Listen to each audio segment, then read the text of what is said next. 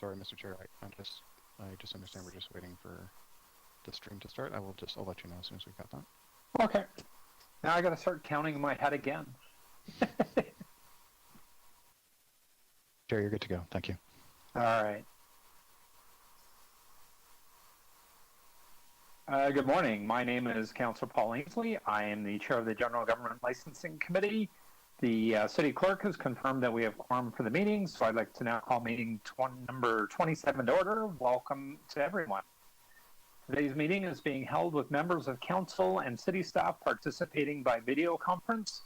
The public continues to participate electronically and can watch the meeting streaming live on YouTube at youtube.ca/Toronto City Council Live.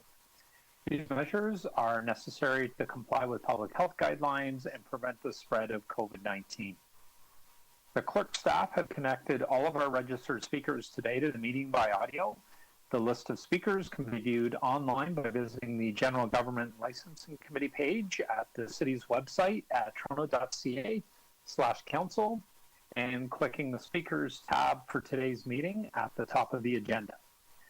I ask for everyone's patience if we experience any delays, which we just did, or technical problems during the meeting. Members, the city clerk has provided all of our meeting agenda materials on toronto.ca/council and on the clerk's meeting portal. Clerk's IT staff are also available for us remotely if you need help with any of your electronic devices. As part of each agenda item, I'm going to ask members to raise their hands or unmute their mic if they wish to question staff or speak. I will then create a speakers list and will call on members of the committee and visiting members when it's their turn to speak. When voting on an item or a motion, I ask that members ensure that they keep their video on and raise their hand to indicate their vote. Members, I also want to remind you that you still must submit and approve your motions by email. Staff are available at gglc@toronto.ca to help with any motions that we'd like to move. For our land acknowledgement today, I would like to say that although we're in different locations and meeting remotely today, the committee would like to acknowledge the land we're meeting on is the traditional territories of many nations, including the Mississaugas of the Credit, the Anishinaabe, the Chippewa, the Haudenosaunee, and the Wendat peoples. It is now home to many diverse First Nations, Inuit, and Métis peoples. We also acknowledge that Toronto is covered by Treaty Number 13 with the Mississaugas of the Credit. At this point, I would like to ask if there's any declarations of conflict of interest under the Ontario Municipal Conflict of Interest Act. If you do have an interest, if you could please raise your hand and unmute your mic to let me know. Councillor Mantis. Thank you, Chair. I'd like to declare GL 27.19 update on outstanding vehicle for hire directives. One of my family members owns a taxi plate. Okay. Thank you, Councillor Mantis. And I need you all to also make sure you submit that to the clerk in writing. Yes. Thank you very much. May I have a motion to confirm the minutes of our meeting from October 20th, 2021? Deputy Mayor Holiday, all in favor? That carries. Members, we will now review the agenda, starting with item GL 27.1. And I'm just going to go to my other agenda. There we go.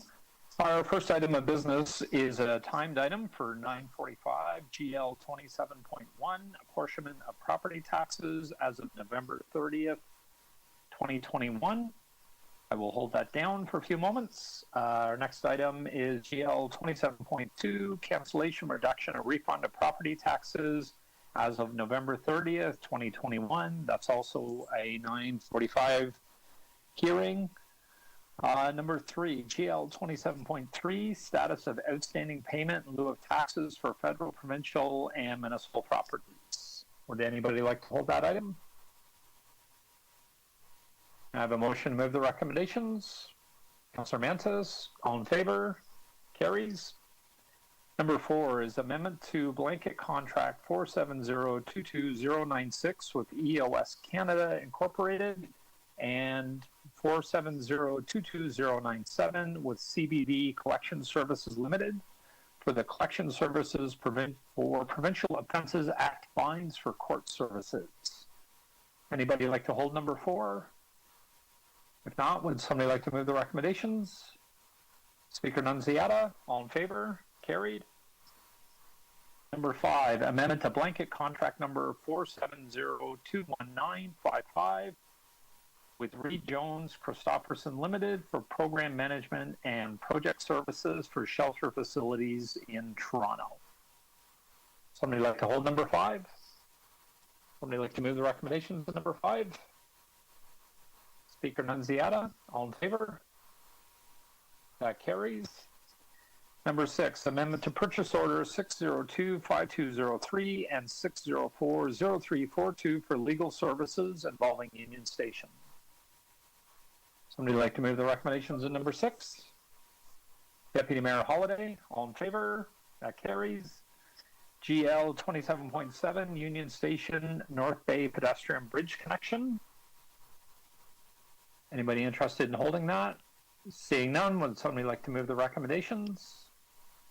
Councillor Manthos, all in favor? That carries. Number 8, award GL 27.8, award of request for proposal document number 275-937-9260 to Marsh Canada Limited for the provision of insurance broker services. Anybody like to hold number 8? Somebody like to move the recommendations? Deputy Mayor Holliday, all in favor of the recommendations for number 8? Carried. Number 9, award of request for tender Ariba document number 303-261-7265 to Aquicon Construction Company Limited for the construction of the Northeast Scarborough Community Recreation Center and Joyce Trimmer Park improvements. May I look to move the recommendations? Sorry, Speaker Nunziata, all in favor? Carried. Number 10, GL 27.10, non-competitive contract with Resolve Software Group Canada Incorporated for the city's labor relations information system. Somebody like to move the recommendations in number 10? Councillor Manthos, all in favor? Carried. 11, amendment to proposed land lease of part of the city-owned property at 311 Staines Road to the Tamil Community Center. There is a confidential attachment that goes with this. Somebody like to move the recommendations? Councillor Manthos, all in favor? Carried. GL 27.12, telling the city story, engaging with external parties. Would somebody like to move the recommendations in number 12? Councillor Manthos, all in favor? And that carries. Number 13, GL 27.13, 220 Attwell Drive, amending the Municipal Capital Facility designation for the property use by Toronto Employment and Social Services. This is in Ward 1. Somebody like to move the recommendations? Moved by Deputy Mayor Holliday, all in favor? That carries. Number 14, 154 University Avenue, designation of a portion of the property used by the Toronto Transit Commission as a municipal capital facility in Ward 10. Would I like to move the recommendations? Deputy Mayor Holliday is moving the recommendations. All in favor? Carried. Number 15, designation of the properties used by Shelter Support and Housing Administration as a municipal capital facilities in wards 4, 7, 10, 13, and 23. Somebody like to move the recommendations? Councillor Manthos, all in favor of the recommendations? Carried. Number 15 is, 16, extensions, amendments, and update for Shelter Support and Housing Administration COVID-19 response sites. There's a confidential attachment. This is in wards 4, 7, 10, 12, 13, and 23. If there's no one wishing to hold it, can I have someone move the recommendations? Moved by Speaker Nunziata. All in favor? Carried. Number 17, expropriation of a portion of 350 Progress Avenue for the Toronto Paramedic Service Station access. Nobody would like to hold that. Can I have someone move the recommendations? Speaker Nunziata, all in favor? Carried. Number 18, GL 27.18 is the Exhibition Place Hotel X Development Phase 2 lands. There's a confidential attachment. If nobody would like to hold this item, would somebody like to move the recommendations? Deputy Mayor Holliday, all in favor? That carries. Number 19 is an update on outstanding vehicle for hire directives. I'm holding that item in my name for speakers. Number 20 is the Toronto Licensing Tribunal 2020 Annual Report. Would anybody like to hold this item? Seeing none, would somebody like to move the recommendations? Deputy Mayor Holliday, all in favor? Carried. GL 27.21, OMERS Annual Update. I will hold that in my name for a presentation, and I'm going to with the committee's indulgence, I don't think I need to move a motion, but I'm going to move that one forward to our two timed items at the beginning of the agenda.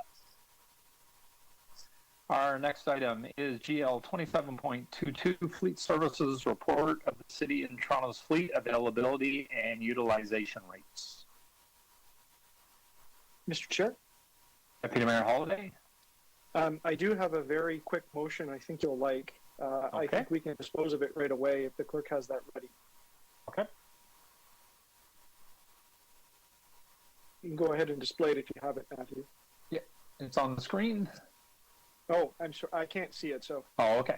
Yep, it's on the so screen. this is just to ask to make fleet data available through open data. Otherwise, I'm prepared to move the staff recommendations as well. Okay, perfect. Thank you, Deputy Mayor Holliday. I like that motion. It's something I would move myself. So there's a motion on the screen from Deputy Mayor I thought Holliday. you'd like it. All in favor of the motion? And that carries. Item is amended. All in favor? And that carries. GL 27.23, Fleet Services Response to Audit Recommendations of the Green Lane Landfill Operations, Management of Contracts, Needs Improvement.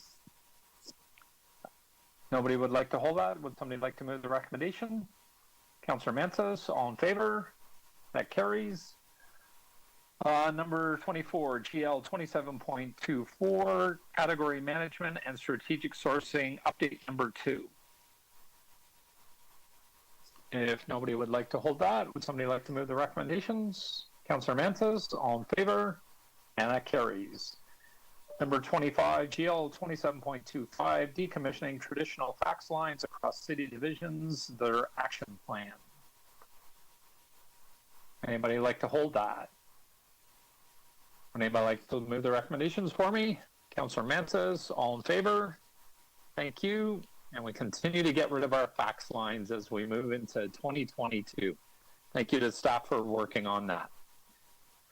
Number 26, GL 27.26, 2020 Final Report on Property Sales, Acquisitions, Expropriations, and Leases. Somebody like to move the recommendations on that? Deputy Mayor Holliday, all in favor? That carries.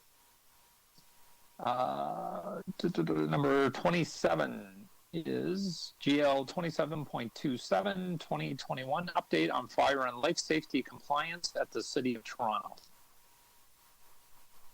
Somebody like to move the recommendations on this? All in favor? That carries. GL 27.28, 311 Toronto Service Request Update, and we do have a presentation on this, so I will hold that in my name. Number 29, Status of Audit Recommendations and Key Cybersecurity Risks. There's a confidential attachment. Would anybody like to hold this? Deputy Mayor Holliday? Chair, if I may, I think I'd like to ask a question, and it may need to be in camera. And I'll see if I can connect with staff and sort that out by then. Otherwise, if you can keep that held. Okay. I will hold that in your name, Deputy Mayor Holliday. Thank you. GL 2730, Kennels, let every dog have its day, even at a kennel in Ward 14. I don't know if Councillor Fletcher was on earlier. I didn't know if she wanted to hold this. No, I'm here watching your great committee. I just appreciate the feasibility to see about Okay. licensing of kennels, which would then allow dogs to be better protected. Okay, perfect.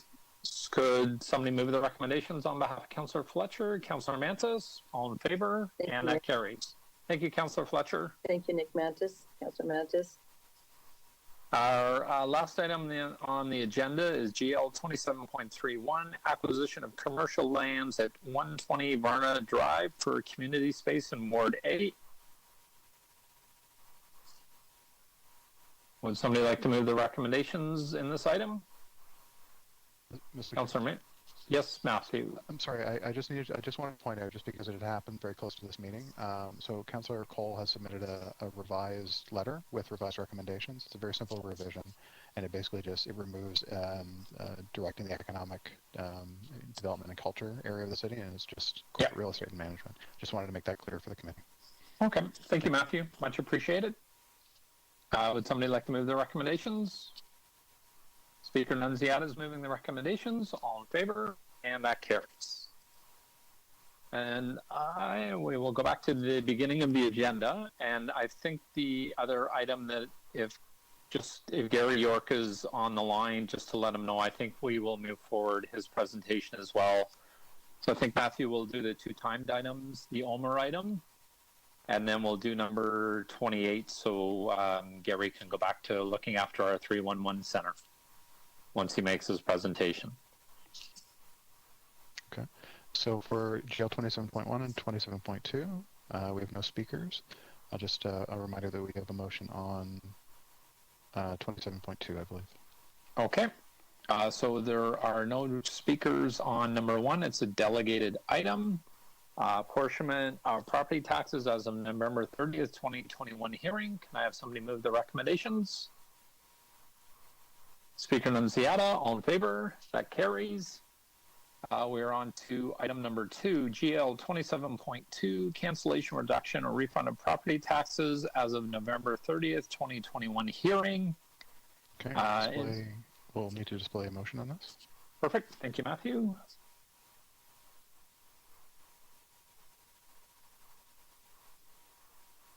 Okay, we have a motion before us. It's on the screen. Recommendation 1 in the report of November 10th, 2021 from the Controller be amended to read as follows.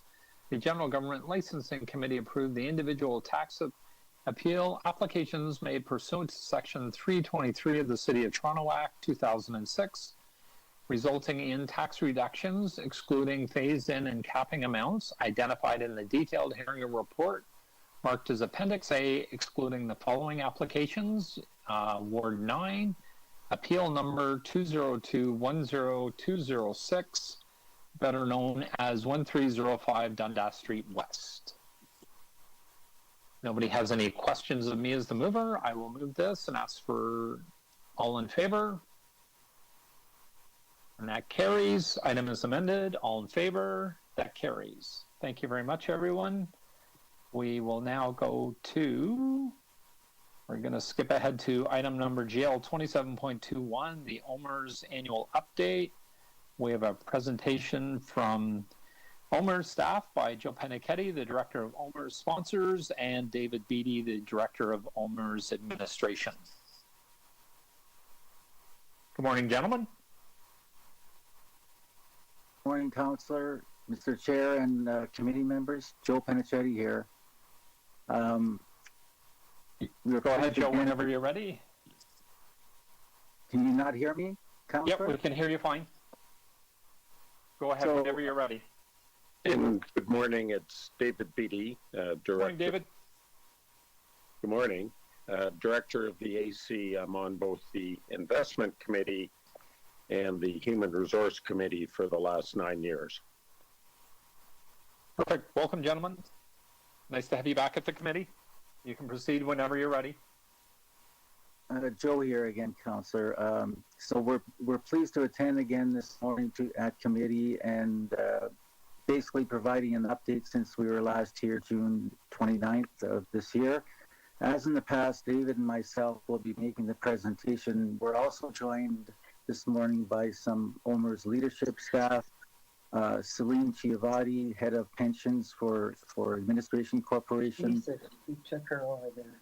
Brandon Weaning from Corporate Finance Administration Corporation. Catherine Preston, Sustainable Investing from Administration Corporation.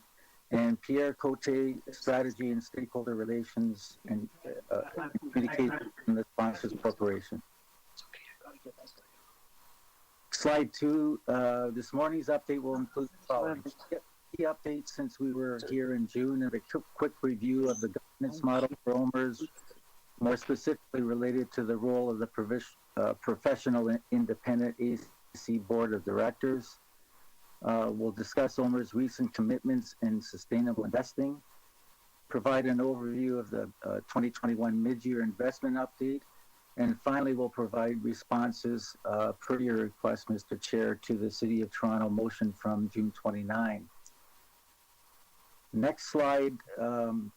OMERS provided an update to the committee in June, which included information on OMERS 2020 results, along with a verbal update on both the AC and the SC corporations.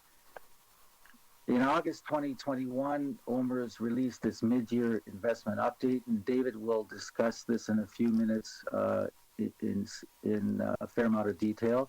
In November 2021, about 10 days ago, the Administration Corporation Board approved commitments in sustainable investing, which I will now quickly update just in one slide. As you know, OMERS is committed to leading on sustainable investing based on our belief, and I know the city's belief, that it's in the best interest of all OMERS members. To advance our efforts in sustainable investing, the AC Board on November 19th approved the following commitments: to achieve net zero greenhouse gas emissions across our total portfolio by 2050. This is paired with our short-term emissions reduction commitment to reduce the carbon intensity of our total portfolio by 20% by 2025, and the commitment to come back with 5-year interim reduction targets. Our most recent action to demonstrate this commitment is based on the recognition, as we all know, that climate change is the most pressing issue of our time and will impact our portfolio companies. We also have looked at our portfolio through the lens of sustainable investing for the past 2 or 3 years, and we've identified approximately $18 billion of investments in green assets to date. Slide 5, and this is an important one to understand relative to Administration Corporation governance role within OMERS. In 2012, pursuant to the OMERS Act of 2006, an independent reviewer was appointed by the Minister of Municipal Affairs and Housing to conduct a review on the operation of OMERS governance structure. The reviewer confirmed the importance of having an independent professional OMERS AC board to oversee the investment performance of the plan, among other matters. OMERS investment strategy and execution are governed by the independent AC board of directors, whose professional members are nominated by the OMERS sponsors, of course, including one representative nominated by the City of Toronto. It is the AC Board's responsibility to govern OMERS investment program, and it takes this duty very seriously, which you'll hear from Dave. The AC Board frequently and thoroughly reviews investment performance independently from management as required, utilizing external experts when appropriate. More specifically, with regard to the City of Toronto, we were one of the first sponsors to ensure its nominee had the required expertise and skills to ensure the professional and independent role of the AC Board. And that appointment by the City of Toronto 9 years ago was David Beattie, whose exceptional investment credentials you heard very clearly at the June meeting 5 months ago. With that quick background, I will now turn it over to David to provide the information on the mid-year results and also the response to the City of Toronto motion from June. Over to you, David. Thank you very much, Joe, and thank you for the opportunity to meet with the committee again. I'm going to take you over one more slide, please. We've had a very strong first 6 months. The net return was 8.8%, and the net investment income over $9.2 billion. When we go over to the next slide, you'll see that the last 12 months or 1 year return is 18.2, a 3-year return of 5.8, and a 7.6% 5-year return. Remember that we have an absolute return target of about 7% to meet the pension promise and in a sustainable manner without taking undue risk. And these numbers are being achieved. Over the next page, you'll see the portfolio. It is broken down. These are the returns. We have very modest holdings in bonds because it is very difficult at 1.5% to achieve the pension promise. So we keep a de minimis amount of Government of Canada or U.S. Treasury bonds. We do have a larger credit portfolio, which provided $1.2 million worth of income. Generally, we earn between 4 and 6% on this credit portfolio, and Satish Rai and his team have done an excellent job. In the 6 months, the public equity component under the new OMERS capital market head, Ralph Berg, who led the very successful infrastructure arm for 8 or 9 years. Ralph delivered 12.8%. And if you cast your mind to the S&P 500, which is the broadest market index in the United States, it's up about 3% year to date after the pullback on Friday. Private equity in the first 6 months delivered stellar returns, 15.8%, and really what happened with both private equity, infrastructure, and the real estate, when you look at these numbers, is if you cast your mind back 12 months ago, none of us had a vaccine. None of us knew if we were going to have a successful vaccine. And it was literally a genuine once-in-a-century pandemic, like the 1918-19 influenza epidemic. We were appropriately and very conservative on the marks to our private assets. About half of the OMERS investments are private investments in office buildings, shopping malls, private companies, and long-term contractually linked infrastructure. So that's roughly half the $115 billion. We marked those down. It turned out that we were overly conservative on that. So you can see the returns in the first 6 months. And all I'll say on the numbers going forward is I don't think you're quite going to double the 8.8 that was delivered for the last 12 months of 18, but I think you're going to be very pleased with the return. And I'll note that 2020 plus 2021 is going to get sort of very close to spot on the number we like to have to meet the pension promise. You can see the growth in the primary pension plan. Roll the next slide now, please, whoever's controlling on your end.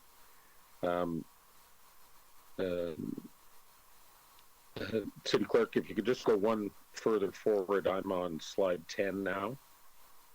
The assets of OMERS have grown to $114 billion. That's it. Thank you. So again, bit of a blip last year.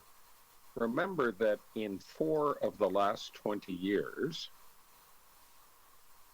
the OMERS portfolio was down 2 to -7%. Last year we were down 3%. It wasn't a particularly big dip given the size of the economic dislocation that occurred, and you can see what the annualized numbers are since.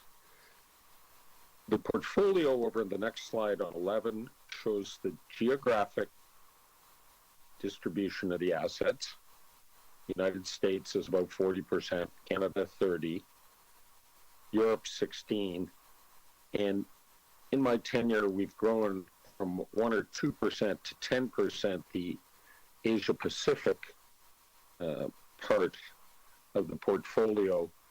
There are less of the direct investments in that region, although there are a few toll roads and infrastructure assets in India. But in general, we bought things like ESR, which is an extraordinary industrial warehouse and logistics business. But instead of buying the warehouses and the logistics facilities in China, in Hong Kong, and Singapore, we decided to buy 15 to 20% of the company and had some great returns. The mix of assets going over to the right-hand side, about 30% public equities, so that would be the Toronto Stock Exchange, the London FTSE, the big stocks in New York. About 15% credit. As I indicated, we own more credit yielding 5, 6, 7% than we do bonds. That treasury bill gives you less than 0.1% right now. So we have to hold a certain component for liquidity purposes, and that drags down our overall return, and we do hold some bonds. About 16% of the portfolio, remember it's $115 billion. So you got about 17 or 18 billion in private equity. Those assets are performing extremely well, and the new leader, Michael Graham, is doing a stellar job. Ainsley Wallace, who originally managed the Bruce Nuclear infrastructure asset for us, brilliant engineer and financier, heads up infrastructure. It's about 20% of the assets. And then real estate, which you recognize as Oxford Properties, represents about 14%. And then we only have a small amount of cash, as I said, earning next to nothing. The long-term credit ratings are nothing short of excellent. AAA at DBRS, AAA at Fitch, and AA plus ratings at S&P. Response to the motion, I'll go through a couple of the items and Joe will address B. Issues revolving around investment performance and measures of sustainability. Our OMERS annual report includes very detailed information about the plan's health, its overall investment performance, its year-end funding ratio, the actuarial discount rate that we use to measure those funding ratios, and each year's absolute benchmark. It's included in our annual report. We also disclose OMERS' total investment performance, the performance for each asset class over the short and medium term, the asset mix, geographic diversification, liquidity, and then the management expense ratio, or MER, which is about 0.5%. Other information is also provided to assess our investment strategy and performance. Joe, I'll let you address slide number 15, please. Yes, thanks, David. So quickly in regard to motion B, advising the SC board, which I sit on improved disclosure of decisions and expenses, per bylaw 1 for the Sponsors Corporation, includes an adopted confidentiality policy that guides what directors may or may not report following our SC meetings. No different than any corporation. Transparency and engagement are important principles, however, by which SC operates, of course. We consult and inform our sponsors, stakeholders, members, and employers regularly about the SC work through sponsor and stakeholder forums, emails from the CEO, the annual meeting and annual report, the website, director outreach, and presentations like the presentation today, newsletters, among other communication channels. And of course, we also have the audited financial statements, including notes in the annual report, which break down the expenses by major category for our SC expenses. And the statements include a clean opinion, of course, from our independent external auditor. I would add that in 2021, we've gone out and tried to communicate and get feedback from our sponsors and stakeholders with 20 interviews during the summer and fall, where we asked several questions about our current communication and engagement. And we're currently reviewing those discussions and fully intend to incorporate suggestions and ideas to enhance our communication going forward. I'll turn it back to David for the next motion. So, motion C is publish annually OMERS investment performance actuarial evaluation and share it with all employers, members, and retirees. In our annual report, we publish all of these items as described above. The annual report is made available to all members, employees, retirees, and stakeholders through our website. We also direct our members, employees, retirees to the annual report through our newsletters and updates. The OMERS response on actuarial valuation is that a full actuarial valuation is filed with FSRA in Ontario at least once every 3 years. The last one was done 11 months ago, and it was filed. Once filed, OMERS members, any participating employers may request a copy of the filed actuarial valuation of OMERS or FSRA. Over the next page, slide 17, request permanent annual financial reporting on how OMERS reports on 1, 3, 5, 10, and 20-year bases.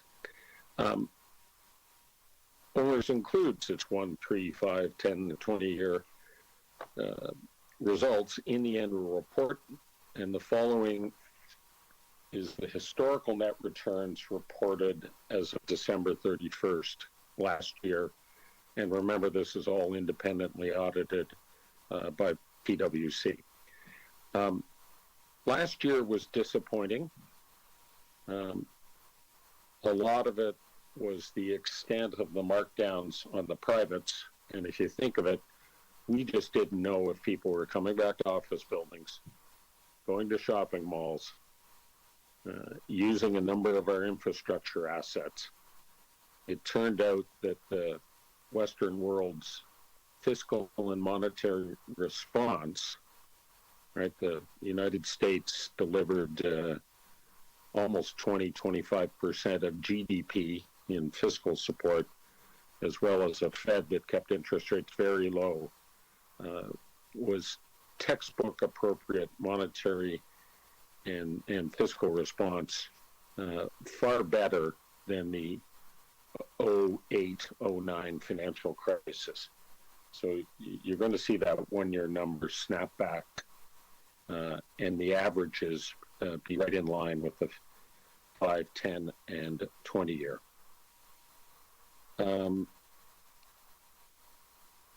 Motion E, compare the performance and disclosure against Canadian public pension fund peers in Ontario and across Canada.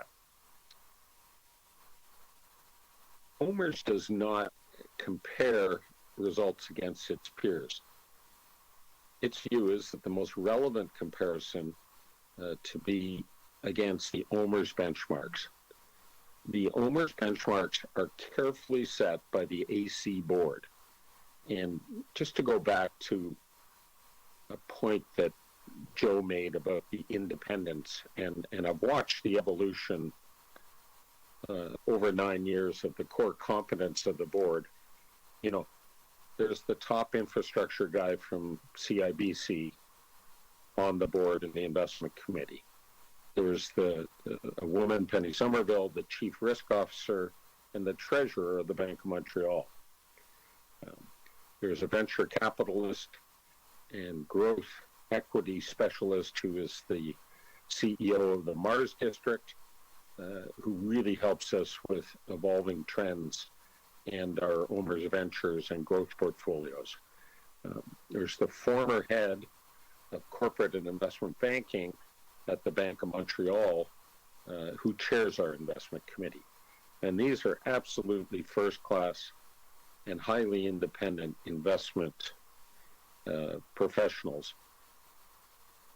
We consider very carefully our pension liabilities, importantly our risk appetite, and the trade-off between risks and returns. Other pension plans have their own demographics, right? The teachers were hired to teach all of us, and that plan is at a point where it's net outflow now. The design features, risk appetite, and funded status. Some of these differ significantly from OMERS, and we don't think, we think that our benchmarks are the best basis of our public disclosures, and they're all in the annual report. Finally, motion F, make this all available. The City of Toronto resolution, or resolutions, and in the various parts A through F, have been made available to sponsors through the OMERS third quarter director's report, which is used by the AC and SC directors to update all their sponsors. So, sorry, fairly dry report, quite a positive report in terms of, I would say, exceptional investment performance. Are there any questions or comments? Okay, thank you, Joe and David. Really appreciate all the information. Well, I don't know, David, you called it dry, but I always find it very interesting so what to date is, I'm a long-standing OMERS member, so I always find it very interesting. Are there questions on the presentation from any members of the committee? Deputy Mayor Holliday? Thank you, Chair. It was a slide captured at the beginning, and forgive me, it was maybe the first or second slide, and I think it referred to some changes on the ESG front that were just recently approved, and I wondered if either the presenters could elaborate a little bit more on how OMERS is approaching ESG, specifically on climate change. Maybe a little bit more material for the committee, knowing that we're probably all interested in this. Councillor Holliday, Joe here. Catherine Preston's on the line, and it's her directions that have been advance that, OMERS. Catherine? Thanks, Joe. Thanks for the question, Councillor Holiday. Just confirming you can hear me okay. Excellent, thank you. So you will have seen, based on our past few presentations to the committee, that we've continued to advance our commitments and our actions when it comes to ESG, and particularly climate change, with the recognition that I know all of you have at the city that it's a very material risk, not only to the performance of our plan, but to our members' long-term health and well-being. So we continue to ramp up the commitments. We made the short-term 5-year commitment to reduce the carbon intensity of the portfolio. The next step is, what is the long-term commitment? This helps the investment teams sort of see the long-term game plan to know this is the direction of travel that the senior executives have committed to. This is the expectation going forward. So as the teams make investment decisions, climate considerations are included. Those discussions are had at investment committee, and those pieces are taken into account as they make investment decisions. Does that help answer? Sorry, I didn't have my video on here. No, it does. Thank you. And I just wondered if we could go a little bit, another layer deeper is, how does the decision-making work with respect to where you take your various options on ESG? Is there a tie back to the membership? Is there a tie back to the sponsors? Like, where does the input come? Because you got a different lens. Before it was just financial performance, and now there's a little more qualitative to it. And I'm just curious on how that governance is set, or even how you set the goals. I would say it's still a quantitative or fiduciary approach. We're taking these factors into consideration based on the financial impact to the portfolio companies and the fund overall. So investment decisions are taken with the fiduciary view in mind. It is not an outward in, it's an inward out approach to climate change. We certainly are hearing from our members on the issue, absolutely. As a member myself, it's certainly something I am always thinking about. So the decision is made based on the fiduciary approach, but we are hearing our members' interest in this area and want to continue to better communicate what we're doing in this front, so they're aware of what's happening. And Stephen, if I could just make a couple of points. Earlier, this is not something that has just come to OMERS and we've suddenly found religion.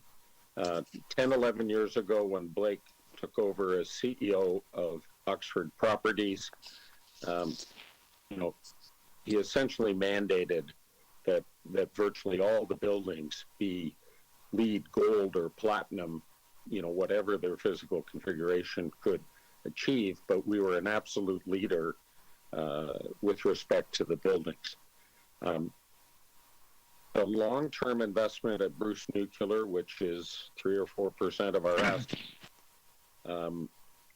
it turns out that the most reliable, most stable provider of power, with a good 30% of Ontario's power coming from it, is nuclear.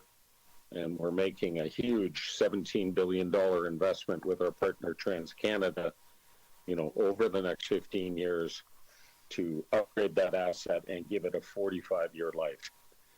The third area where we've made very substantial investments and follow-on investments is leeward renewables, which is primarily wind in the United States, and some solar, and more recently, a major solar investment in Spain, right? The southern half of Europe is a particularly good place to have solar investments because it's very sunny, but it's also a platform that we can bolt on other acquisitions to. So, in the very near future, you're going to see almost $5 billion worth of assets in renewable power, principally wind and solar, and then there's also an investment in a battery company, because when you get all this intermittent renewable power, between 9 a.m. and 4 or 5 p.m., and the demand really occurs 4 p.m. to 10, and they call that thing the duck curve. So you also need the batteries to time shift the power into the 4 to 10 p.m. Peak usage period. So we are actively investing in all of these things, and it isn't just a few years ago. Blake started doing it over a decade ago at Oxford Properties. Thank you. Thank you. Thank you, Deputy Mayor Holliday. Are there questions from the committee members? Councillor Mantis? Thank you, Mr. Chair. Back to David, just to add a question onto Deputy Mayor Holliday's question. In total, how much? What is the percentage of the portfolio that is in green renewables at this moment?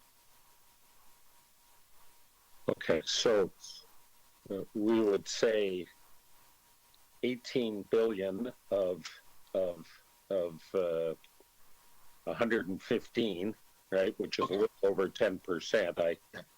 My calculator is on the thing I'm speaking on, so I can't give you the exact number. And then specifically renewables, it's those two major platform investments which have turned out very well. We did the major investment in Spain. I'm going to say almost $1 billion, and we did a follow-on investment of another roughly $1 billion to Leeward to do some acquisitions. They're actually doing greenfield wind and solar, and we allocated more equity. So on actual renewables, it's about 5%. On overall green things, it's 18 of 115, which is, I don't know, percent. Yeah. And it's going that way. Yeah. Right? It's not there. It is doing that. Perfect. Thank you so much. You're welcome. Thank you, Councillor Mantis. Anybody else have questions of the deputants? Okay. Seeing none, David, I just wanted to ask about you had the one slide deck on, it was a kind of two pie charts, geographical distribution and then the asset mix. And I was just wondering how that ties into the 20-year forecast that you mentioned earlier. I think it's on page 33. So I'm looking at slide 11. If the clerk wants to bring that up. The best investment market in the last 5 years and what has been leading both the technological and innovation despite the politics has been the United States. So you've seen over the last decade this asset mix go from probably 65% Canada to a blend. So we're about 40% in the States. The Bank of America chief economist said, frankly, the economy is overstimulated with these effectively great style or great society programs that Biden and the Democrats on very slim margins are succeeding in bringing in. Canada and the United States are the only two currencies that are doing well right now. So, we're very pleased with our Canadian holdings. If you look at the Morgan Stanley Global Index, Canada's, 3 or 4%. So we're overweight Canada, but we have liabilities and assets, and we're comfortable close to home. We're more comfortable dealing with the Ontario government and an Ontario Hydro on an asset like Bruce Nuclear than we would be, say, in France or India. Europe actually has stayed probably roughly the same. And the big growth area and where you will see more growth, because there is more growth occurring, is in the Asia Pacific region. We opened an office a few years ago in Singapore. It's fully staffed with all the investment verticals. Has a great sort of chief investment officer who does principally portfolio investing and then Satish, through a relationship in India with Prembatsa Fairfax Insurance, has made a number of very interesting high yield returns. So there also are a few investments in things like Brookfield and Blackstone that diversify us around the world. But if I had to look at this, you'll probably see the States and Canada go down 5 points, in the next years. And I would think Blake, Satish, Ralph Berg would try to increase Asia Pacific more towards 15 to 20%. Okay. And then on the asset one, the first question I had around was bonds versus cash and short-term instruments. You have bonds at 6% and cash at 1%. You made a comment about that's actually 1%, right? There's virtually no cash. It's all in the bonds, treasury bills. Intellectually, if you think about it, 10-year U.S. Treasury yields about 1.55, 1.6% this week. And inflation in the States is running at 6%. Well, if you've got a negative 4.5% real return, it is really hard to pay someone's pension out of that, right? Yeah. Because eventually we're going to have CPI bump the pensions up. And so what Satish consciously did when he came in 5 years ago, with the strong approval of the chairman of the board who, worked for decades at a major insurance company, and the investment committee, was reduce the holding of Government of Canada bonds, right, which again yield about the same as the States, and negative 3 or 4% real. We have a credit portfolio which is, $50 to $100 million investments. We haven't had any major losses. It's been very professionally run, and it gives us, a 4 or 5% better yield.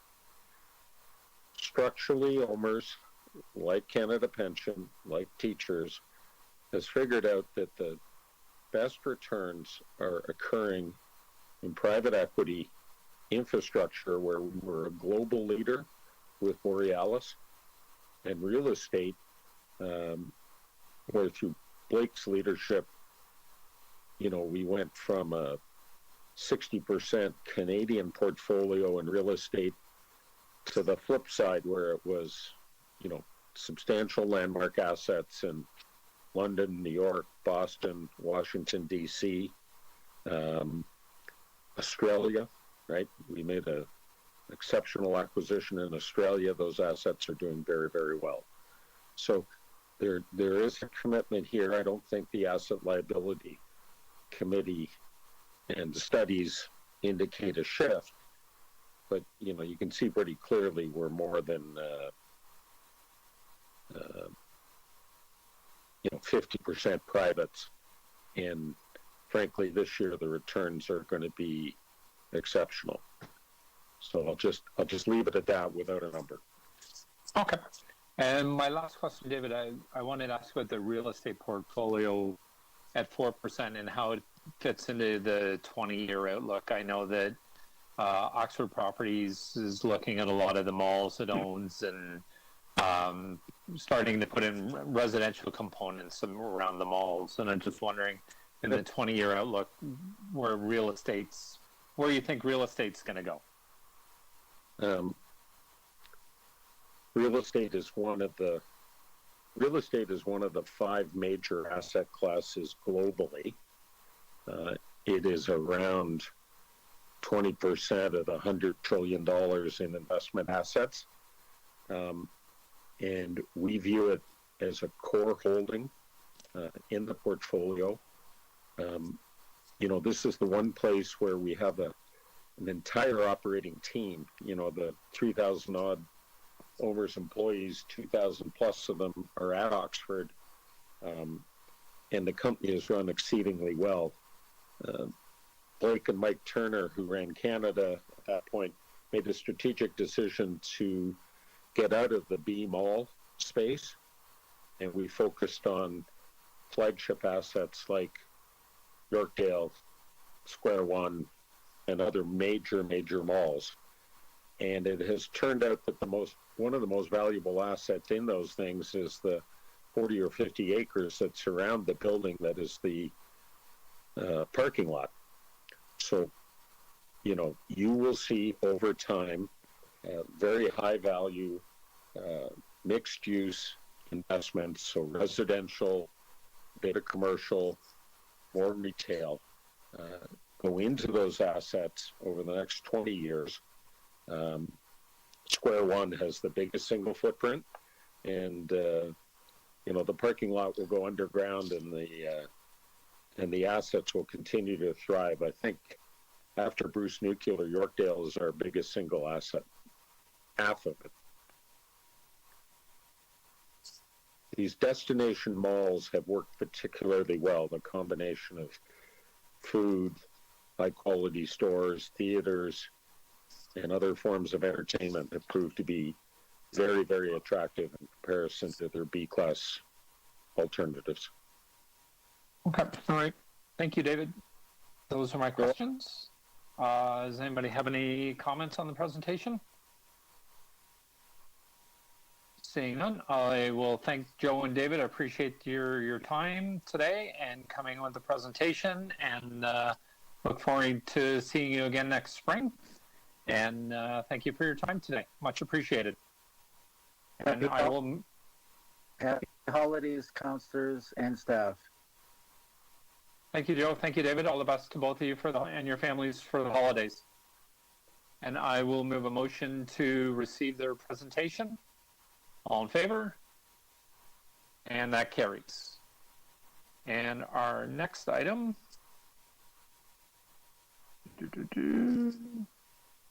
Sorry. So, Mr. Chair, I think we're going to item 19. Sorry, Matthew, I was going to do number 28 first, the 311 Toronto service request update. And then I'm going to go to number 19. So we have a presentation from Gary York, who's the director of 311. Gary, you can start whenever you're ready. Thank you very much, Councillor. I really want to thank you very much for your time and also for your support during this particular journey. The last time we were here was in 2019 in May, talking about good to great and what we're going to do with 311 and some of the rationale that was thought there. And now with this opportunity, and if we look to the next slide,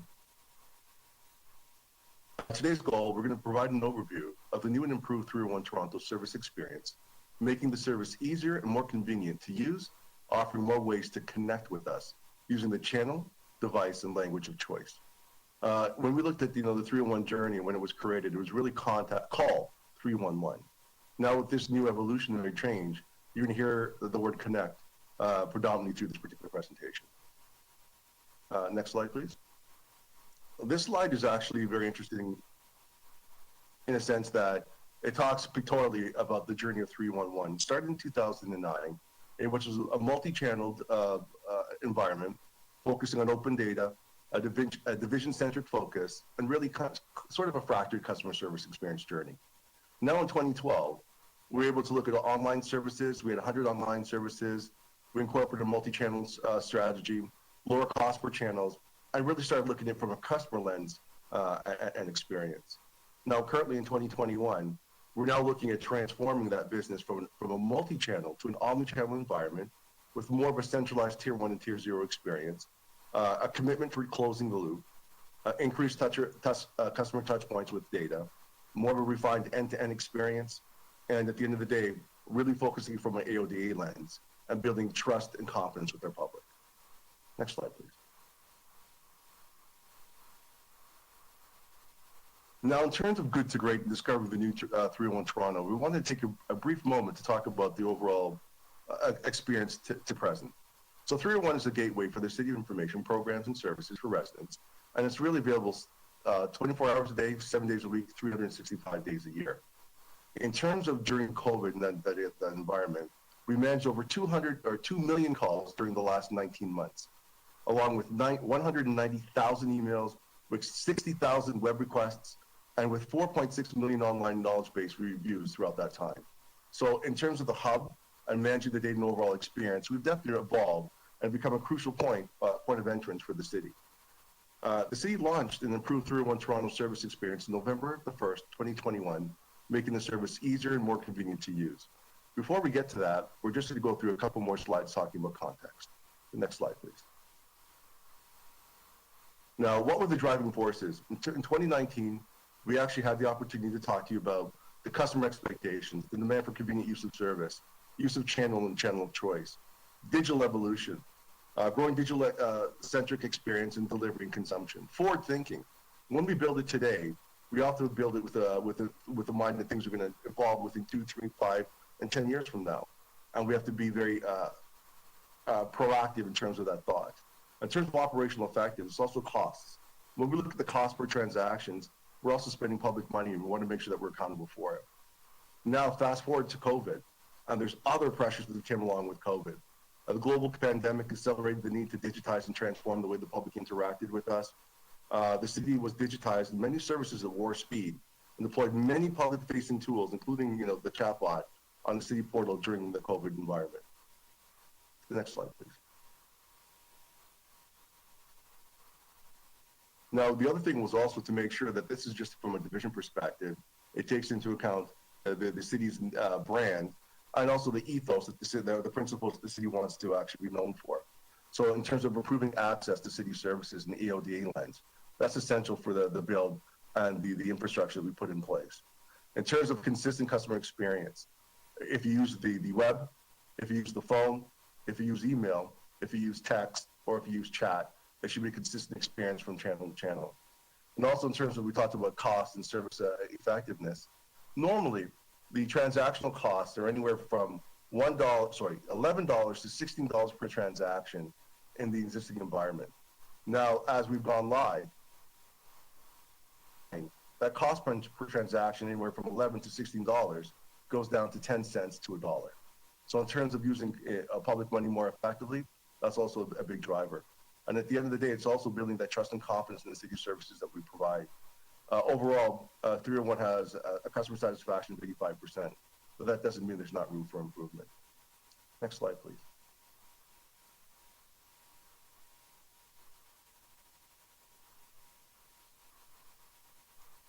So in terms of due diligence, just wanted to make sure that we took a moment to talk about the fact that this has been a multiple-year journey, and almost 5 years of testing the market, making sure the cloud solutions make sense, having a pilot, so we procured and deployed the Salesforce as the city's enterprise customer relationship management tool. That was the first phase. The next phase was having a pilot. And a pilot normally takes about 1 year to implement. Through this solution, we're able to implement that solution within 3 months, and really looking at the omni-channel environment, integrated into the IVR, and also the agent experience.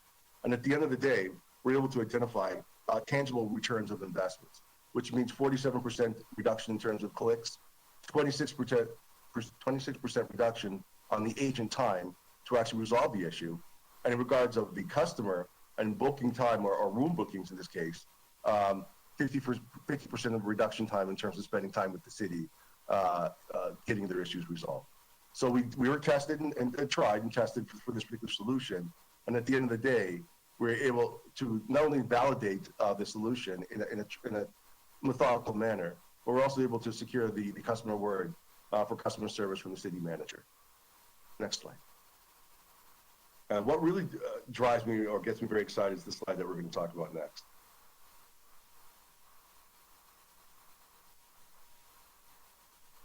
It's just a bit of a delay.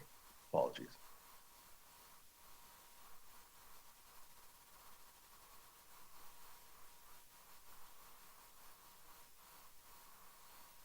Apologies for the delay.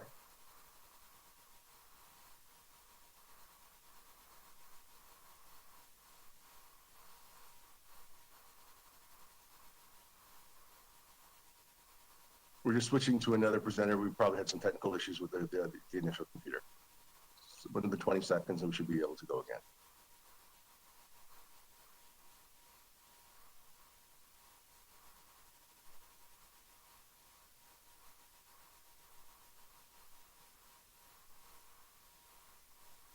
So if we just go down to the previous slide. A few slides down, please.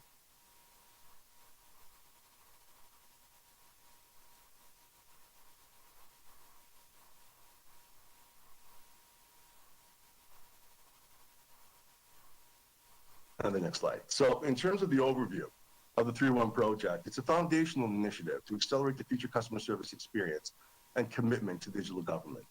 The goal was really to transform and modernize the way they connect, or people connect to the city, under principles around interoperability, data stewardship, digital first, and no wrong door. In terms of the overall initiative, it was a $5 million commitment between the City of Toronto and with Catalyst, in which we modernized and adjusted 5,000 knowledge-based articles. We were able to adjust 600 service requests, which basically means in the past we were only able to digitize or to access 100 of those 600 services online. Now going forward, all 600 services that you can call in and get updates to the 311, you can now have self-serve. You can create service requests, attach pictures to your service requests and things of that nature, and make sure that we're now accountable, and you get milestones and updates through the events of that particular, or life events of that particular incident. In terms of stakeholders, what's also really important to understand that this wasn't done in isolation. We had 29 stakeholder groups across the city. This represented about 150 staff.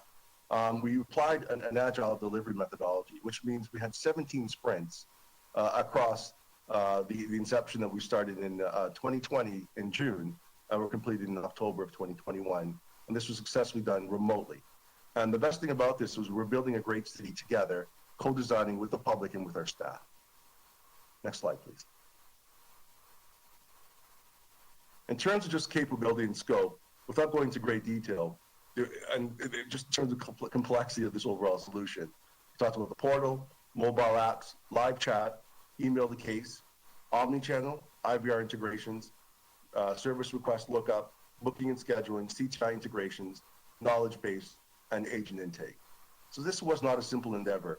And you have to remember, this is the largest integrated 301 organization in North America. And we're able to do this work in a remote environment, which really comes to the next slide, which is around the culture and partnership that this drives.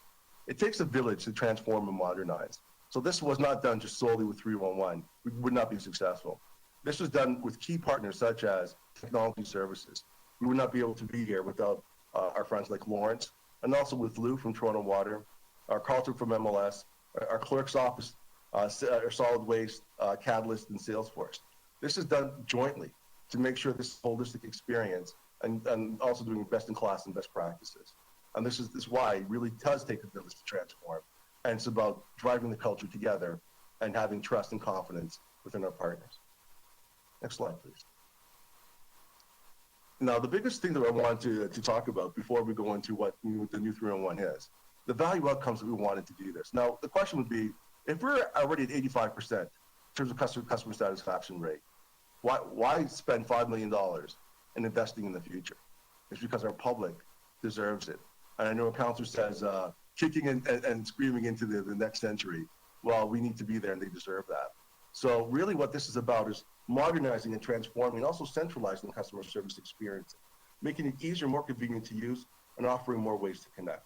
Also with the principles around it being omni-channel, which means when you move from one channel to another channel, it's seamless. You don't have to repeat the experience. So if you're going from an agent to a phone call, the person or the resident does not have to repeat themselves, become very frustrated with that. In terms of centralization and data and knowledge, that means we'll actually be able to make more realistic and educated decisions and strategies based upon data. And also efficiency through automations. We talked about the costs and how to manage that cost a little more effectively. And also making sure that our counselors also have data, and much more relevant data to what's going on in 301 in the City of Toronto. The biggest thing that comes along with this particular journey is the data is captured for every interaction that comes to 311. So for example, in the past, we captured interactions around service requests, but not around calls. And calls and simple calls represent 70% of the interactions with 311. Now, every interaction will be captured, and a report around trends and nuances will be sent to the appropriate stakeholders. Next slide, please. In terms of closing the loop, which is the biggest benefit that comes around here, provide single front door, reduce the customer effort, provide confidence in the communication and the city responsiveness via milestone updates. So instead of the resident feeling that they have to actually pick up the phone and contact the city, once an issue is being touched or modified, the resident automatically gets notification through the channel of their choice. It also provides measurement and accountability for effective service delivery and creates a richer data environment for better decision making. At the end of the day, it's been proven through the Institute of Citizen-Centered Service that issue resolution and outcomes are key drivers to having high impact and customer satisfaction. And that's what closing the loop and the commitment to do actually drives for the city and also for our residents. Next slide, please. Now, in this slide, this really represents that evolutionary journey. And this picture is the new portal, a picture of the new portal and the simplistic view of how you would interact with the City of Toronto. At one point in time, Councillor Ainsley, I wanted to put your picture up here with the photo, with the camera, just taking some pictures around some potholes and some graffiti, just to drive that point home that, you know, we need to attach pictures and be accountable for that overall experience. Next slide, please. Now, in terms of connecting, and that's the new word that we want to talk about, connect with us via the channel and device of your choice. With the new 301 at your service, you can create and track a service request, find out what the city's services are, what the programs are, and explore your service requests in your neighborhood using the channel of your choice without even having to pick up the phone and call someone. You can connect to us via the portal, live chat, mobile app, social media, email, fax, and mail. And from a visual perspective, this shows how the experience would be. Next slide, please. And just in terms of, we mentioned that those 600 service requests, this is just a slide that captures all that in terms of from animals and insects to noise and complaints, graffiti removal, spill, so on and so forth. All that portfolio that people had to call in before and stay on hold for about 40 odd seconds now can be done in real time through the channel of choice. Next slide, please. This slide, which I think is really awesome, is around the knowledge base and enhancing how people can search and the content. We've spent a lot of time looking to how to make it easier for people to find their areas of interest, which means less touch time, less confusion, less anxiety, and an overall better experience. So providing easier access to information, which increases usability, and also accessible at any time. You can find it 24 hours a day based upon your channels of choice. So what I really wanted to address with this particular slide was finding information is now easier and faster. Next slide, please. In terms of the language and inclusion and diversity, right now as it stands, if you call into 311, you have the ability to access interactions via 180 languages over the phone. One thing we wanted to make sure from a diversity perspective is that feature and functionality is also there from a digital lens. So we've spent a lot of time, and now you can connect in the language of your choice. So over 50 language translations on the new portal. So if you choose, for example, French, Italian, so on and so forth, you can hit that translation button without talking to another person. The content will be translated, and in terms of communicating and expressing yourself, they'll be articulated in the way that you're most comfortable being. So we're meeting you where you're comfortable being at versus saying, come to the city and choose how we have to communicate with you. We're going to be flexible and agile and meet you where you're comfortable being met at. Next slide, please. I think one of the coolest things about this particular one is exploring your neighborhoods. So everyone, councillors, residents, visitors, can now look via 311 and look at a neighborhood and see what's happening in your neighborhood. You can look at the potholes, see what activities are happening there, what the complaints are, if there's graffiti issues and activities. So in other words, you don't necessarily have to call in again to issue a complaint about a pothole if you're informed the complaint already exists. So it's also empowering the residents, because there are a lot of residents, they're extremely advocates and passionate about their environments and their society and their communities. And they want to make sure that they understand or have the ability to influence the quality of that particular experience. Next slide, please. In terms of proactive notification via text or email. So once you've issued a service request online, you can choose how you want to be communicated. So if you choose to get an email notification, this is how it looks like, or a text notification from start to finish. So you'll receive a text that you've submitted a particular incident, and the milestones of that incident towards resolutions, you'll receive a text on all those activities as well. So even when you send your reminders about the upcoming water turn on and turn offs, even though you booked an appointment, we also will send you a reminder to remind you that that appointment's happening within this particular time, and to make sure that you've made the appropriate activities and access to that particular asset. Next slide, please. The one on our last slide is around coming soon. We talked about continuously evolving and pushing the envelope. So I really just wanted to take a moment to communicate that in the next, within December, end of December, beginning of January, we'll also be launching a mobile app, which allows you to actually see and express and communicate with the city in a different channel of your choice. You'll be able to access all the 311 services through your smartphone or tablet and manage all those service requests based upon your language, channel of choice, and also through your mobile app as well. Thank you very much for giving me the opportunity to communicate this journey. I'm very excited to answer any questions that you may have.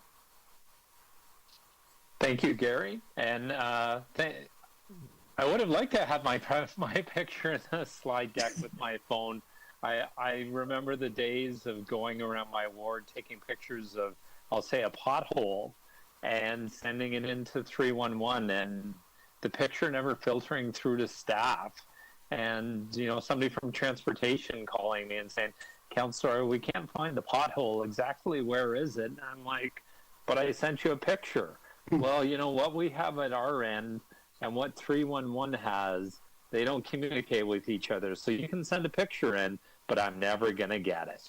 So, you know, you made huge leaps and bounds in the 311 process and the reporting system. And, you know, thank you for your leadership on this. And I'm going to ask if anybody on the committee has questions. Deputy Mayor Holliday. Thank you, Mr. Chair. Thank you, Mr. York, for your presentation. And it's not the first time I've seen some of the technology. In fact, I was putting in a graffiti request a little bit earlier today and making use of the system. But my question is this. The knowledge base is really important. We don't talk about it a lot, but it's what drives the self-serve aspect for citizens who are like customers in this case. They go to the website, they want some information, they need some context around what it is that they're dealing with. Can you talk to us a little bit about how the process works to keep the knowledge base up to date? Because 311 may be the keeper of the knowledge base, but you don't write all the content. That's done by experts. So how do we know that it's going to be kept up to date? Through the chair, thank you very much for that question. Actually, what we do is we have a management framework established with all the SMEs. So if there's a change in process, that content is immediately sent to us through our information business development organization, and we then update the knowledge base on a regular basis. What we've also been able to do through Salesforce, before we had a different knowledge base, and it became very manual in terms of maintaining that content. Now we can actually schedule that content to be updated on a scheduled basis. So, for example, if we know that you're doing something tomorrow, we can update that content today, and it can be published at 12:01. So we can be proactive in terms of managing the content. And what we've done is reestablished that same framework that we've had with the previous knowledge base in terms of the SMEs. But what we've also done is made sure that the content and the format of that content is now in a more consumable way. So it's easy to digest, easy to navigate, and in many cases, easy to adjust and modify as well. Following that, you know, a great example is just going into the snow clearing season. This maybe wasn't on the public's radar before last week. I'm sure the staff were thinking about it, but is there a cyclical nature to updating the knowledge base so that the freshest information is there? So, you know, one would hope that, you know, in August, September, October, maybe the experts in the city are updating the information about snow clearing so that when the first snowfall hits in November or maybe December, but depending on the year, that the fresh stuff is out there and people have the knowledge they need. And maybe they can deal with their issue without having to go too far just based on the city's internet and having that information at their fingertips. In other words, serving them better. So is it set up that way, and then, Parks and Rec permit season, there's another one where you probably get a lot of volume, so you can predict these things throughout the year. Do the managers out there in the city's divisions go and update this stuff in time? Through the chair, great question. Not only do we update it proactively, we also have subject matter experts that come to 311 and communicate the nuances to our agents. So they also understand the new changes that are happening. So it's not just documented, it's also shared verbally on a face-to-face format as well. So we do have a format in place to manage that content in a proactive way, but also educate our agents to make sure they're aware of those changes as well. So the seasonality is 100% accurate, and we do take that into account. Thank you, Mr. York. Thank you. Mayor Holiday, Speaker Nunziata, questions of staff?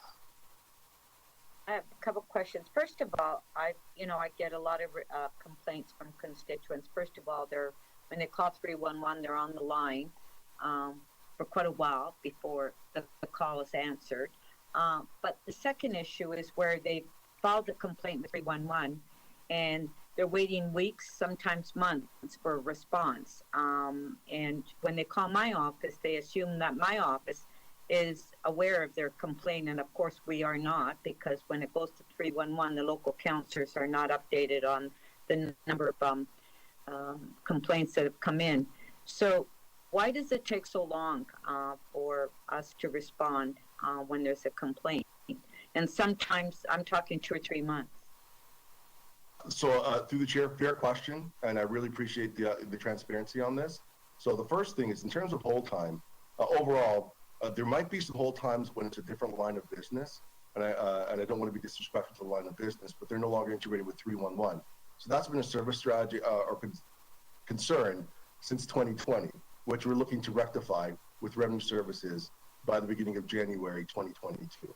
So if there's a long hold time, it's not related to 311. Those calls, on average, are best case scenario are managed within 30 seconds, worst case scenario managed within 43 seconds. And we have the data to correlate that. So to that answer, the wait time is relatively consistent. In regards to the complaints process, I truly acknowledge the fact that we are still in a siloed environment, and we know that we're trying to change the culture and how we do things. And one of those siloed environments are reflected through how the complaints are being managed, because each divisions have some unique nuances with their complaints processes. So part of the group working with CET and some other organizations within the City of Toronto in 2022 is to revamp the complaints process, because in some cases, you're right, it does go into a nebulous cloud, and in many cases, councillors are not necessarily aware of those activities, nor the divisions in many areas. So we are looking to rectify that. And just for example, when we were building the new 311, we built a new category with service complaints. So we know we can make that an enterprise-related standard going forward. But now it's looking at the escalation matrices and making sure, for example, when thresholds are exceeded, not only are you aware that we're not able to meet those particular service levels, but the appropriate stakeholders are also made aware in those divisions as well. So we are looking to rectify that within 2022. Well, because what I get is that constituents, when they don't receive a response, they call my office and they're very angry because they assume that it's going through the counselor's office. And I try to explain to them, 311 complaints don't come through the counselor's office. And so, because we want to track these complaints, and it's hard for us to track it if we don't know the complaints coming in. It's been an issue that I've had for quite a while, as you know, Gary, and it's not getting better. It's getting worse. And I appreciate the honesty there, and you're absolutely right, and that's why we need to rectify this and put a plan in 2022. And I'm working with Robbie and many other people to address this and make sure that this is a priority in 2022. Thank you. You're welcome. Thank you, Speaker Nunziata. Other questions of staff on this item? Seeing none, speakers? I would Premier just Holiday? only say, Mr. Chair, I just would congratulate everyone involved. I mean, I had the chance to go to the announcement for this and see this in action, but just go and use it. Try it out. The mapping function that Mr. York talked about is, in my opinion, a game changer because, you know, if the request is already in, you can see it's there, it's plain. It helps members of council as service managers, and it helps people in the city as service managers watch and understand and ensure that these things are done. So I'm really excited about it. I just think it means better service for citizens and better access to the knowledge. And often the knowledge, getting it into someone's hands allows them to solve their issue right away and not have to wait. They've got it instantly. So congratulations to all involved. I'm excited to see as this continues to evolve. And it really only moves towards the better and parallels a lot of the digital services that the city has been implementing to really advance customer service. So thank you.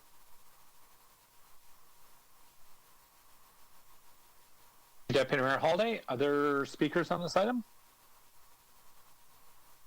Seeing none, Gary, I just want to thank you again and to your team for all their hard work and dedication, and you know what an incredible transformation 311 has undergone just in the past 6 months, and what it's going to continue to go through. I look forward to being able to go through my ward and use the app and encourage my residents to use it.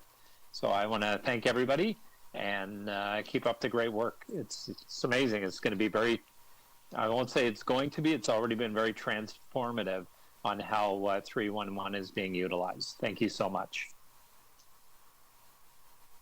Okay, I am going to move a motion to receive the presentation and the report on this item. All in favor? And that carries. And Councillor Holiday, you held GL 27.29. Did you have questions of staff on that item, or?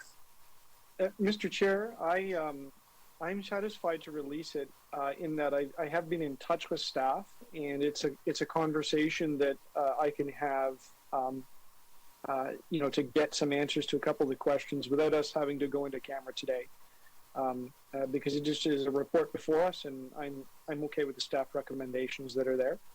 Okay. And I can follow up offline. I think it should make for a more efficient meeting. Thank you. Okay. All right. Thank you, Deputy Mayor Holiday. I appreciate that. So you will move the recommendations on the report. All in favor? And those carry. So we have one item left, which is GL 27.19, update on outstanding vehicle for hire directives. Councillor Mansis has declared a conflict of interest on this item. So, Matthew, I need some advice. So Councillor Mansis has declared a conflict of interest, so he can neither listen to or take part in the debate on this item. He's going to have to excuse himself, which leaves me without quorum. So, Mr. Chair, the Municipal Conflict of Interest Act provides for members allowing themselves to declare an interest on an item, to absent themselves from the item, and even if they do count for quorum, because they've declared an interest in a situation exactly like this, where there's bare quorum and there's only 4 members, the member can absent themselves. The 3 members can still meet. That's still allowed, and can still consider the item. It is for just the item that the member has declared the interest on, and following that we need to achieve quorum again, and I need to stress that because we also at the end of the meeting need to pass our confirming bylaw for the delegated item, and finalize the meeting that way. So we need to finish in public session, and we need to finish with quorum as well. Okay, and so the 3 of, just for further clarity, so the 3 remaining members can vote on the item? That is correct, yes.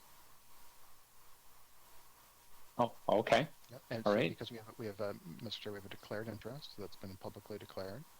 We've actually included that now on the item.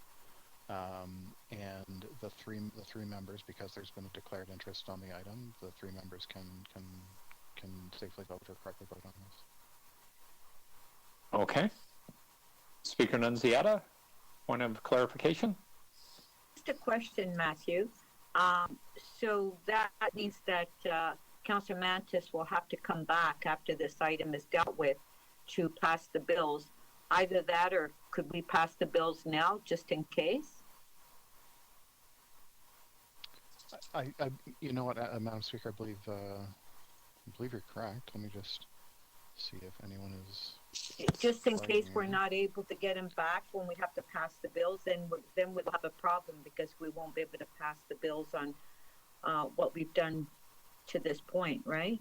Yes, and the bill item is for the tax item, which you've already done, and all four of you have been here for that. Mr. Chair, that makes sense to me, quite frankly, and I think that's probably a good idea. Yeah, I'm just looking, as far as caution, because we don't want to be stuck that we won't be able to pass the bill at the end of the meeting. I think that makes a lot of sense, Mr. Chair. Let's just see if we can get the bill up. If you're willing to vote on the bill now, and to vote and enact the bylaw. Just give us 1 second. We'll put that up.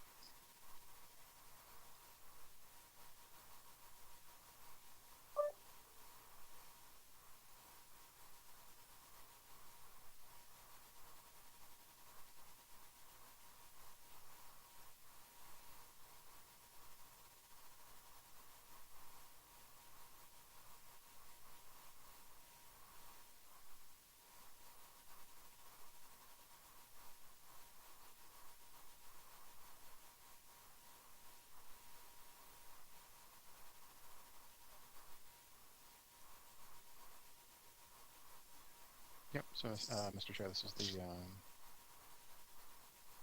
Okay, thank you, Matthew. So we have the bill before us that the General Government Licensing Committee passed and declare as a bylaw confirmatory bill to confirm the legislative proceedings of the General Government Licensing Committee acting under delegated authority at meeting number 27 held on November 30th, 2021. And it's Bill 968 for bylaw 1026 bylaw number 1026-2021. Which was enacted, and there's an explanation of the bill for title and authority. So I ask everyone, all in favor? No one is opposed, and that carries unanimously. Okay. Thank you very much. So, Councillor Mantis, if you can excuse yourself and make sure you're available at the conclusion of this item so we can finish the meeting. Thank you, everyone. Okay. Thank you.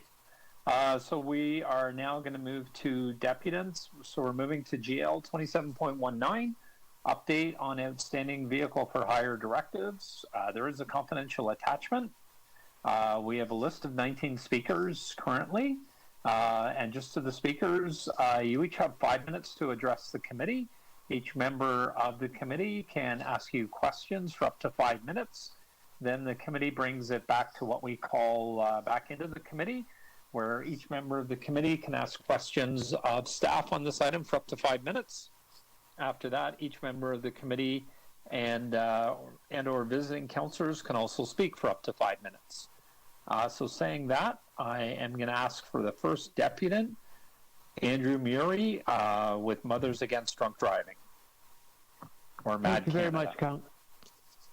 Thank you very much, Thank you, Chair. Thank you, councillors.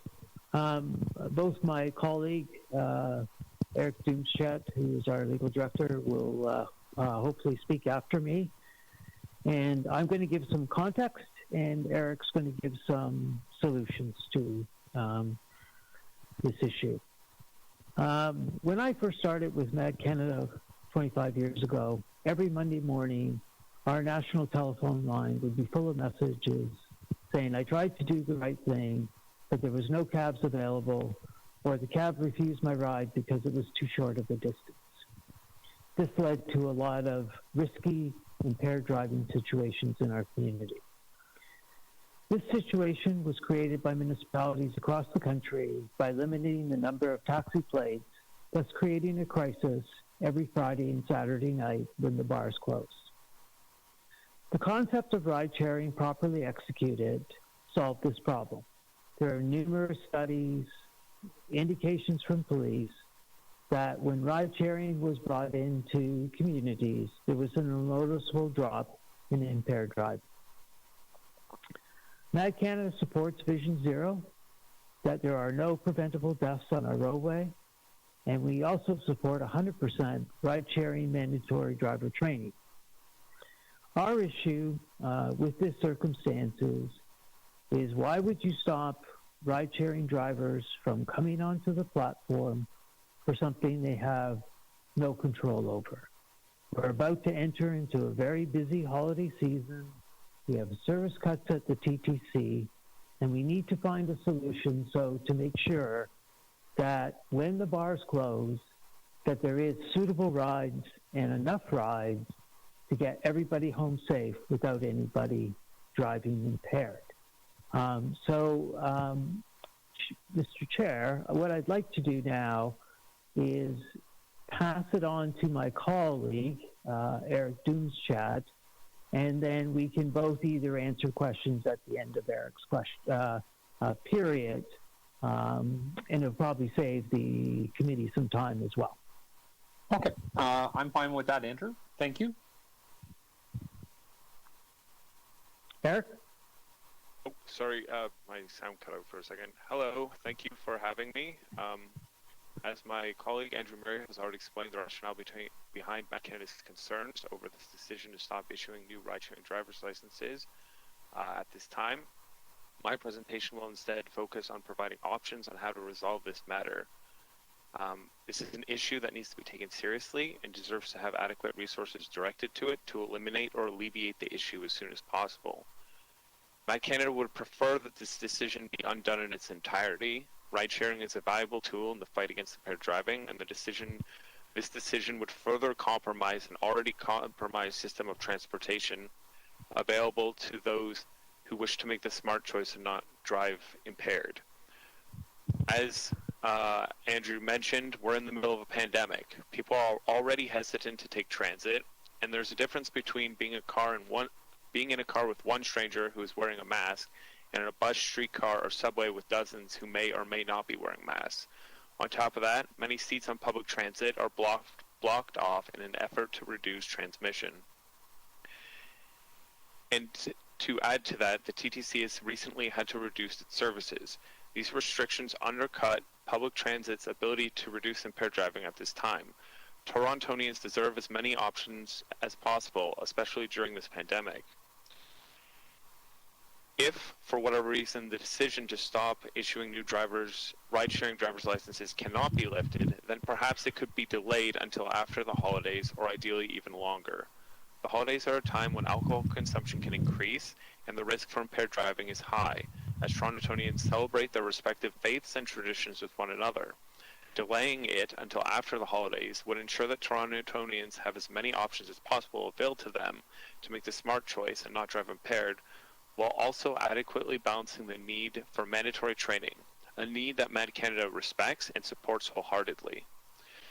And if it cannot be eliminated or delayed, we only ask that the matter is not made worse and that a timeline be provided on the rollout of the training. It's one thing to state that the training will be implemented by X date at the latest. It is quite another to simply state that it is coming without providing any idea of when this is. If the decision is not adequately addressed, it is imperative that a timeline be provided. And that's everything that I have. Thank you. Okay, thank you, Andrew and Eric. Does anybody have any questions of either deputy? Deputy Mayor Holiday.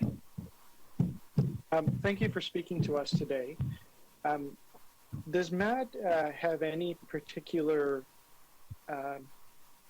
affiliation, affinity, or choice or preference over the taxi limousine industry or private transportation companies? Like, if I've heard you right, you just want people to get home. Is that a fair statement? Yes, Deputy Mayor, that is a fair statement. we believe that the most rides that you can have to get home is crucial. And there's a peak 2-hour period when the bars close and there's a lot of movement around the city of people that might be intoxicated. And that's when we have to have the maximum amount of rides available. And what is ride sharing shown it's enhanced the ability of the other transportation services to get everybody home safely. Okay. Can you tell me a little bit more about what you think the impact of the hold on the issuance of new licenses means? I don't have any numbers before me about that. I've got sort of empirical statements by different people, but where are you sort of drawing your inference from that council's decision is a cause for concern? Could you elaborate a little bit more for us on that? Eric, you want to take that one? Sure. Well, I'd say one of the things is with any industry, there's turnover. And I believe in the staff report that you're provided, the data shows that drivers drive for 4 hours or less a day. It's not a job for life. It has a high turnover rate.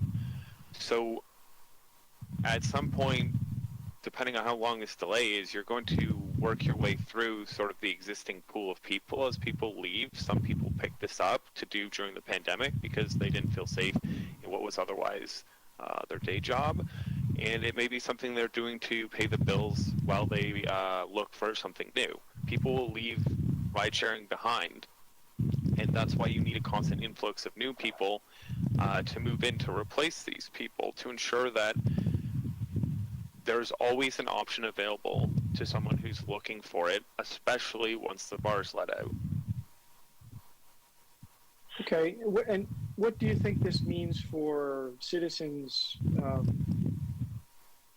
bar goers, just people trying to get around? What is the net effect, I think, as we go into the holiday season? Is it longer wait times? Is it just no ride available? Is it costlier rides that might all begin to shape or influence people's behaviors? Where do you think this is headed? So that's where it's headed. Sorry, Eric. It's headed to higher wait times. It's headed to possibly higher costs. And we know from our history that at that crucial point, people make bad decisions, and they'll make decisions that impact our communities. And so that's our biggest concern. Is something that they normally would have paid $10 for, is X number higher, and they decide to drive impaired. And there's, I can tell you, each impaired driving death costs each municipality $15 million in costs. So this is what we're trying to avoid. Thank you for answering my questions. Other questions of the deputant?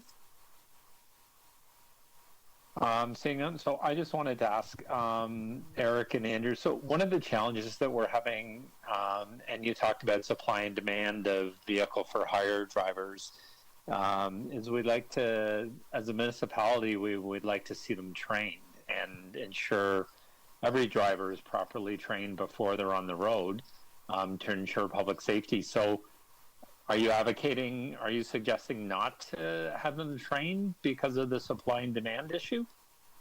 No. All we're saying is until you have the training program ready, do not put this hold on people entering the platform. It's as much as we need training, this is the process that the City of Toronto has used for the last couple of years. And so when you have the training program ready, we're 100% behind you to implement that training program. Okay. But would you not see it very similar to, you talk about people shouldn't be drinking and driving, But at the same time, by not halting the issuance of licenses for new drivers, vehicle for hire drivers, we're potentially putting people at risk as well as passengers in those vehicles. Listen, we have a system now where we're putting people out there and have done so for numerous years. Can it be better? Absolutely. Will the training improve it? Absolutely. And so you have to balance, you know, the current system we're using, it's working, it can be improved upon. And we ask you to continue that until the training is ready. And then once the training is ready, the whole system will be enhanced by that, driver training system. So this is timing, and this is not reducing the numbers and causing those other problems, which cause major, usually bad decisions made after you've consumed alcohol or drugs. So just to be clear, so what MAD Canada is advocating for is you're agreeable to people getting into vehicle for hire vehicles with drivers that haven't received approved City of Toronto training. Just like they have since ride sharing has begun. Okay, all right, thank you. Thank you, gentlemen. Our next deputant is Peter Arlakas.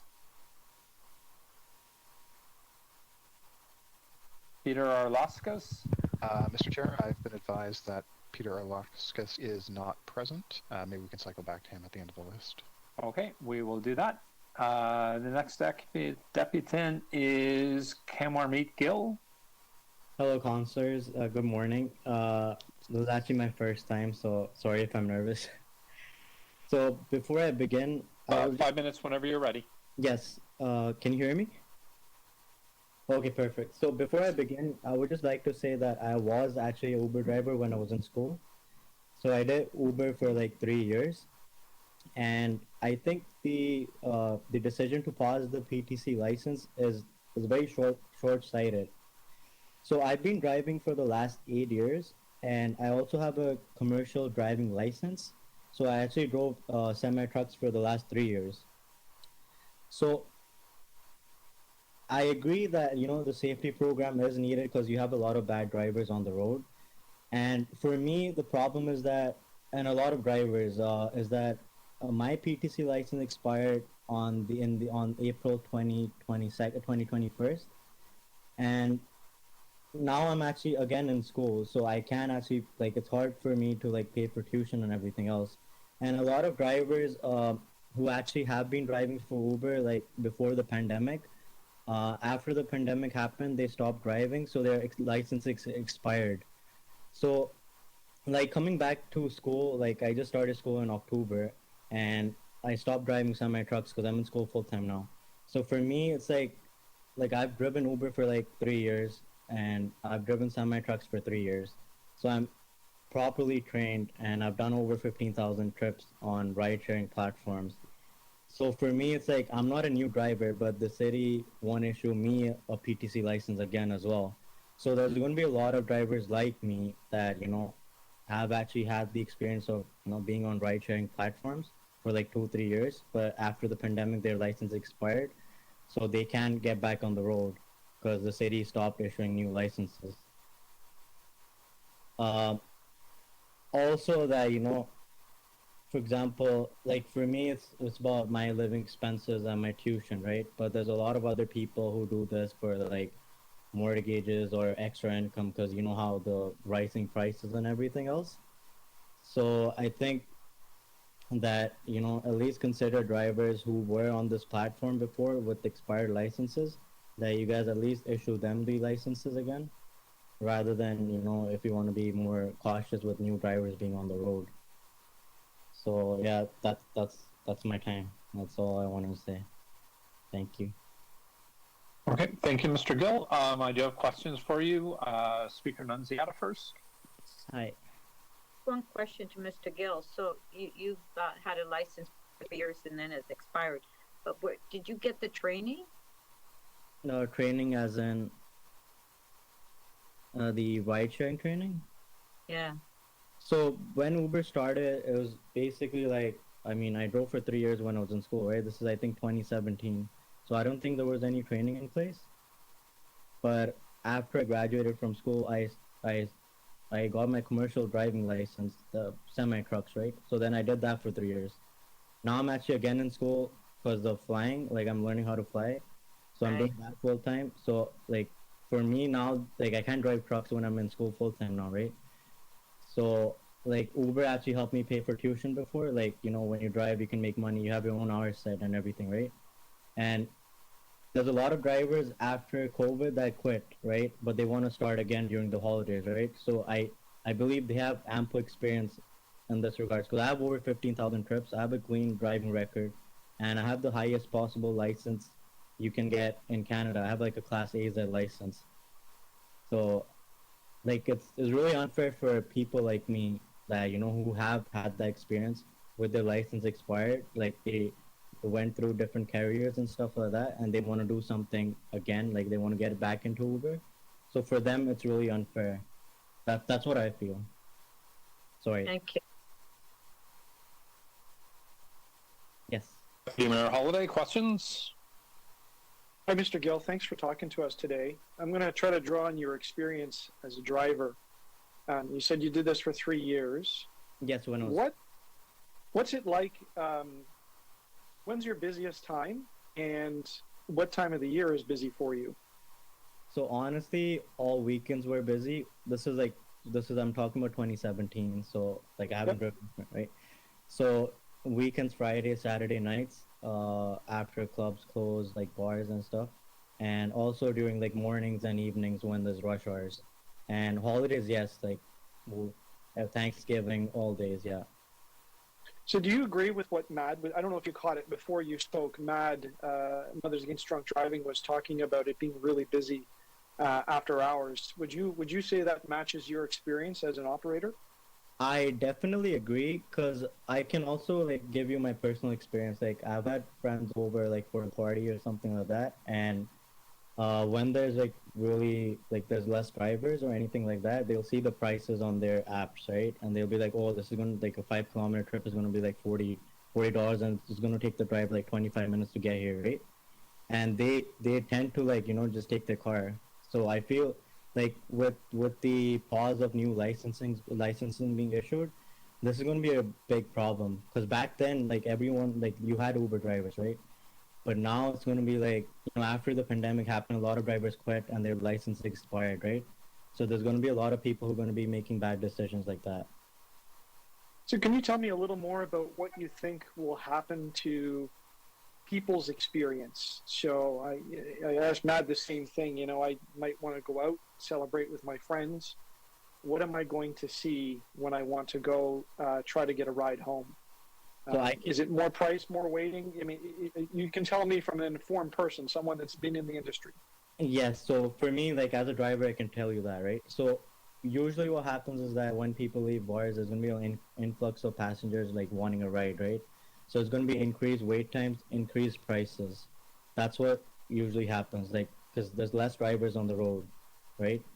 So like what Matt was saying that, you know, that like with the shortage of drivers as it is after COVID, it's going to be ridiculous that people have to wait for so long and people are going to be making decisions which, you know, is not good for anyone. Okay, sorry, go ahead.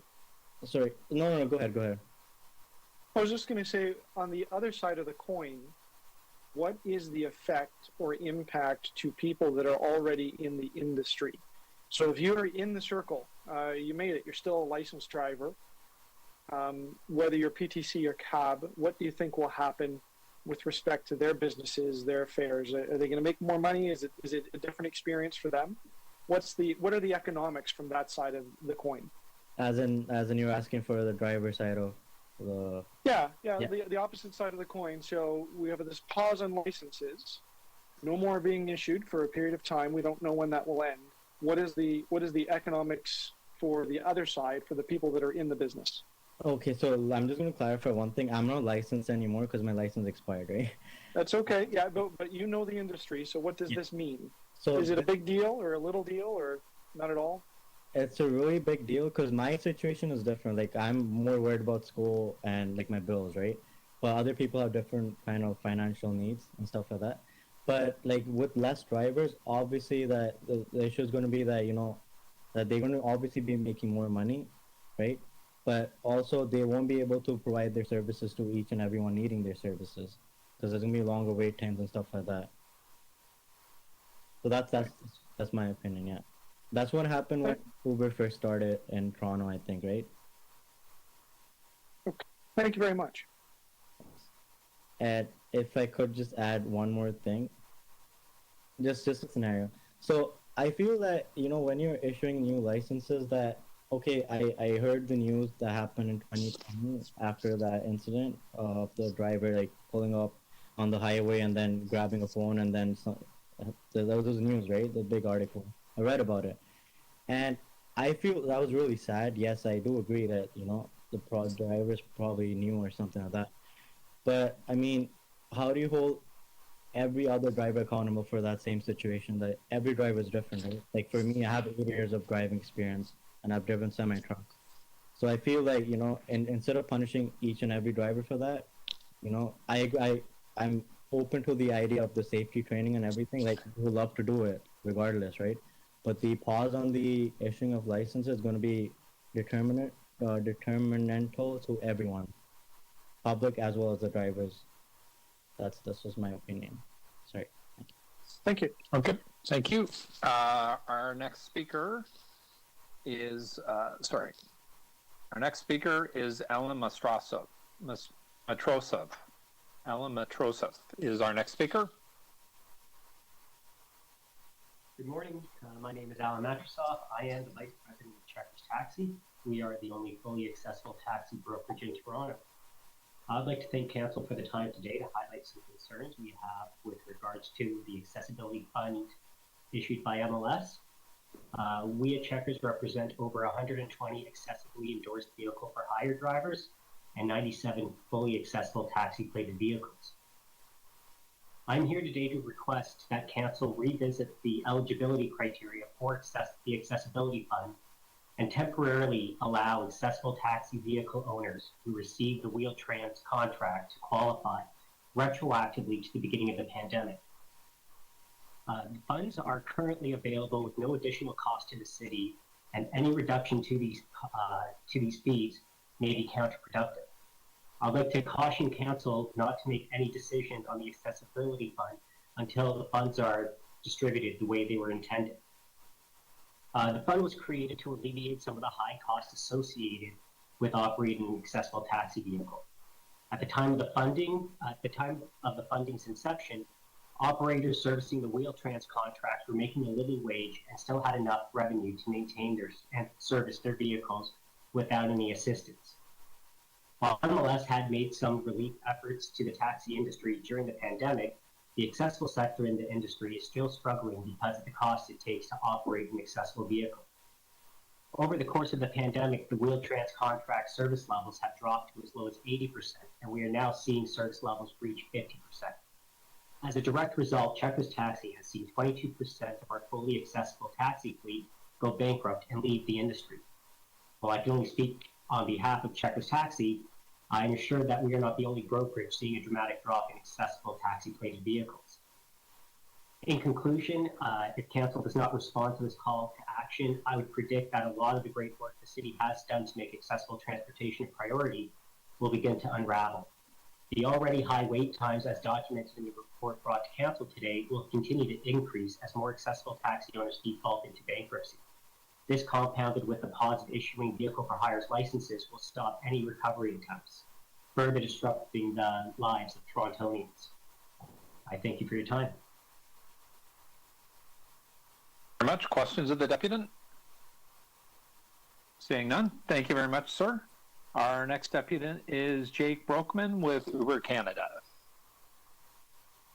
Thank you, Mr. Chair. Can you hear me? Yes, loud and clear. Good morning, councillors.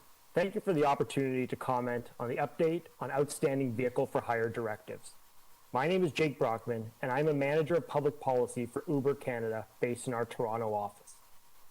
My comments today will focus on Uber's 2 recommendations to the committee. First, we encourage the committee to direct staff to accelerate the rollout of the driver training accreditation program, a program Uber wholeheartedly supports, by reviewing applications on a rolling basis and providing a response to all applicants by January 1st, 2022. And second, we encourage the committee to support the evidence-based staff recommendations in GL 27.19. First, let me address the rollout of the driver training accreditation program. Uber has been unequivocal in its support for the timely rollout of driver training since 2019. While a temporary pause in the early days of COVID was understandable, we have called on municipal licensing and standards to move forward with the approval of training providers, and even proposed a timeline earlier this year that would have already seen training courses available to new license holders. Since Council's decision to implement a licensing pause 2 weeks ago, I've heard personally from dozens of Torontonians who wanted to sign up to drive on the Uber platform but cannot due to the pause. These include drivers like Pete, whose license lapsed over the summer as he took on other part-time work, and Fen, a single mom who left the province for a few months to come back and have her license application denied because it came after the freeze. There was also an on-the-ground impact for Torontonians, as wait times have increased as people go out and celebrate the holiday season and support local businesses such as restaurants who are trying to recover from the pandemic. As wait times increase, the likelihood that someone will take their own private vehicle and potentially drive impaired increases. And the staff report on page 21 agrees with this. It says that there are unintended effects associated with Council's decision to pause the issuance of new licenses until a program is established. These include, and I quote, reducing the number of drivers available and increasing wait times, and I quote, lost economic opportunities for prospective applicants. Organizations such as the Women Abuse Council of Toronto, MAD Canada, and Crime Stoppers have also expressed concern with the pause in licensing, particularly as we approach the holiday season. Since the pause in licensing, over 1,500 people have been denied the opportunity to work in Toronto due to Council's decision. Based on a survey conducted of these individuals and others who were in the process of signing up to work, 35% had recently lost their job or had their hours reduced at work. 52% said they wanted to drive because they enjoy driving and supporting their community, and 83% self-identified as Black, Indigenous, or a person of color. Another reason people drive on the platform is to earn additional money. Between September 27th and October 18th, 2021, drivers in the GTA were earning around $31.50 per engaged hour before tips. By pausing licensing, the city is cutting off access to a critical safety net for Torontonians who have lost their jobs, need help paying bills, or are transitioning from one career to another. With the call for third-party training providers closing on December 10th, the focus should be all hands on deck, reviewing and approving applications on a rolling basis and providing a response to all applicants by January 1st. Successful applicants should be able to launch right away and begin to offer training to drivers, to both new and existing drivers who meet the requirements. The training will be a complement to the City of Toronto's existing safety standard, which includes some of the strictest existing screening criteria in the world. This screening, coupled with Uber's built-in safety features such as real-time tracking and communication, results in a very safe platform. Second, let me address the staff recommendations. The recommendations in the staff report represent evidence-based policy approaches that balance the needs of Torontonians, the various participants in the industry, and the realities that COVID has created. Recommendations 2 through 4 are concrete and substantial steps to transition the entire vehicle for hire industry as the City of Toronto works towards its transformed TO objectives. In late 2020, Uber made a global commitment to enable 100% of passenger trips in zero tailpipe emission vehicles on micromobility and in public transit by 2030 in cities in the US, Canada, and Europe with supportive policies. Thank you for your time this morning, and I look forward to answering your questions.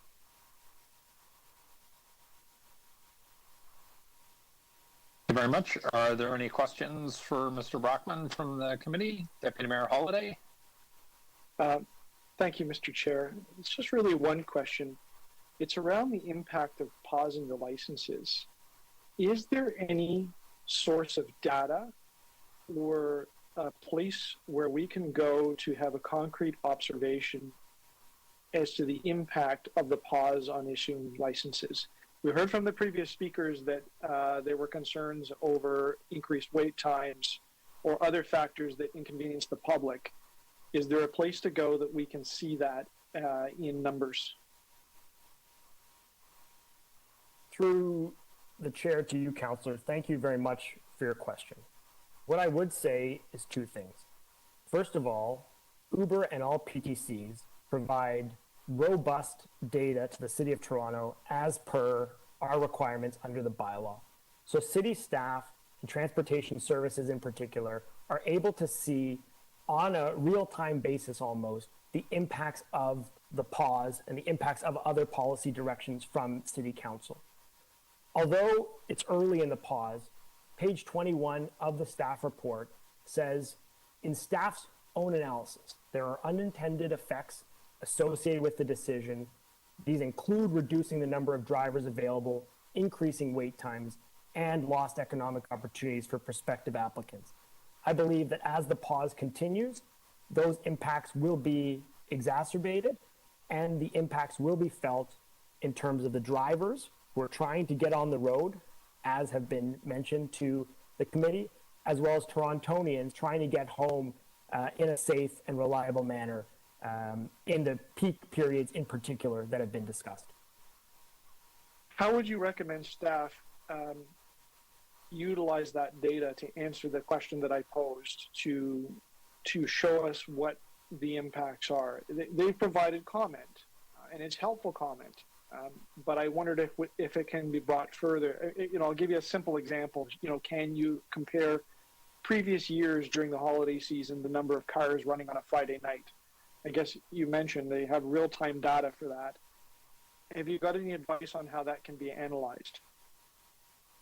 Through you, Chair, to the Councillor, yes, I would recommend that, staff, as they roll out the training program, look at the data that they have received from previous years, look at the data from this year and the impact of the pause, and what they will see, and what we believe that they will continue to see, is these exacerbated impacts that build on existing issues that were existing in the marketplace as per the staff report, whereby wait times due to the pandemic and the increased demand for safe, reliable ride-sharing service were already increasing quite substantially before the pause in licensing.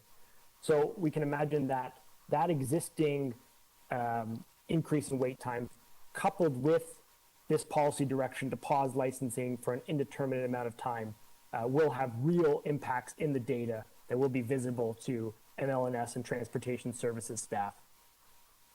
Okay. I wanted to ask one other quick question. Is a little different. It's about fees.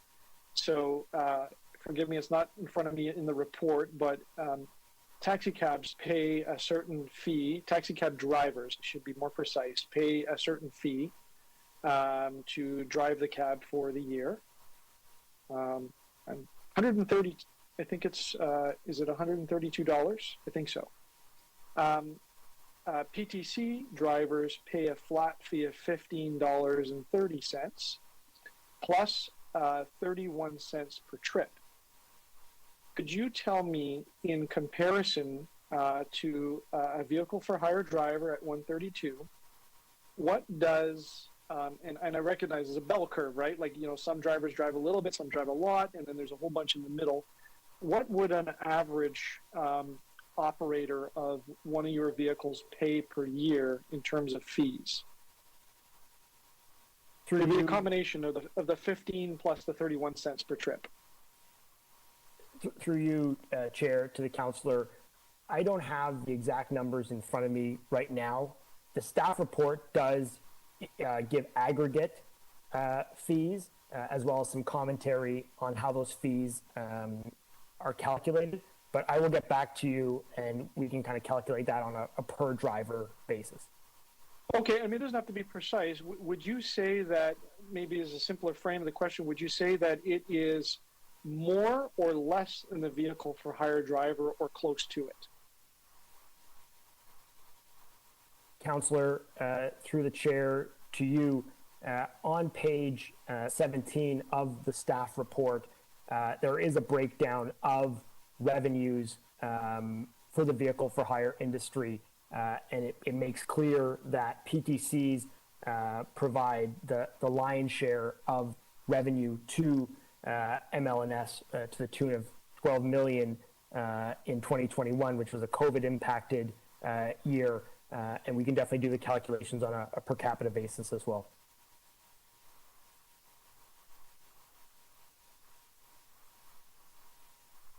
Thank you, Deputy Mayor Holiday. Speaker Nunziata, questions of the Deputy?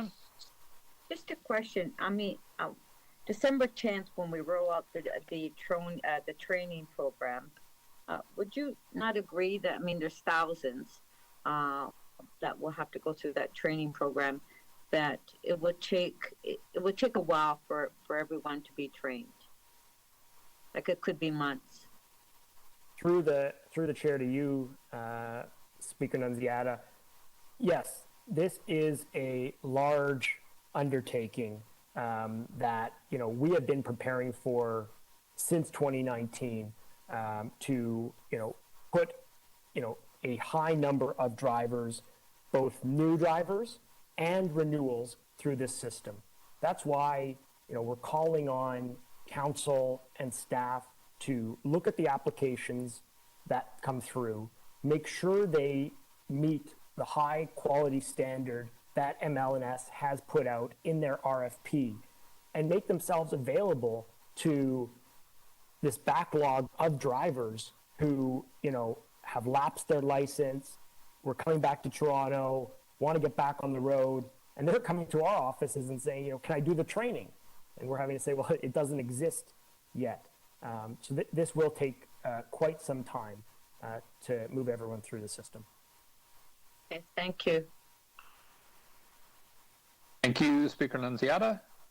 Our next deputant is Sheila Pazzi Allen from TTC Riders. Hello. I'm speaking today. Thanks for having me. I'm speaking on behalf of TTC Riders, which is a membership-based organization of transit users, and I'm really here to share some environmental impacts of ride-hailing and why, any serious plan to tackle emissions from transportation needs to take into account the impacts of ride-hailing on public transit and active transportation. As you know, the pandemic has really reset our transportation systems. We need to be winning people back to public transit to avoid a car-based recovery, as our roads can't handle it and our climate can't handle it. But ride-hailing is one of the least efficient methods of transportation.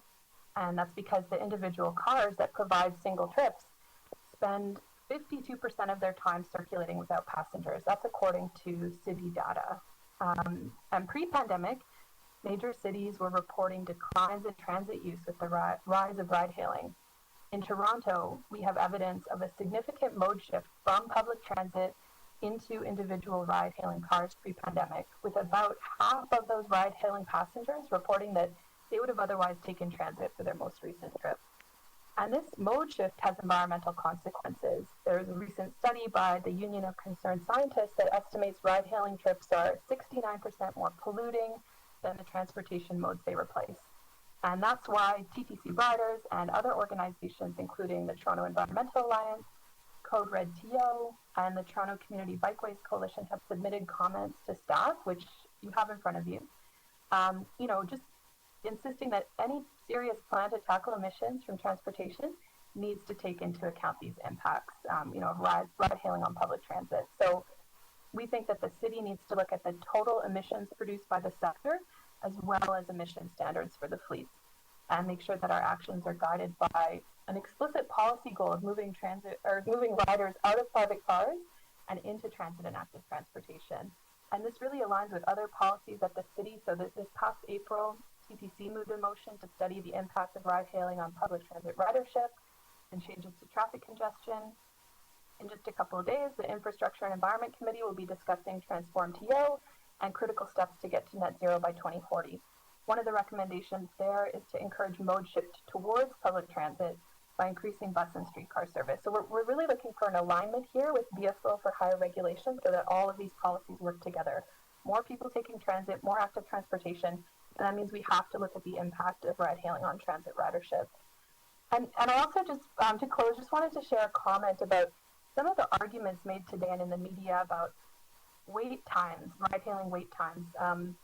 It's very disappointing to hear fear-mongering about public transit being unsafe, and also sort of surreal to hear that we need a policy response because wait times for ride-hailing have been increasing to about 6 minutes. Like, TTC riders are waiting for 30 minutes or more on some routes right now because last week the TTC made major service reductions.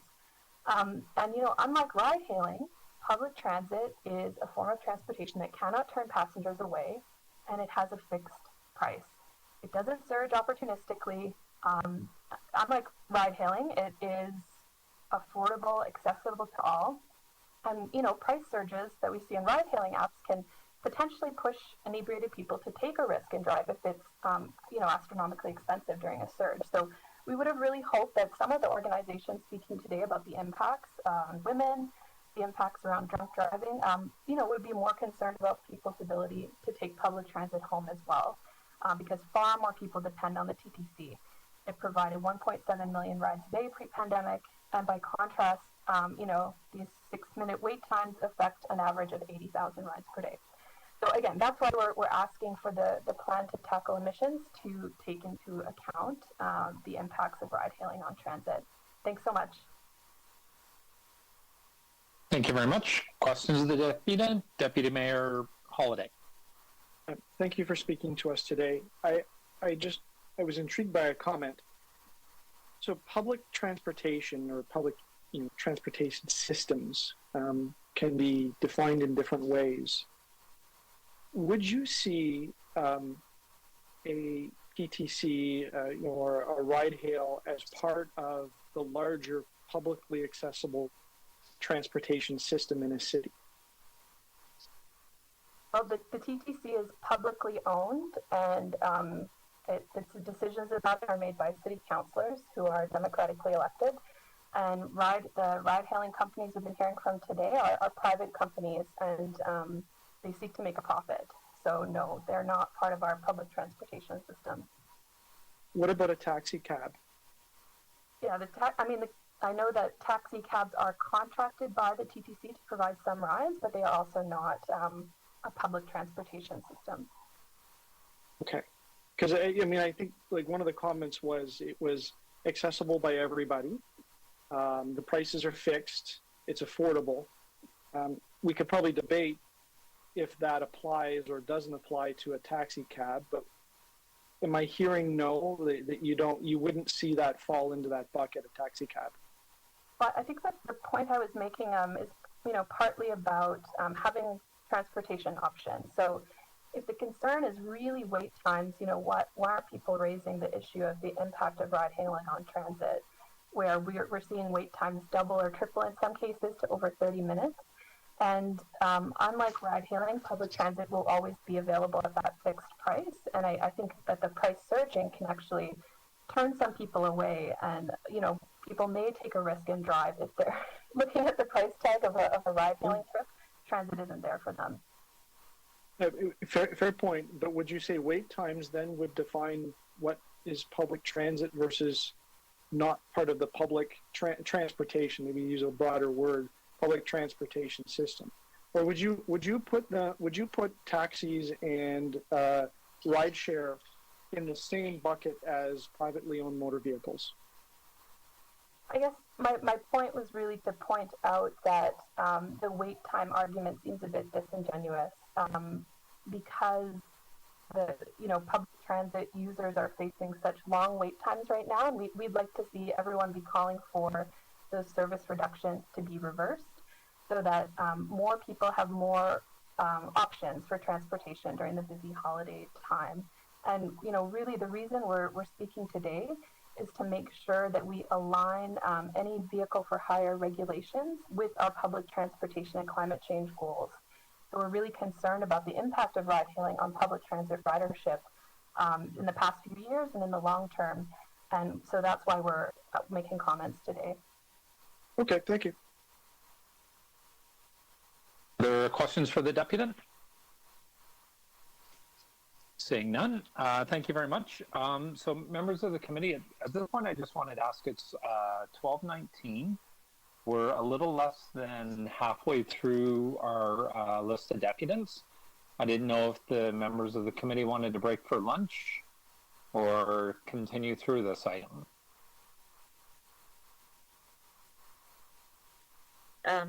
Mr. Chair, at least a small break at 12:30, maybe not a full hour. You want to break for half an hour? Mr. Chair, I'm okay with half an hour as well, but I just would ask a break. Okay. So Matthew, I think we're going to break for half an hour at 12:30. Okay, so why don't can we just have a quick vote, just because we're altering the time? Can we just have a quick vote that the committee will recess its meeting and return at 1 p.m. instead of its normal time? Yep. All in favor? It looks like it's carried to me. So we'll recess the meeting. Okay. Thank you, everyone. We'll be back at 1 o'clock. Finish. It's only 12:20.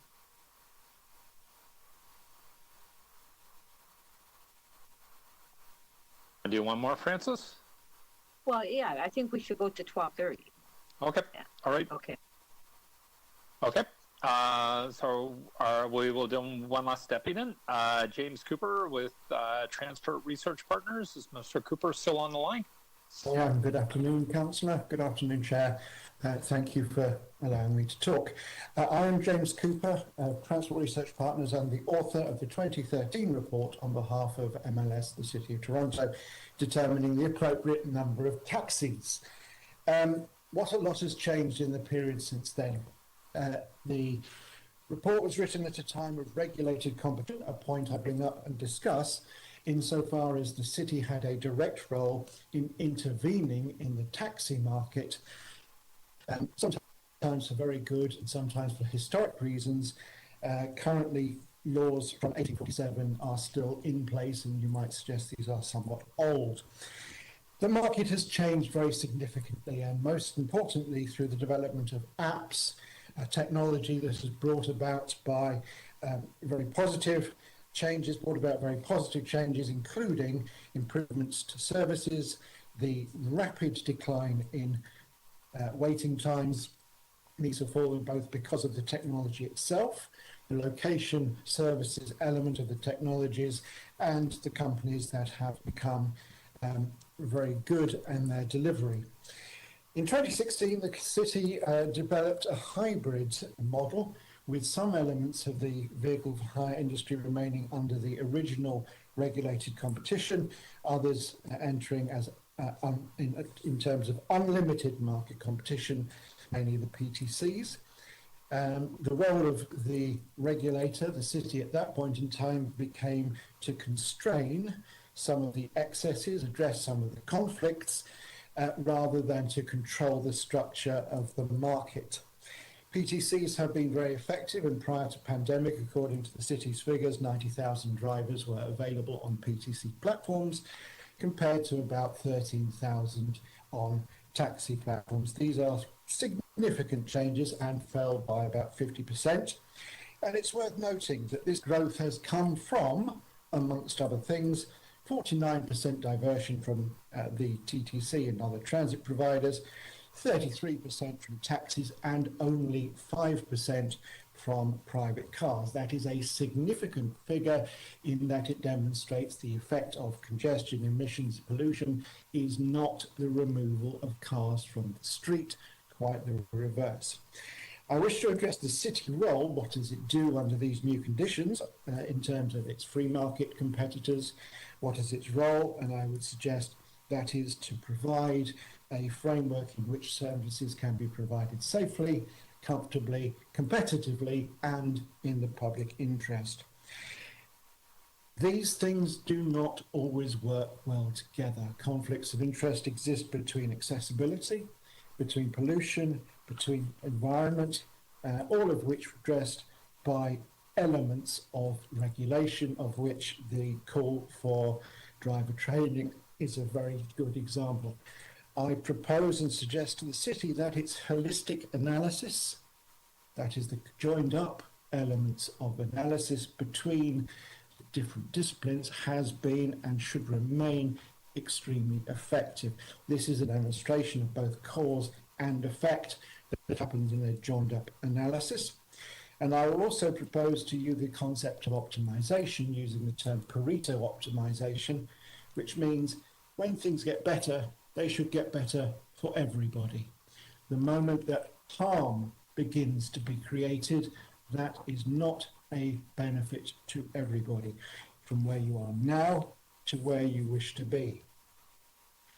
There's also a complete and direct impact on short-termism compared to long-termism. It is very important that we avoid regulation or the avoidance of regulation where it simply benefits a player rather than the society and communities that it maintains benefits for. A moratorium in as long as it is necessary to achieve correct and appropriate training is appropriate. Review of emissions, environmental impacts, and loss of business to the TTC is significant.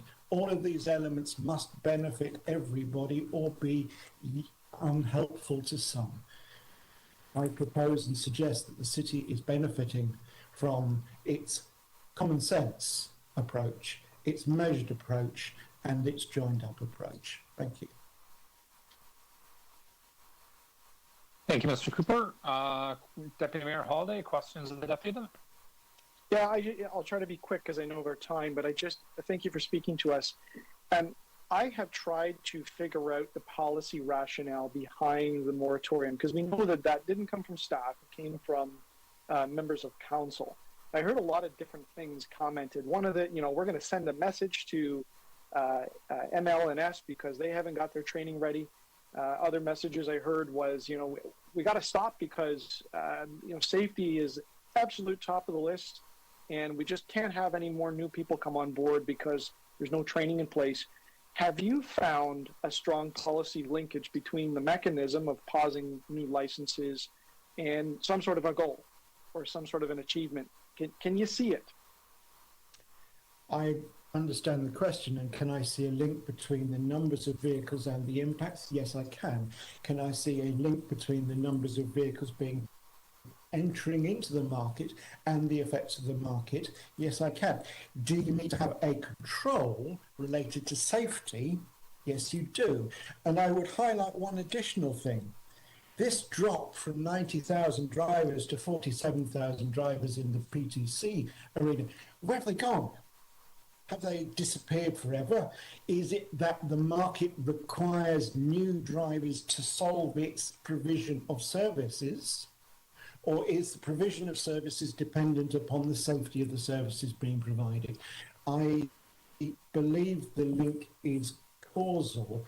Your desire to achieve a publicly beneficial outcome cannot be achieved at the expense of harm to some.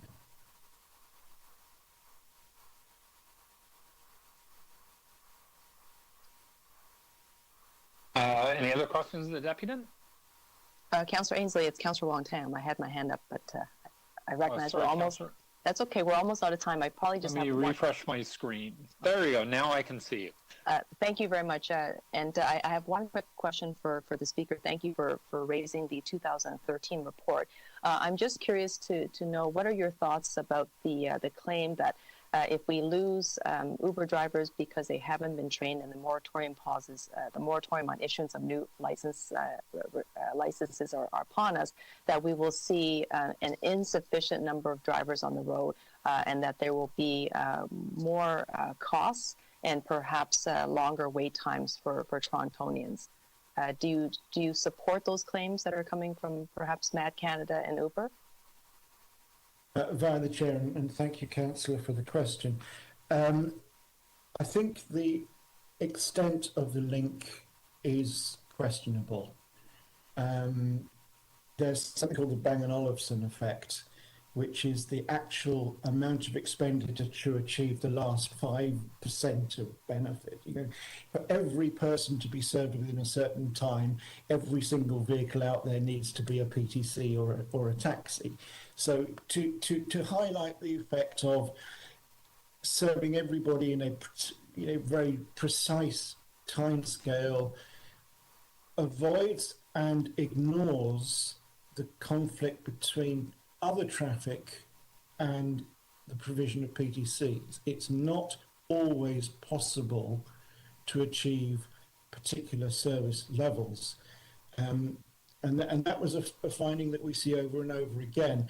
The numbers of vehicles required for service levels of a particular type will in and of themselves create significant harm by their presence, not just emissions, but accidents avoidable if the vehicles have been planned, if the whole advantage of having a very precise location-based platform, such as Ubers, Lyfts and others, is the planning of vehicles and their efficient use.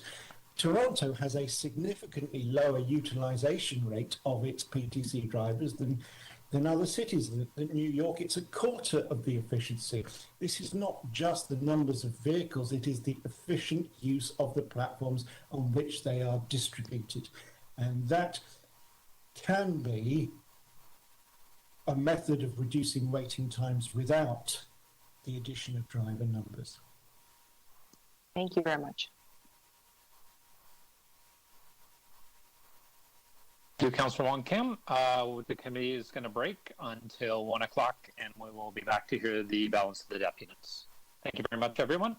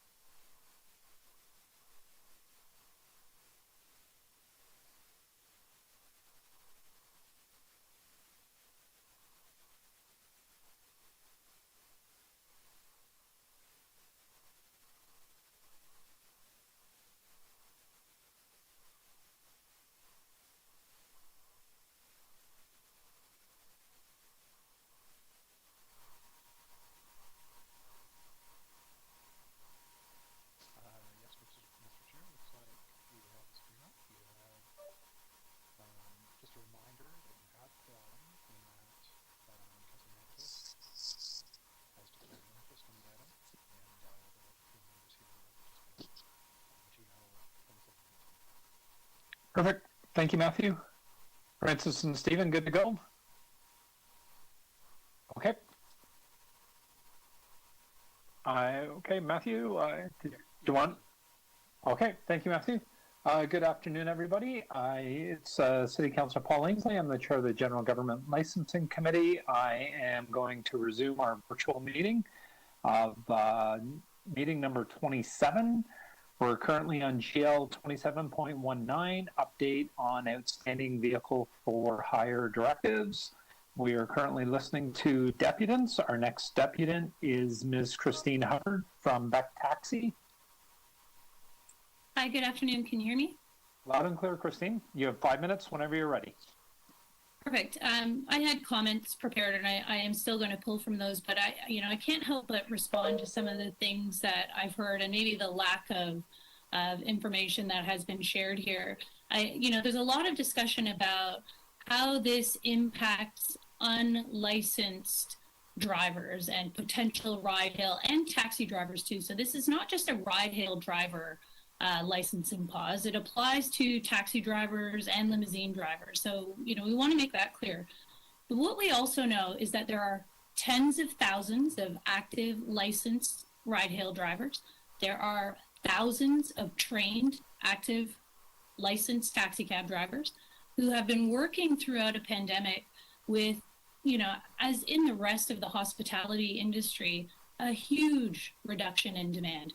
Absolutely huge. And on the eve of another holiday season where we know that demand has not nearly come back to where it would be in a standard or pre-pandemic year, we've had more than enough drivers to do the work that's been required, not only through the pandemic, but coming forward. We know this because, for example, by this time during a regular year, we'd have hundreds of taxi line bookings with supervisors to open doors for people at different holiday events and venues. We would have hundreds of those. There are a handful this year, if any. Office parties are not happening. And now we hear about a new potential variant of concern. People are just not going out the way they would normally. So this pause in licensing, if anything, helps to ensure that the people who are out there get a chance to make a living doing this work. No industry, no job is supposed to employ every person who has reduced hours in another job. That's not the purpose of this work. And, I'd say if you ask any drivers, there have been more than enough. And I'd say too, it does bring into the discussion the ideas of vaccine mandates, for example. We know TTC drivers must be vaccinated. Beck, and I know that other taxi cab companies have vaccine mandates. We haven't heard about this from the ride-hailing companies, as an example. Most of our vehicles have shields that have been installed in the vehicles to protect drivers and to protect the public. We haven't seen that with ride-hail vehicles. So I just think that the safety issue, there are so many safety issues, and it doesn't just relate to driver training. But I will carry on with what I was going to say. Safety is the city's mandate.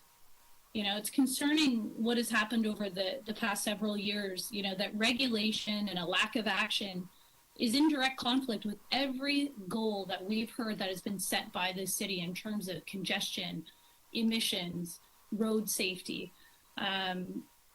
This is the city's mandate. And we're in communication with thousands of drivers, and we know the importance of that safety training. It's clear that no single measure keeps drivers, riders, or vulnerable road users safe, but the answer is in mitigating that risk. Proper driver training includes conflict resolution, as an example. We know that, especially during the holidays, people who are intoxicated, we've heard from Mad Canada today, it's not always about customer service in managing this kind of work.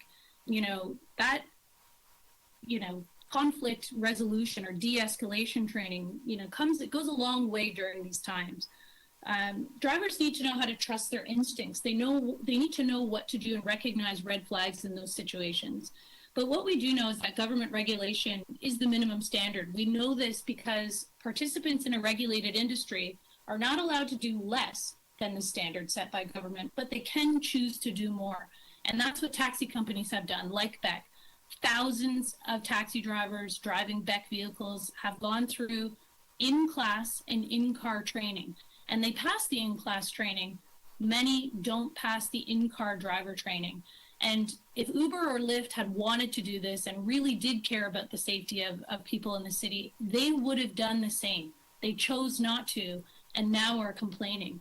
What we know, though, too, is that municipal licensing and standards has acknowledged the risk of commercial driving. This isn't taking your kids to school or to going to the grocery store. This is why there's a $2 million commercial insurance requirement when a passenger is in a ride-hail vehicle. We should be preventing. We shouldn't be reacting. The risk has been acknowledged, and driver training can be the difference of, life or death.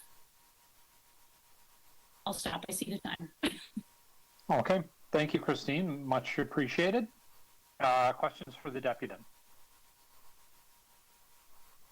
Seeing none, thank you, Ms. Hubbard. I appreciate your time and your remarks today. Thank you. Next is Michael Garrity from Canadian Pro Drivers. Thank you very much, Chairman and Councillors. What I'd like to talk about in my time is the training component that's been required in the or prescribed in the RFQ, and specifically want to talk about the assessment process of that. The training, as it's outlined, has 5 chapters. The first which deals with transporting passengers in a safe manner and talks about safe driving behaviors, sharing the road, driving at night, etc. The second one goes on to how to drive in an urban setting, and which talks about some of the unique features of driving in the TGC or in the Toronto area. The third chapter focuses on accessibility and service provision for mobility restricted passengers. The fourth goes on to anti-racism and discrimination, and the fifth talks about law. So this course is imagined as an online course with a quiz at the end. We would postulate at Canadian Pro Drivers that this should also be about establishing safe and responsible drivers. There's 3 fundamental components of a safe and responsible driver. The first is knowledge. Knowledge of the rules of the road of the jurisdiction that the driver is operating the vehicle in. So that's knowledge of how the vehicle will respond in a variety of situations, including the status or condition of the vehicle, the current weather, the time of day, and the emotional and physical state of the driver when they're driving. The second area of a safe and responsible driver is a skill, the fundamental skills to operate the machine, and that incorporates both knowledge of the theory that I talked about, along with practical physical motor skills and eye-hand coordination. And the third is behavior, and the behavior is how the driver applies that knowledge and skills in a current situation across a variety of driving situations under various conditions. The Vehicle for Hire Driver Proficiency Program intends to assess and certify that a licensed driver who wants to transport people to their intended destination can demonstrate the knowledge of the rules and regulations, the skills to safely navigate the vehicle, and the behaviors required to be a safe and responsible driver. Canadian Pro Drivers believes that the only way to assess and certify the capability of a driver aspiring to be a safe and responsible driver is an in-vehicle assessment portion in the certification process.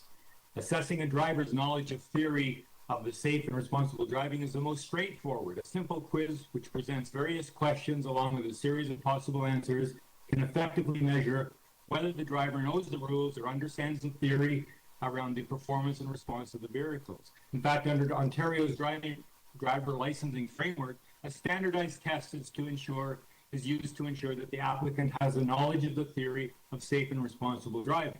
Now, with this proof in hand, the MTO issues a G1 driver's license, which now permits the driver to go out and operate a vehicle only under the watchful eye of another licensed and experienced driver. During this time, the novice driver can build up their knowledge in the vehicle and develop the practical skills, at which point the MTO issues a G2 driver's license only when they've demonstrated the skills and behaviors of safe and responsible driving to an established benchmark. MTO would never allow a G1 driver to operate a vehicle alone without ensuring that the driver has demonstrated these skills and behaviors in a G2 road test. So the number of licensed drivers who may have the technical and theory knowledge of safe driving, but they could lack the skills and behaviors required for safe and responsible driving. This capability gap may be a function of poor training, a lack of experience, or perhaps the development of bad and unsafe driving habits over the years. Assessing the skills and behavior of the driver for hire candidates requires some methodology beyond a multiple choice question set to measure how adeptly the driver is able to control the vehicle through basic maneuvers across a variety of situations. Only an in-vehicle assessment by a certified instructor can establish the capability of the driver and make sure that it's properly measured. The in-vehicle portion of the assessment should measure practical skills and driving behaviors necessary to be a safe and responsible driver. These skills and behaviors enable the driver to both control the safe speed of the vehicle, as well as manage a smooth transition between speeds based on posted speed limits, current traffic volumes, traffic flow, and the current driving conditions. These skills and behaviors enable the driver to manage the space around their vehicle in response to posted limits, current traffic volumes, traffic flow, and current driving conditions. Simple maneuvers like merging into a stream of traffic, navigating in congested highways are not a function of rules and regulations, but the skills and behaviors that we talked about. So these skills and behaviors cannot be measured by a multiple choice quiz. These skills and behaviors can only be assessed in the vehicle by a certified driving instructor who is trained to look for and identify these capabilities. So Canadian Pro Drivers asserts that the Vehicle for Hire certification program must include a practical in-vehicle assessment by an MTO driving instructor. And I've submitted these comments in written form earlier to the session for your review. Thank you. Thank you very much. Questions of the deputy? Seeing none. Thank you very Mr. much. Chair. Sorry, Mr. Chair. Deputy Mayor Holiday, questions? Thank you. Thank you for speaking to us today. Could you tell me a little bit about how one would set a benchmark for what in-vehicle driver training would look like? Because I get the MTO one, that should be fairly consistent or standardized across the province. But how would it happen in the case of what we're talking about here? Because there'd be probably different people providing the training. How would we see that as being the same? Thank you for your question. It's a good question. The training, as it's imagined right now, talks largely about the theory of driving. And what we're advocating is beyond that theory of driving, that there be a subset of the assessment, which includes a review and observation of specific behaviors. Do I know how to merge into a lane of traffic? Do I know how to properly make a right-hand turn? And it seems like silly that you wouldn't know how to make a properly right-hand turn, but there are instances every day that you see people are making illegal or invalid turns. And so what we would set out is a series of criteria against which each of the drivers would be assessed or measured to ensure that they can safely and responsibly handle their vehicle under a number of circumstances. And that would include in both inside urban and also in some of the major highways like the 400 series.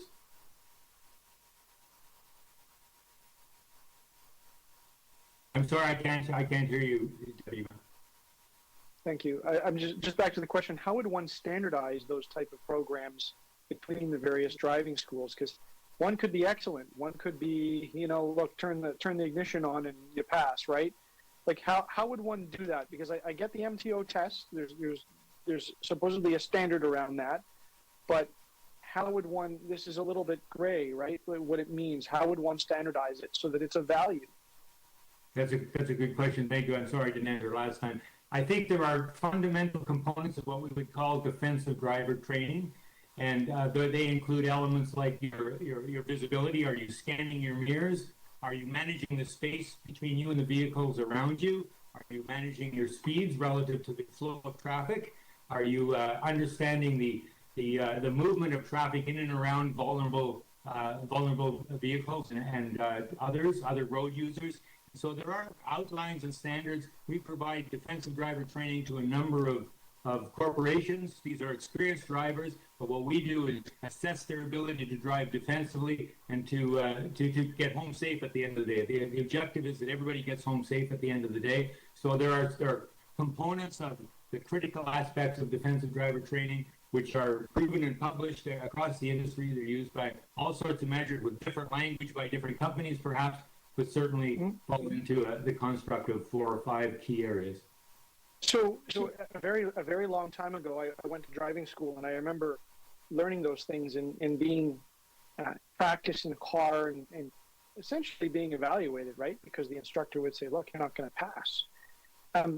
Are you talking about driver training in general, or is this something more specific to vehicles for hire?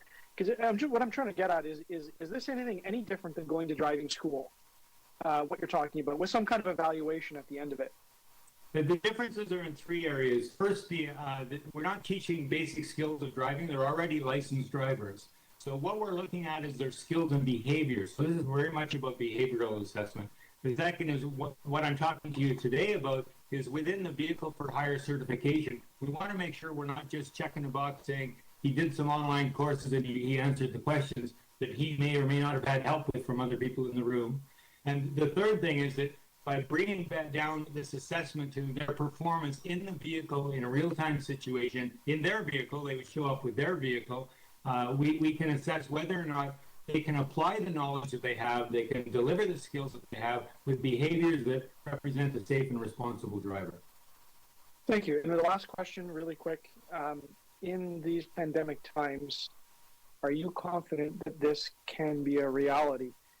I'm not sure how much in-vehicle training has occurred over the last, 18 months, year and a half, but maybe you can give us some comment about where the world is at with this type of thing right now and where it's going to be in the next 12 months. That's a great question. It certainly has been a frustration in that there's been a limitation on in-car instruction because of the pandemic. As in our current stage, what we imagine is a one-on-one, so there would be an instructor in the vehicle with the isolated driver, so it would be one-on-one with PPE in place, masks, and sterilization of any surfaces, so there'd be no contact or exchange between the others. But one of the previous callers talked about vaccination. We certainly want to ensure that the double vaccination has been in place so that everybody can feel safe, both the instructor and the subsequent passengers.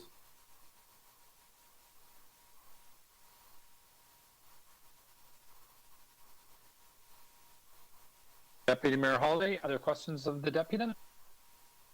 Seeing none, thank you very much, sir.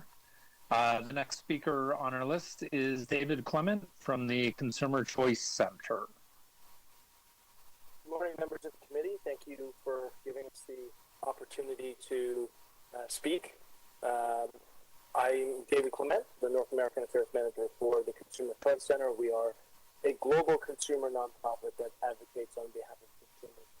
Consumer goods, health and science, digital policy, and mobility, which is the issue of today. Specifically, I'd like to address our concerns in regards to the motion to pause the issuance of new ride-sharing licenses. We view this as problematic really for 5 reasons. The first is, in our view, it's a problem of the city's creation. So when the city decided that it was going to go down the path of a training program for ride-sharing drivers, which can certainly have its merits, that process is really just laid idle since that decision was made. And I'm not attuned to the internal workings of how operations have functioned over the course of the pandemic, but we still do view it as problematic because limiting the issuance of new licenses for what seems to be an indefinite period of time will obviously significantly limit the supply of drivers in the city, which will increase wait times and costs for ride-sharing consumers in Toronto, both residents and tourists, if and when tourism is back. So from a consumer perspective, it feels incredibly unfair that consumers will be faced with poor access because the city has not sorted out how to approve or the appropriate vendor for a training program. And so it certainly isn't the consumer's fault that a program hasn't been approved. And from our view, that's a justification on why they should be punished with poor access because of that. The second reason that this pause in licensing is a problem is that it really couldn't come at a worse time. The holiday season is peak season for when consumers in the city use ride-sharing services, and this is amplified by the fact that the province and the city, generally speaking, are opening up, knock on wood, in regards to this new variant, and hopefully that does not derail things. During this time, this is when consumers are relying on easy access to ride-sharing to get home safe from bars, clubs, holiday parties, and most importantly, to get to and from Union Station. Third, the pausing of ride sharing could, as we have seen in other jurisdictions like Houston and New York City, increase instances of impaired driving. So time and time again, we've seen that limitations on ride sharing have caused a spike in impaired driving, and given the nature of the holiday season, we feel that this trend could be exacerbated, even more so by the fact that the TTC has announced that they're cutting service due to their inability to get their employees vaccinated. Fourth, there are some serious questions in regards to the impact this has on female riders. So research has shown that ride sharing leads to a significant decline in the arrests of both physical and sexual assault, especially as people are leaving bars and clubs. Obviously, that usually involves alcohol. That's why, when polled, 81% of female riders who use ride sharing stated that safety was their primary motivation for using the service, because it allows things like digital tracking of the driver, the sharing of one's route in real time with friends and family. All of those things build a safety aspect into the platform that doesn't exist in other alternatives. And so restricting access to ride sharing pushes female consumers to alternatives that they themselves feel are less safe. And lastly, we've yet to see any evidence that ride sharing in its current form prevents any increased danger for consumers. There simply isn't evidence to suggest that a pause in licensing is necessary from a consumer safety perspective. And I say this especially in comparison to the taxi market. So earlier, we heard from a representative from Beck Taxi who raised eyebrows about the lack of information supplied by those in favor of rideshare access. But to me, that seems quite rich, given that Beck Taxi, which is Toronto's largest taxi service in the city, has provided no individual trip records, no collision records, or activity logs to the city as reported in the November 2021 ride-sharing report, which is on page 6. And so the claim that this training is necessary to the point where we have to virtually shut down the new issuance of licenses isn't supported by data, in one, because I don't think that it necessarily exists, and two, because we don't have a cooperating party to create any type of comparison. So we urge you to continue to allow the issuance of new ride-sharing licenses and approve a training program as fast as possible. Thank you. Thank you, sir. Are there questions of the deputant? Seeing none, thank you very much, sir. Our next speaker is Khalid V. Kaluniak.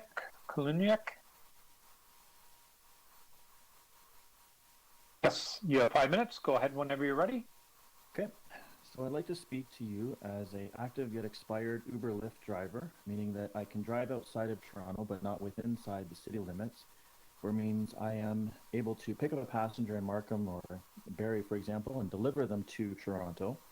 But this pause has caused additional harm for me. You mentioned that you guys are concerned, and we've heard from other speakers, as to the push for lower emissions.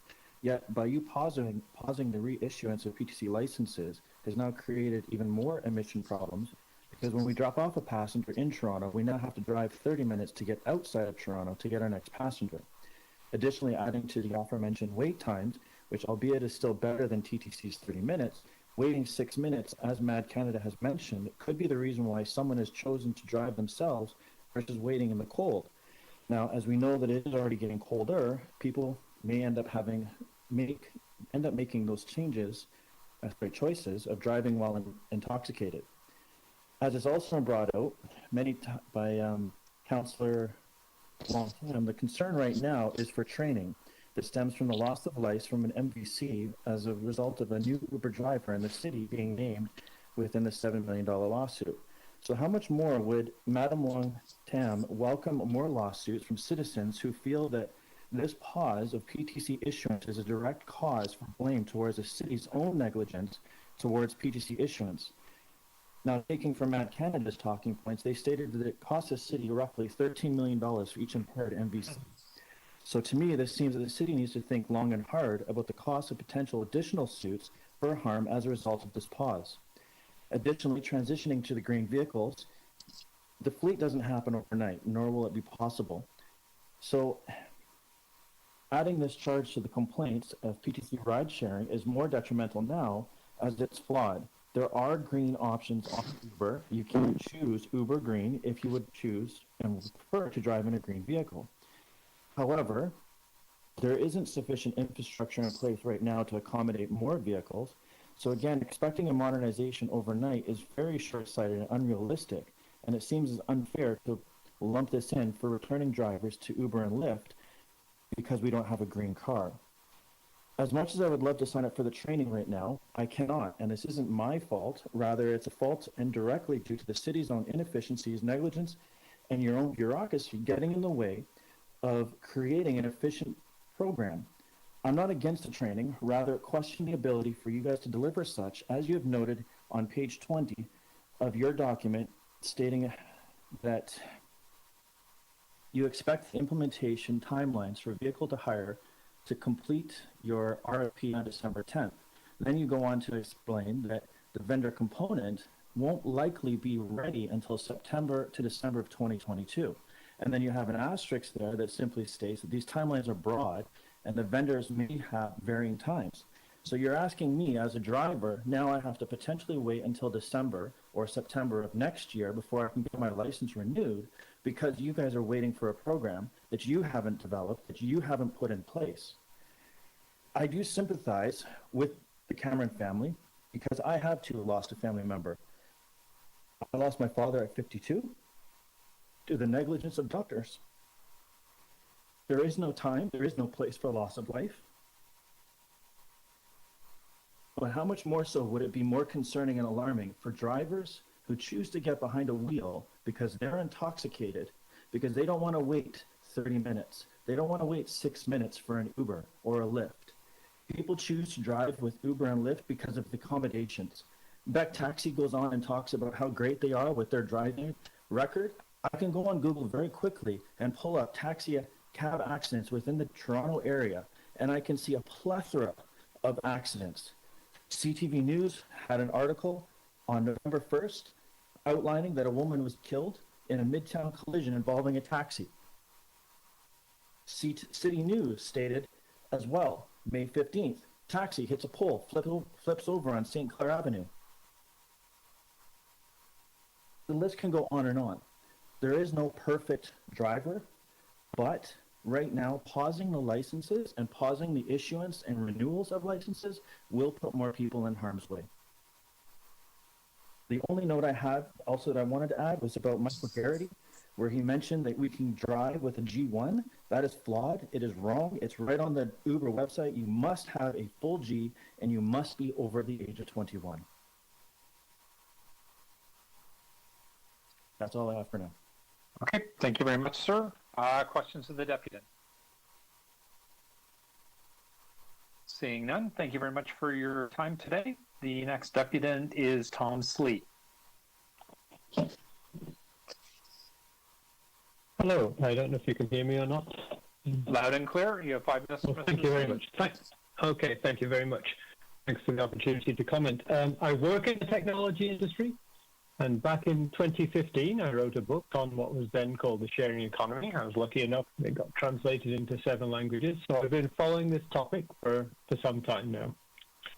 And 3 of the recommendations from the Vehicle for Hire update address emissions, and that's what I want to concentrate on. As they stand, they really focus on electrification of vehicle for hire cars, and with any other action going to depend on the results of a data analysis project with U of T. And I think additional data regarding vehicle for hire industry is always welcome, but I think it misses the fact that we already know some of the essential facts, and we should not wait to act on them. And I think MLS can act on them fairly reasonably. So 3 points. One, in the city core, we know that vehicle for hire emissions are more than those of mass transit for a passenger. The best way to reduce emissions in that case is to move passengers from cars to mass transit, rather than this focus on electrification of cars. And as an earlier deputant said, vehicle for hire vehicles spend over half their time without a passenger, and as such, they can be even more emissions intensive than private cars. Again, independent of the electrification question. And then finally, third, analyzing Uber data together with the U of T is only useful if the city has levers to change company behavior. And I think we already know how Uber and Lyft are going to respond from what's happened in Europe. They focus their efforts on the easy path of offering incentives to drivers to rent electrical vehicles. Unfortunately, these programs have been ineffective. Uber is making very slow progress towards its 2025 goals. They seem in the end like greenwashing, and I would not want to see Toronto find itself in a position after this data analysis where this is the only option it has, to ask Uber to offer incentives. So as a concrete step, I might recommend an additional recommendation to add on to the other vehicle for hire update suggestions. The city should not wait for the completion of the proposed research. It can start work now on reducing the impact working to reduce the impact of vehicles for hire on transport-based emissions throughout Toronto.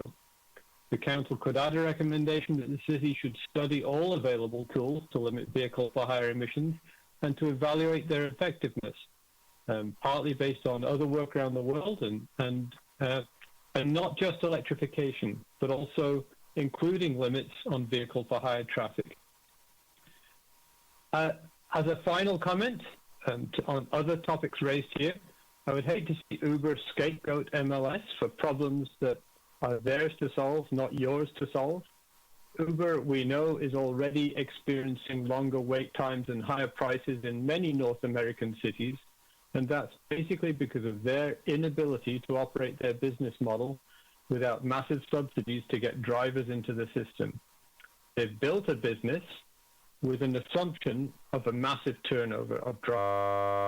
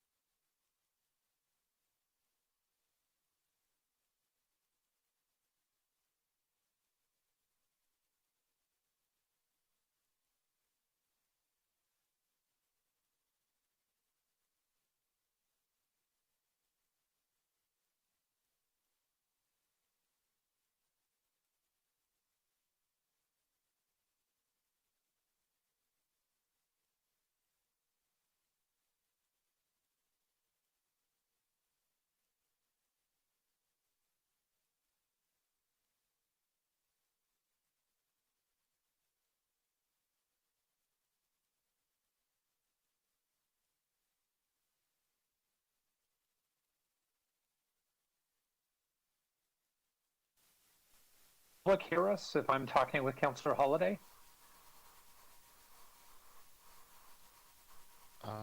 Just a reminder, Mr. Chair, that there's still plenty of speakers on the line. There's lots of staff on the line. All right. I think the issue is that we don't have a current stream to out to YouTube, but I'm saying that I'm seeing some additional tiles kind of pop up here, so we may be seeing some movement shortly. Okay, thank you. I will discuss it with Councillor Holiday in another forum. City Hall room mic check 1 2 3. Loud and clear.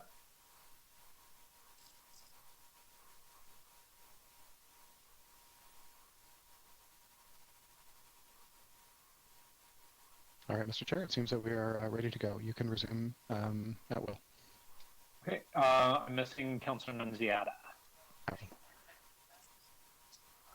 That is correct.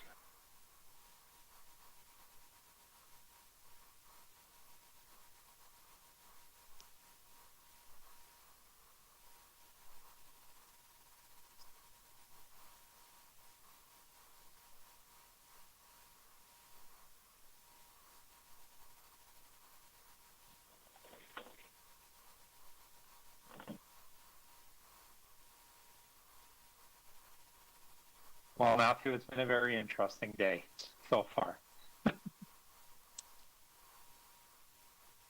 I usually only have all these problems with it at a committee on Mondays. Well, we will take note of that for the calendar, I think. I'll pass that along.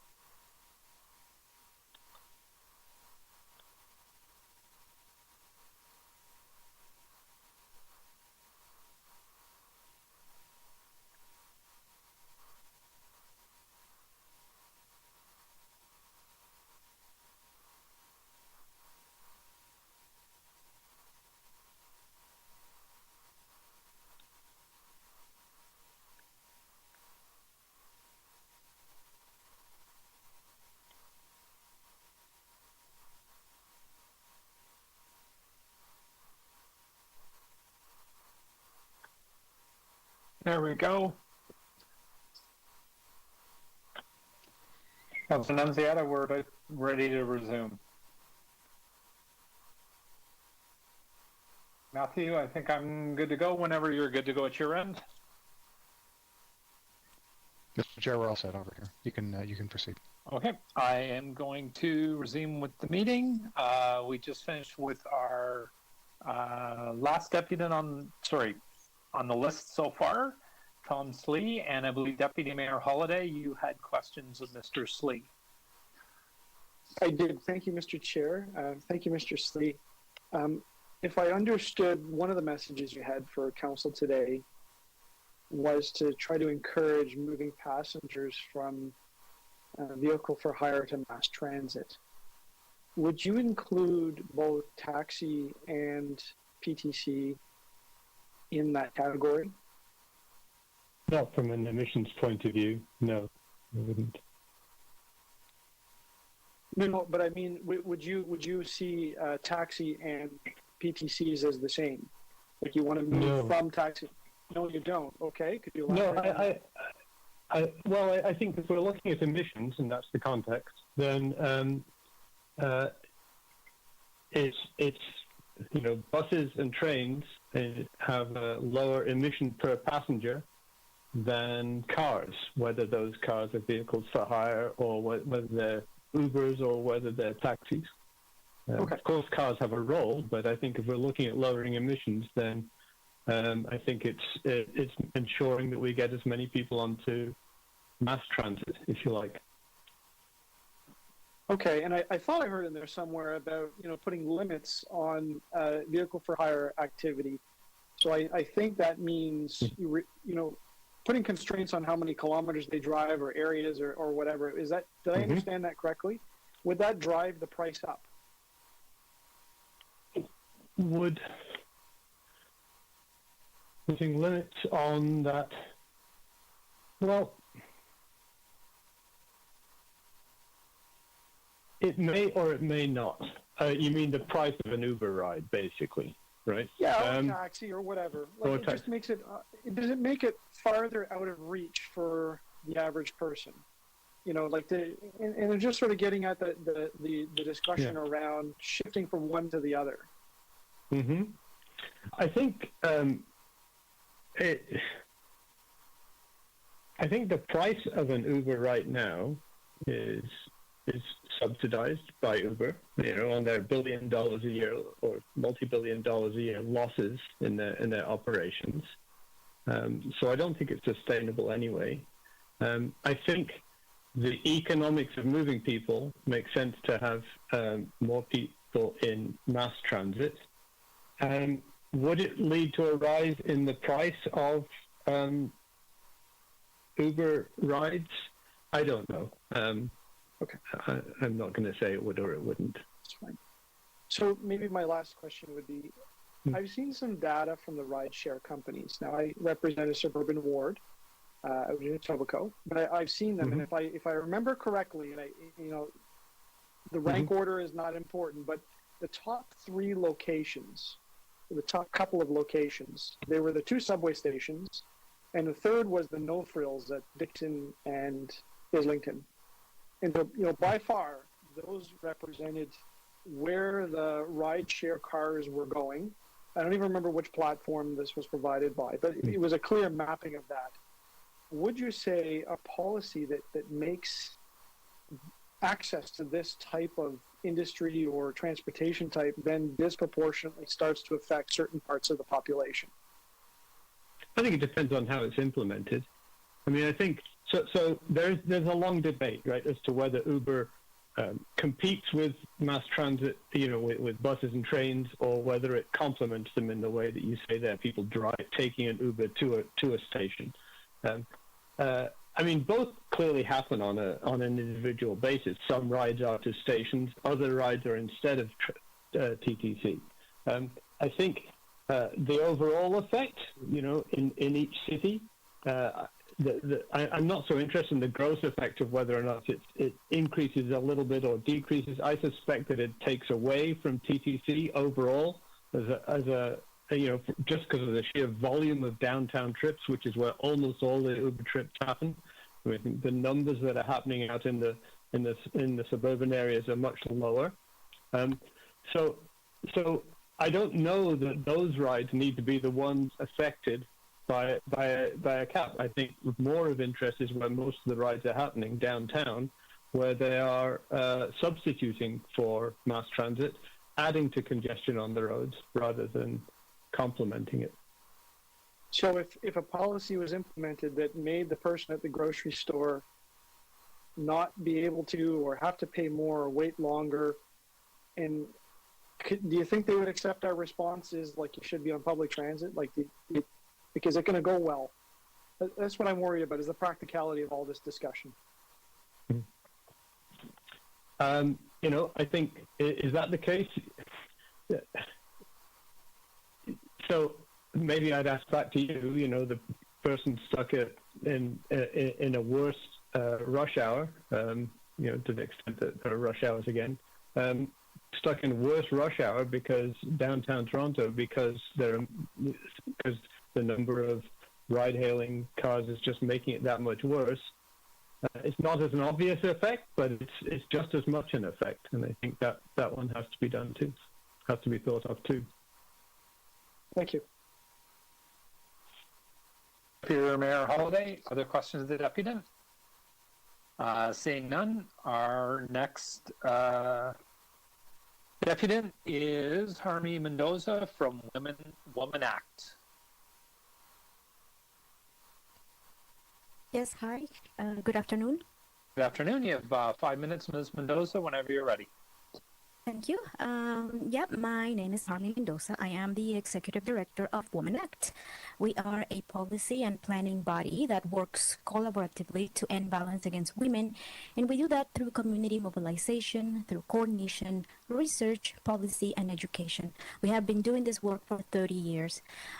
Today, we would like to support the timely implementation of the City of Toronto's Vehicle for Hire Driver Training Program to ensure that ride-sharing remains an accessible transportation option for women. We are pleased to see that the training content will include anti-racism and cultural sensitivity education. In a recent analysis from Uber Canada, more than half of women reported that they generally feel unsafe traveling home at night, while many found that nearby taxi services or public transit were not available.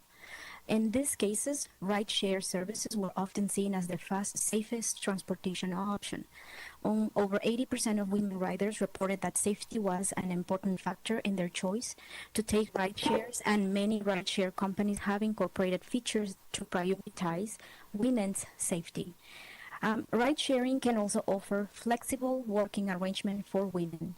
The ability to choose when and where to work can support women's participation in paid employment alongside other responsibilities. Flexible work hours and locations have been rated as top strategies to improve access to employment by Canadian women, and a top reason that drivers choose to work for ride-sharing services. Given the important role of ride-sharing in women's safety and employment, Women Act recommends that the committee accelerate the development and implementation of the Vehicle for Hire Driver Training Program to limit the impacts of licensing issuance laws. Ensure education on women's safety and gender-based violence are core components of the mandatory training program. Apply a gender lens to decisions about licensing and training of vehicle for hire drivers with considerations for both women riders and drivers. Vehicle for hire services are an important transportation and employment option for women. We encourage members of this committee to consider the unique needs and of and impacts on women in prioritizing the development and implementation of the Vehicle for Hire Driver Training Program. Thank you. Thank you very much, Ms. Mendoza. Questions of the Deputy? Seeing none, thank you very much. Our next speaker is Maria Kruzik. Mr. Chair, I've been advised that Maria Kruzik has withdrawn her name. Oh, okay. As all right. well as Johannes, the next speaker down. Okay, so thank you. Thank you, Matthew. So the next speaker on our list is JJ Fuser from Ride-Fair TO. Hi there. Can you hear me? Yes, yes, we can. You have 5 minutes whenever you're ready. Thanks so much. As you know, Ride-Fair is a broad coalition of environmental, transit, active transportation advocates, drivers, academics, labor groups, and safety advocates. And our coalition was born out of a concern that our transportation system is out of balance, and the hope that we can bring it back to balance. Where ride-hailing is concerned, balance needs a system in which riders can get reasonably affordable private car rides in a reasonable time frame. Generally, though, most people get around most of the time on public or active transit. When we deploy a private car, we make sure it contributes minimal emissions, takes an efficient route. spends as little as time possible circulating without passengers. We get the numbers of drivers and vehicles we need right, so that drivers can make a proper living. As a result, drivers are well trained and experienced, and they stick around. So we've seen through the hard work of this committee to get driver training right and its principled commitment to public safety, that shows that this picture is actually within reach. And an important next step for us is to address emissions from the sector as part of our work to make transportation in Toronto more sustainable. And there we are very far off course and have a lot of lost ground to make up. In 2016, Toronto decided, like many other cities, to give platform-based transportation providers enormous latitude in running a vehicle for hire system. It shouldn't come as a surprise to us that the companies build a system that prioritizes minimal customer wait time. This, along with heavily subsidized pricing, allows them not only to gain rapid market share, but also to grow the market itself. So in 2013, we had one taxi driver for roughly 500 Torontonians. By February 2020, we had an additional 3 PTC drivers for every 100 Torontonians, and proportionally, that's 3 times the supply of New York. And just a side note, right now, even with the increase in wait times, your Uber will arrive faster than the emergency vehicle is expected to if you have a sudden cardiac arrest. A system that solves for minimal wait times was affordable because and only because platforms are currently only paying their drivers for time spent picking up and dropping off customers. It is free to the platform to have extra drivers circulating around waiting for ride requests. And this Toronto staff report we've just seen shows that ride-hailing drivers spend 52% of their working time without passengers, even taking into account work for multiple platforms. On average, 40% of that time is unpaid. And if you could face the prospect of earning less than minimum wage or even losing money driving during the pandemic, you might be forgiven for staying home or going home. Putting ride-hailing platforms in charge has led to a system that solves for minimal wait times because that makes business sense for platforms. But almost every indicator that matters, we're seeing problems. We've seen car ownership that have gone up. Car ownership has gone up even before the pandemic.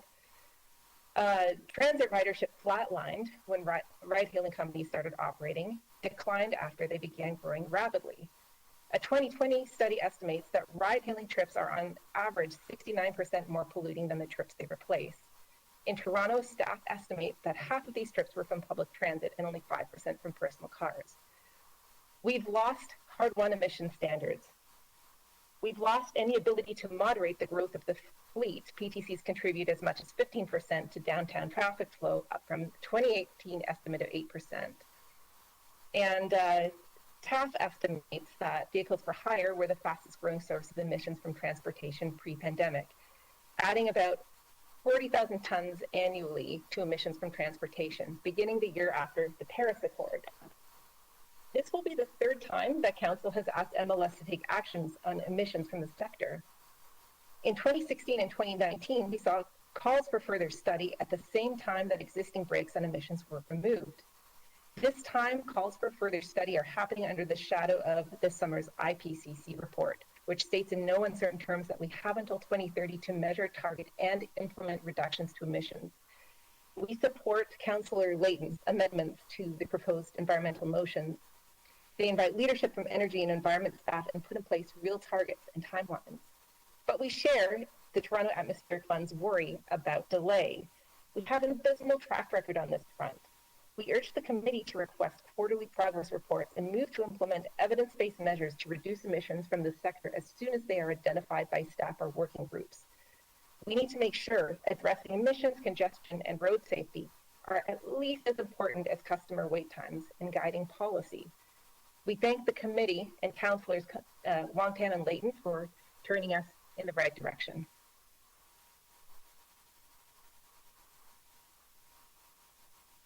Thank you very much. Are there questions of the deputy?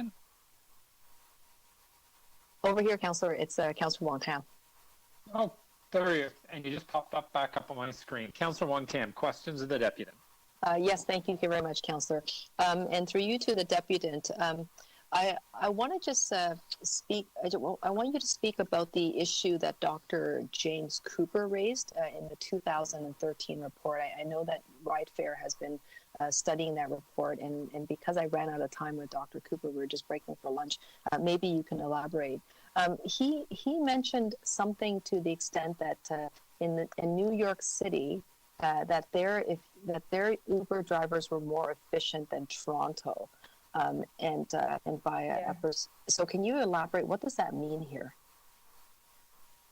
Basically, drivers in Toronto, we have evidence in terms of time spent and trips per hour that Toronto drivers are underemployed. So before the pandemic, this was around the beginning of end of 2019, beginning of 2020. New York City, which has a population about 3 times our size, had 83,000 unique PTC drivers, and Toronto had 90,000 drivers. But those drivers in New York were completing over 700,000 trips, whereas our greater number of drivers were completing only around 200,000 trips. And anecdotally, that has been in every driver we've talked to, every forum we've went to. You've heard this at the past GGL meeting, and you heard this in 2019, I think, from drivers and driver groups, that oversaturation of a market really hurts the ability to make ends meet. We've heard from drivers over the pandemic that they've been circulating for hours, they get 1 or 2 trip requests, and then they end up spending more on gas than they earn. So this situation continued post-pandemic, or in the time we are now. I think our most recent measures are from sometime in July, where we have slightly more. New York now has slightly more drivers working than Toronto, but they're still really close numbers. But again, they're doing about 5 times as many daily trips. Yeah, thank you. So to sum it up, would you say that Toronto drivers are? I mean, if we're in the comparable range with the number of New York drivers, but it seems to me that perhaps there isn't the same type of ridership demand, and so would you say that Toronto drivers are making less money than New York? Is that why Dr. Cooper was saying that it's not as efficiently operated? That would definitely be a conclusion. I think the number of rides people do per day is lower. The number of rides people do per hour is lower.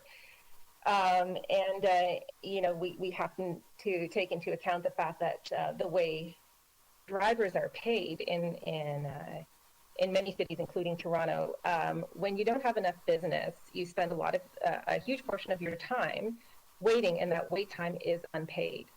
So it's no cost to the platforms to add those drivers, but there is a cost to the drivers themselves.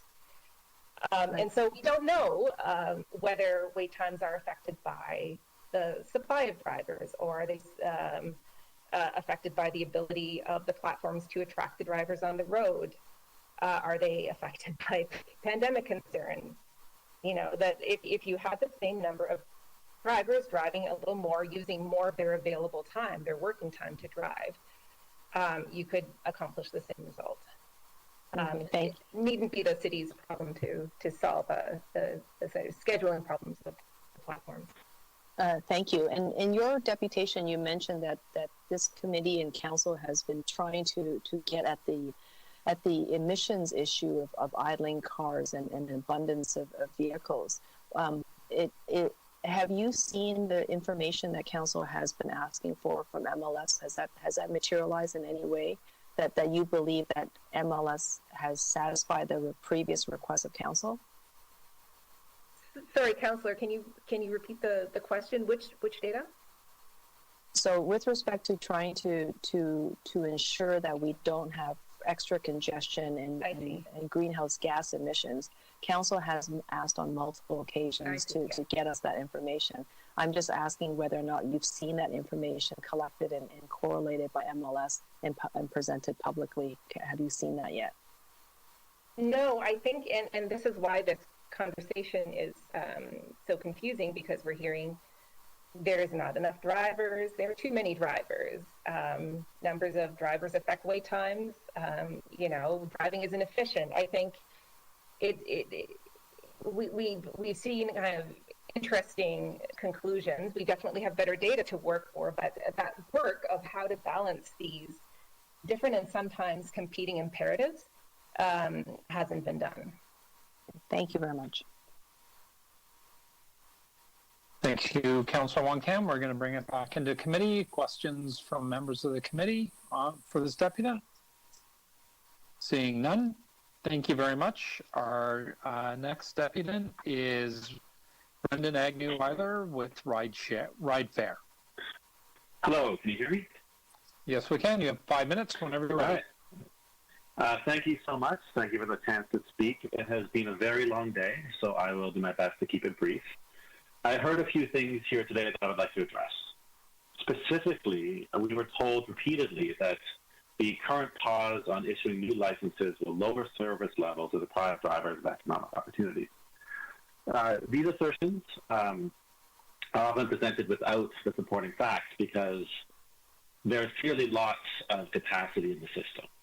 I learned today, I was astonished to learn that Toronto PTC drivers carry a quarter of the number of rides of New York drivers. That means that the existing drivers could be carrying far more people far more efficiently in Toronto if they were better managed by Uber. And the fact is there could be even more. There are thousands and thousands of drivers who stop driving because it's simply not worth their time. All these currently licensed drivers could easily be reactivated. I know there are thousands of taxi drivers as well who are sitting at home not driving because there's not demand for it. And the fact is, Uber has it within their power to bring these drivers back simply by raising the rates they're paid to drive. And if they talk about providing economic opportunity and the need to do so, I suggest that it is entirely within their power by simply raising the wages they offer and attracting more drivers back on the street. And they need to add thousands of drivers a month, not because it's a good economic opportunity, but because it isn't. The drivers quit so quickly, they constantly need to be replaced. And when they learn how poor the wages are, they leave. I put it to you, to the committee, that is not the city's problem, that is a private business problem. I would also point out that we've asked why there's a pause, why this pause is so important. The pause exists because training didn't. That's the rationale for it. Historically, in 2016, after Uber had been operating illegally in the city for 2 years, the city withdrew its training requirements. And at that time, Uber could have chosen to train its drivers, it chose not to. In 2019, council instructed a new program be set up. While they were working on the program, Uber wrote to the city, by their own admission, asked them to suspend work on the training program. They argued it had something to do with the pandemic. I suggest that drivers surviving a pandemic should have access to training, should have access to resources. Maybe COVID safety could have been in the curriculum for all these people working in confined spaces with members of the public. Staff relaunched the RFP only after the pause was introduced, and I think this shows that it's working. I think it's focused everybody's attention. I think we're getting results. Because training is really, really important. I learned today a lot personally about the importance of in-car training. I know that Rogers and Bell give their drivers advanced in-car training because they know how important safety is. And they're not carrying passengers. They're just workers going from job to job. Serious companies take training seriously because they take safety seriously. And as a city, I think we have a responsibility to do that, and I believe that the pause is being hugely effective at making that happen. And doing the right thing late is better than not doing it at all, but doing it late is not an excuse to do it poorly. So let's take the time to get this right, and let's make sure we have a quality training program. And thank you, the committee, for your work on this, and Councillor Ainsley for your leadership. I welcome any questions you have. Council, I'll take it outside committee members first. Councillor Wong-Tam. Thank you very much, and to the speaker. You just mentioned that Uber wrote to city staff and asked them to stop establishing the training. Did I hear you correctly? And when did this happen? And what proof do you have that they did this? It was in March of 2020, I believe, and they appended it to their submission to council while you're debating the pause. Uber made that document public. And did they cite the reason why they wanted staff to stop establishing the training? To the best of my recollection, it was to do with the pandemic, creating a lot of unknown variables. But I would have to go back and check the letter. It's a matter of public record. I see. Thank you. And I missed that, so thank you for bringing that to my attention. And I guess the next question I have is, do you, and you may not be able to answer this, maybe I'll ask this of staff, is that do you think that's the reason why staff did not proceed with establishing the training after initiating the RFP? I'm not going to speculate on staff motivations, but I will say that they had very clear instructions from council to have a training program in place, I believe it's by the second quarter of 2020. There might have been very good reasons that they couldn't do that because of the pandemic. I would argue that if they could not deliver what council instructed them to do, they should have taken the expropriation back to council for further direction, or they could have stopped issuing licenses altogether. But they made a choice to continue issuing licenses to untrained drivers, and that continued until it was brought to their attention. So that's the best I can do with that stuff today. Okay, thank you. And I guess maybe I can ask you a quick question regarding the wait time, because there's been all sorts of statements that have been said by both MAD Canada and perhaps and definitely with Uber, that wait times were going to be extended. That basically it's the customer that was going to be punished if we were to establish training and we had to get more drivers on the road. Can you share with us the wait times of emergency vehicles? I know you folks have been studying this extensively. How does it compare to, for example, how quickly an ambulance would appear if someone called 911, and how quickly an Uber appears? That's an excellent question. When I first read staff telling me that they were concerned about wait times, I thought maybe they were talking about buses, maybe they're talking about ambulances. I was astonished to hear they were talking about private cars offering a private service for private profit. I believe the wait time for buses, 10 minutes is considered excellent, but for the response times for vehicles, they're aiming to get 75% of vehicles there within 6 to 8 minutes for the most severe cases. Sometimes the wait time is up to 25 minutes, depending on the health incident. And so the 6 to 8 minutes and up to 25 minutes, you're talking about paramedic wait times, like based on the acuity of the incident. That's correct. Okay, so if paramedic services has a ranking category that allows for the type of response that they would deploy an ambulance for, on average, it's on the fast end for really high level life-threatening emergencies, you can expect an ambulance to appear somewhere between 6 minutes to 8 minutes. And for a less serious health-related matter, all about pre-hospital conditions, it could be up to 25 minutes. Is that correct? That is absolutely correct, Counselor. And yet we have Uber telling us that the wait times of customers could be extended to potentially 6 minutes or longer. Is that what you believe you heard as well? That is exactly what I've heard, yes. Okay, so Uber thinks, and Uber purports that a passenger vehicle pickup for service should be faster than an ambulatory requirement based on their acuity schedule. Absolutely, yes. Do you think that's reasonable? I don't. I feel that if you need to be in a vehicle in 3 minutes because you have somewhere to get to quickly, maybe you need an ambulance. If you are out in the holidays having a good time, I think your sensitivity to punctuality might not quite be the same and waiting, 5-10 minutes for a vehicle isn't the worst. Often it takes people that long to put their boots and coats on this time of year. And in many cases, I know that the Uber drivers I know often spend, several minutes waiting for the passengers up front because it takes them so long to get ready. So absolutely, a few more minutes will do no harm to anybody and will actually make much better use of driver time, vehicle emissions, and road space to allow a balanced approach to the network. Thank you very much. Thank you. Thank you, Councillor Wong Kim. Are there questions of the deputant from within the committee? Seeing none, our last deputant is Thorben Weiditz from Ride Fair TL.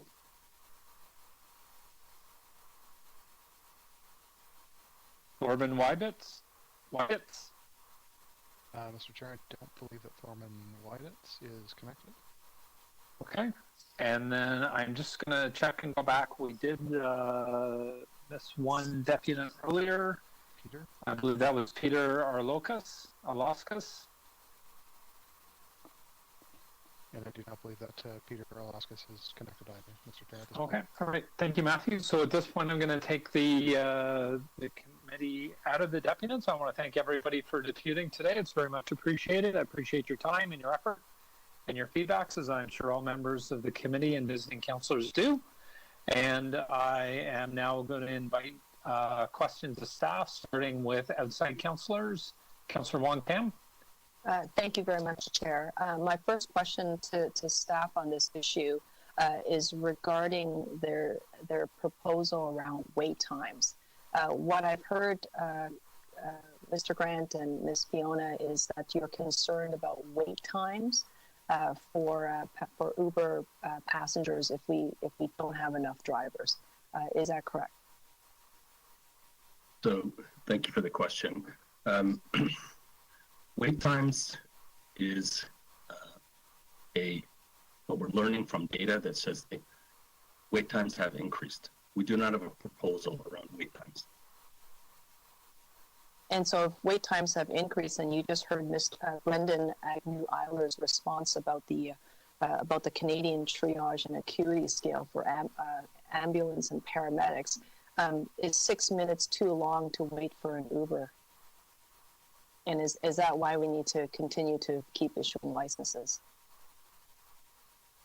Yeah, it should not be quicker than an ambulance. Again, I'm not familiar with that data, nor that the researcher. So I can't speak to that specifically.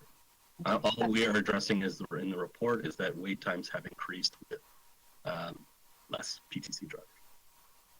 Right, but it was significant enough for you to note it in your report, but you're not casting a judgmental call on what would be the appropriate wait time, is what I'm hearing from you now. That's correct. Okay, thank you, Carlton. Thank you. My next question is regarding the training. So thank you very much for your RFP. I'm glad to see that it has gone out. And can you just describe to me the process of evaluating? Like, when do you anticipate this training to be approved and online and available for drivers, potential new drivers? Sure. Thanks for the question. I'll start and turn it over to Fiona. But first, I want to address one of the deputies saying that the RFP was reissued because of the pause. That is inaccurate. It was issued on November 9th because we felt it was the right thing to do, and we were ready to do it. The proposal closes on December 10th. We will then gather our expert panel and evaluate and assess and make determinations by mid to late January. And how long will it take for the training program to then be made available to the public? Yeah, that's a very good question. And so we can only control what is in our control. So we have pushed the RFP back out. We have pushed the closing date up to the 10th, and we have pushed the assessment and certification up to mid to late January. After that, if we certify 4 to 5, 6, 7 companies to depends what the market avails itself to, who's out there, who's qualified, who isn't. They then have to take that away. They have to develop their pricing. They have to develop their training methodology, hire trainers, online simulators, etc. So that is purely in the hands of the vendor. I don't think it's appropriate to rush that or to speed that up. We want to ensure the highest quality of training. We are committed to this. I will say that to you and to the deputants and to everyone that we are committed to this training. We initiated it and we want to do it. We've just been held up as this was definitely impacted by the pandemic. MTO did not re-offer in-car training until June of 2021. Post-secondary schools and other training and young drivers, again, they didn't come back on board until September. Thank you, Carlton. And just to clarify regarding the RFP, is it your intention that there will be both in-class and online training? Will it include a prioritization schedule of who gets trained? Like what criterias are there that are stipulated in the RFP? And can it be amended to reflect any changes that will be asked by this committee or council? So I would start with amending it right now when it's an open call for proposals, would be an addendum and would actually extend it to get the appropriate response. And I'll ask Fiona if she wants to jump in and add anything to that answer. No, thank you, Carlton. Yes, we would be concerned about slowing it down. The proposal call does identify that we're asking the vendors to tell us how they plan and propose on delivering it, also how they plan on doing their evaluation mechanisms. So we will take all of those submissions and have the expert panel review those as to best practices and then provide with our feedback, and we hope a green light so they can go ahead and get their programs up and running. Thank you. It sounds rather open-ended then. That's your assessment. Yeah, it's in the control of the vendor. We cannot prescribe to be up and running by May or to June. It's again, the criteria is provided to the vendors, and the vendors need to be able to meet that. And over prescribing it, may impact the quality of that training. Okay. Thank you. Thank you, Councillor Wong Kim. Question, we'll bring this into committee. Questions of staff?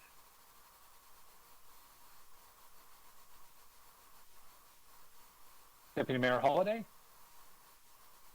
Thank you, Mr. Chair. So I have, hold that up to the camera. That's the criteria for vehicle for hire training, City of Toronto. This is off the city's website. So I'm looking at it, and 1.8 says mode of delivery. Delivery models may include one or a combination of approaches, classroom, in-car, online. So that's what's out there. And I wanted to understand, I thought I heard it the last question, if council wanted to change that and make in-car mandatory, that kind of puts this back to square one. Is that correct? Again, I think I'll start. It's correct. But we don't know what is out there in the market. And we need to assess it, and we need to determine if they can meet those needs. If there is an in-car component, that would have to be, that is if it is a mandatory requirement right now, it is written that it would be a combination thereof. And I think Councillor Layton made a motion that in 2019 that there be consideration given to in-car. And that is something that we will consider, and upon reviewing those, the proposals that we receive, if there is an in-car component that is strong, or there's an online piece or a simulator, it's something that we will consider upon evaluation. Yeah, so in other words, you won't say no if somebody says, we really want to provide in-car training. It's just that you haven't made that a mandatory step to qualify for the city's requirements. Have I got that right? But I think I saw a nod. So if we raise the bar, we've got a problem with if we raise the bar, we've got a problem with the process at this juncture, because you're active right now. That's correct. Okay. Drivers, they're screened, I think, for their driving record. What's the interval on that? So any new driver who applies to the city, first and foremost, we review their criminal background and judicial matters. against our screening criteria. They must have 3 years of driving experience, mandatory insurance, and we are on a weekly basis checking existing drivers, their driver abstracts, to see if there's any breaches of, for example, Highway Traffic Act or right. Any so, other. So if I got a speeding ticket for like street racing or something, that would invalidate me from driving. That could well do so, yes. Okay, and so we check on a weekly basis, and that's both taxis, limousines, and PTC. Yes, all drivers. Okay, so that staff's process around that. Just around the data, the report talks a lot. We didn't talk too much about it today, but somebody did mention it. I think you're struggling to get data, even though it's required by the city, so that you can do the analytics around the program. Can you tell me, who's giving us data and who's not? I'll start, and then if Carlton would like to weigh in. Right now, we get full data from the PTCs and one taxi cab brokerage. They represent about 2% of the market. So there are significant gaps in the data that we currently have. Okay, and just around this discussion around, your comments in the report are, it sounds like the waiting times could be longer, and it also, does that mean that costs could go up if there is a cap that is sustained, sorry, I shouldn't say cap, if there's a restriction on the number of new licenses being issued, as was previously put in place by council? Thank you, Councillor. The meter rate is set for taxi cabs, so that would not increase. However, for PTC trips, it does have algorithms that are associated with demand and supply. And so we're not, but that's not something that's shared with the city. So it could happen potentially, but it is not something that we would be in a position to control. Okay, but your advice on this, I mean, you've got a paragraph in there. I read it as cautionary that it sounds like there is going to be a decrease, let's say, in customer service if a pause on drivers is sustained for a period of time. Certainly, staff have identified that we do have some concerns about the unintended effects of the pause. We do know that the number of PTC drivers has dropped by 50%, and the number of taxi cab and limousine drivers has dropped by 43%. So there has already been impacts in the industry, and we do know, because we get the data from the PTCs, that the wait times and the cancellations have doubled as a result of this drop in drivers. And I guess the last question, I think there was an announcement today at the city about staff returning to work in January.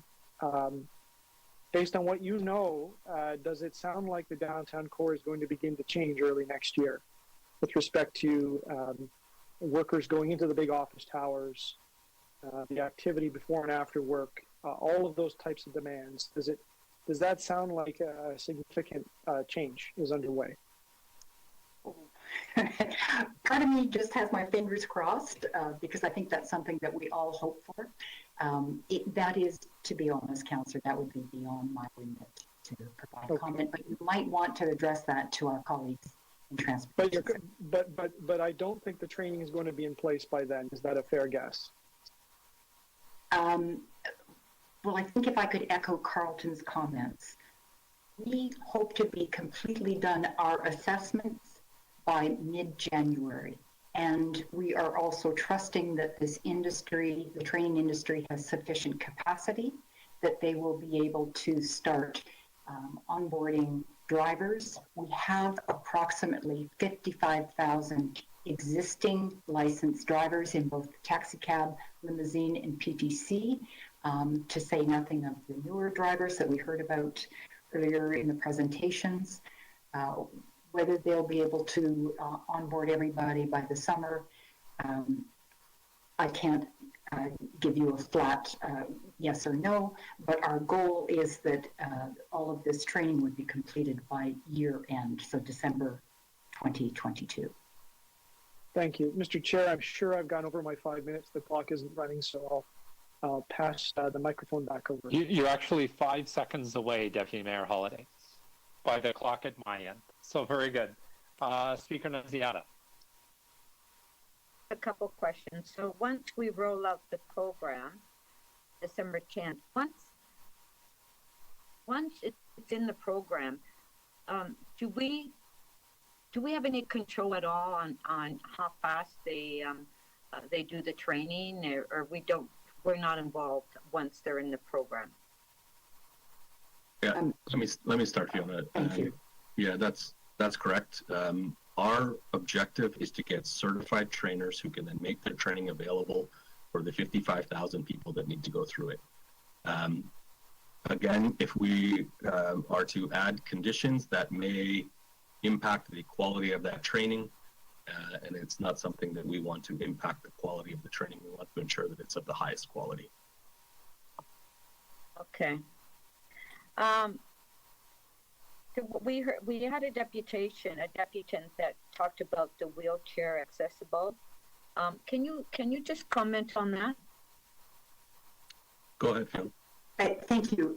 If I am correct in recalling, it was Mr. Mastroff with Checkers Taxi, and they deliver through contract to Wheel-Trans accessible services.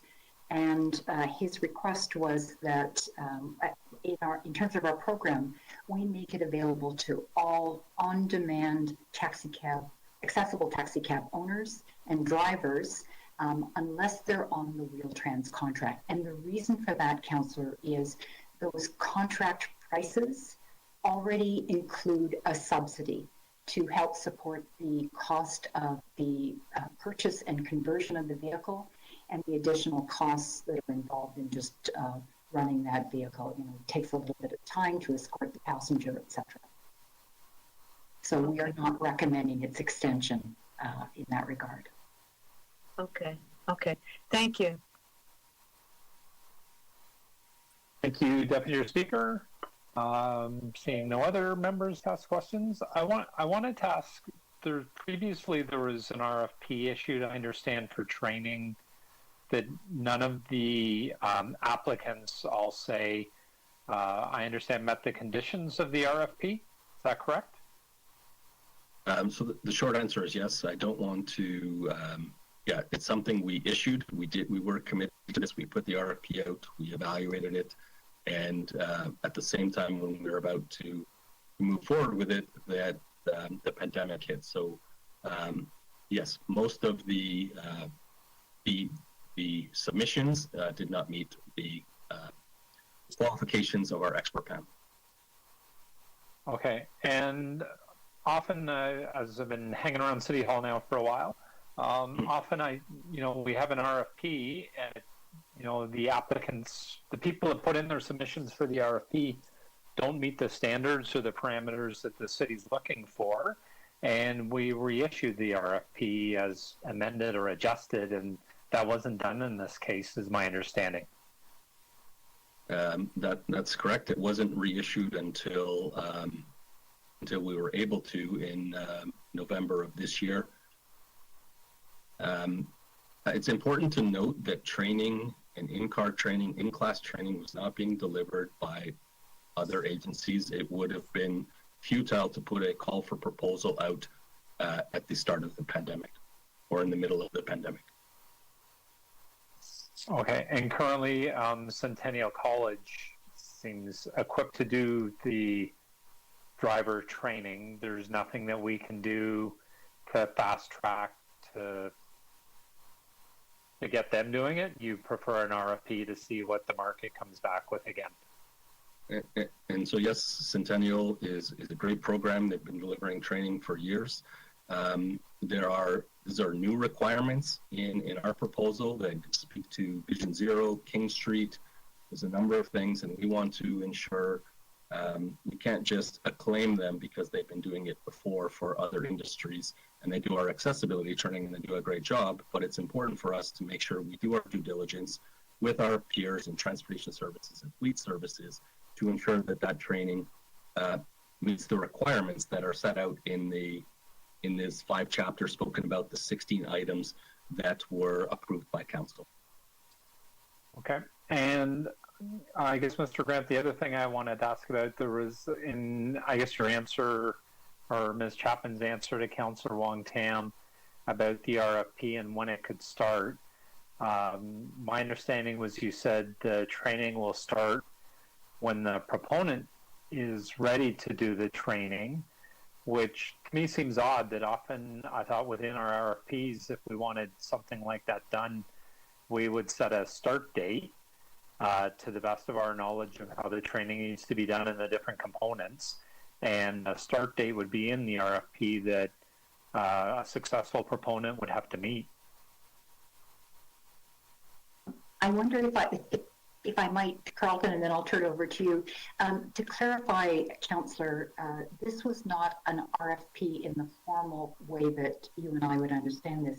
It was a call for providers. So we are asking the industry to provide us proposals that meet our criteria, and then they will deliver this. Very similar to the accessible training and the refresher courses that are now in place. With regards to your question about expediting this, we want to be fair to all of the vendors or potential providers that are out there. We think for the industry, having a diversity of trainers and options and programs in terms of learning styles, time, price points, whatever the case may be, would be very healthy for the industry. And we have an expert panel, so when this call for proposal closes December 10th, and all the proposals will immediately go to those expert panel members. They get the joy of spending their Christmas and vacations reading them, providing all their comments. We will be pulling that team together to meet in person to review all of those proposals first week of January, and we are very hopeful that there will be a range of providers that we'll be able to give the green light to. Okay, but once again, I guess, Ms. Chapman, I'm trying to understand why there would not be, you know, you're the successful proponent, you have to have everything in place and up and running by this date based on the knowledge of our expert panel, and you have to start training on this day. That's a very good question. Councillor, we are not paying these providers directly to provide this service. We are only accrediting them to be the providers. So we don't have a transactional relationship that one would in a traditional RFP, which would allow you to say, you must do X by this date. When we reviewed the first tranche of applicants back in 2020, it was clear to us that the majority were not prepared to invest until such time as they actually had the green light. In some cases, these can be significant investments. They need to secure the instructors, perhaps the facilities, the online simulators, and the like. Okay, but currently we do have 55,000 people that need to be trained, so that must be some type of motivation to hit a start to train date. And I will say, to your point, we've certainly had a lot of interest verbally, calling us, talking to us about what's in the proposal call, and we anticipate getting a full group of proposals through as of December 10th. Okay, all right, thank you. I'm at the end of my time. I wasn't as good as Deputy Mayor Holliday to have a 5-second buffer. I've gone over. Thank you. We'll now bring this for speakers. Councillor Wong Tam to speak. Thank you very much, Chair, and thank you to the committee for the indulgence here. I really enjoyed today's discussion, and a big thank you to all the deputies who took time to speak to this committee. I want to say thank you to city staff for putting together the report. I'm really glad that we're getting going here. It's important that we all prioritize road safety, especially in light of what we've seen in terms of what happens when we don't take care of each other on the road, when we have poorly trained or untrained drivers. The death of Nicholas Cameron sort of weighs very heavily on my mind. I don't want us to ever forget about him, and I don't want his death to be in vain, especially when we can do something about it and preventing further injuries and fatalities in the future. I want to say thank you to all the councillors here, and especially Councillor Ainsley, who's just been incredible to work with. He will be moving a motion that is substantial and large. You all have an advanced copy of the circulation. This motion was done with feedback from the mayor's office as well, so I want to thank the hardworking staff in the mayor's office for helping us get it together. The motion is going to specifically ask for some refinements with respect to the program for training. And I think it has to be said because at this point in time, even by way of Deputy Mayor Holiday, he pointed out to some criteria that he found online in a previous report, is that there was some expectation to have both the combination of perhaps in-class or online training, or maybe the pieces of them melded together. And because this is a call for service provider, and not a traditional RFP, staff have also noted in their response to me that they can make amendments, they can submit them as appendixes, and they expect those providers to then comply. I want to highlight that I just quickly went onto the Ministry of Transportation's website and noted that there are at least 55 driving schools located just in the City of Toronto boundaries. And I did also notice that they weren't necessarily, there was no shortage of driving schools as far as I can tell. So when staff tell us that they expect a robust response, I'm encouraged by that. I am discouraged that for whatever reasons, the first call for proposal, somehow there was no qualifying proponent. And I'm a little bit perplexed on what I'm hearing from staff, that they expect a very robust response this time around, and somehow there was no qualifying proponent. One of the things I've learned is that if you send out an RFP, or even in this case, a call for provider, and you don't get anybody who qualifies, then there's chances are there's something probably wrong with your call for providers. So it sounds to me that we need to make some amendments anyways, and I want to make sure that it gets done this time round. So the motion that you see before you, and Councillor Ainsley is going to definitely post it onto the screen, is going to not just call for refinement of the type of training that we're asking for, which should be high quality, customer service oriented, that keeps in mind both the safety of the passenger and as well as the safety of the driver, but it should be comprehensive, and it should be fast coming. There's been a number of claims about wait times, and there has been, I think, what I would call scare tactics from the Uber side of advocates and those who support that platform. I don't take very well to being threatened, and I don't think that any of us should take well to scare tactics. It is an anomaly. What they're proposing is that you can have a driver on your doorstep as quickly as you can swipe the app and point to the app. And we've also just noted that, the Canadian triage and acuity scale, which is a Canadian invention, just so you know, which was developed by paramedics to respond to pre-hospital conditions and calls, that on average, they expect the calls to come in between 6 to 8 minutes and 25 minutes. This sort of vehicle on demand type of expectation is unrealistic. And the more cars you're going to have on the road, and especially if they're not trained and they're not versed with road safety top of mind, the more unsafe we're making people in this city.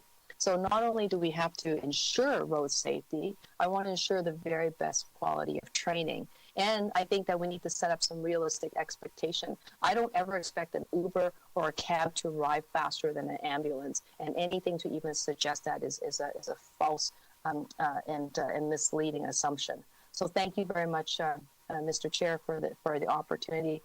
Thank you for bringing forth the motion, and just overall for your leadership and the time of this committee. Thank you, Councillor Longcamp. We'll now bring this into committee. Speakers. Deputy Mayor Holiday. Thank you, Mr. Chair. So I don't necessarily have the motion that I don't know what you're going to present next, so I'll offer a couple of generic comments. I have some ideas of what you're going to present, but we'll see the motion that comes up. and I may need to vote for some parts of it and not others. So I'll just forewarn you of that. I would say this: in my time on council, this has been an ongoing discussion to debate. I think it even predates PTC categories of drivers. Very, very complicated public policy. And the pattern that I see that's most concerning, of course, is every time we start something, we begin to implement it, and then council puts its hand back into the public policy, and they kind of stir it around once again. And here we've got an example. We've got a call for proposals out, and yet we're trying to meddle with it again. And I brought this up at the last meeting. Apparently, we're going to keep doing it, and I'm worried about that. I don't know how we ever get anything accomplished. So if you want to kind of like delay out training and stretch things out even further, go and tamper with it some more. And staff can reset the clock and go out for another call of proposals. And my guess is before that's done, we'll reach back in and tamper with it again. Here's what I see though. Council has asked for a pause on issuing new licenses.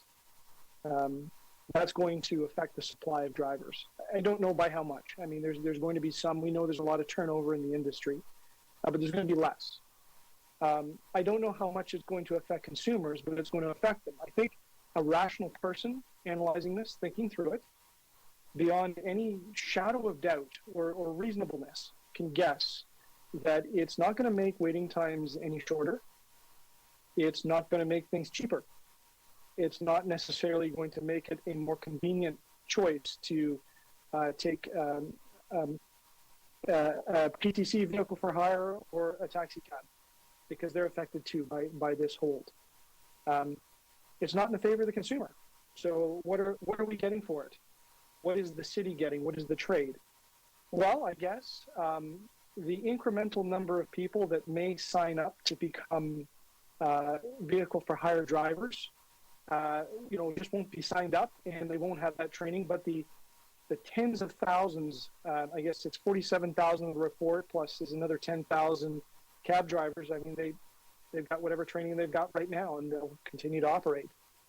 So I see the sliver of value in there, but I'm not sure it's a fair trade with respect to what happens out there in the industry. And I'm only thinking like short term over the holiday season, is what we heard from the discussion from some of the deputants, especially at the beginning. But if the city's announced that we're going back to 3 days a week starting in the new year, that's the note that I saw. I suspect other industries and other governments are probably going to be doing something similar. Perhaps downtown is going to be a completely different place. And I don't know how this will begin to snowball over time.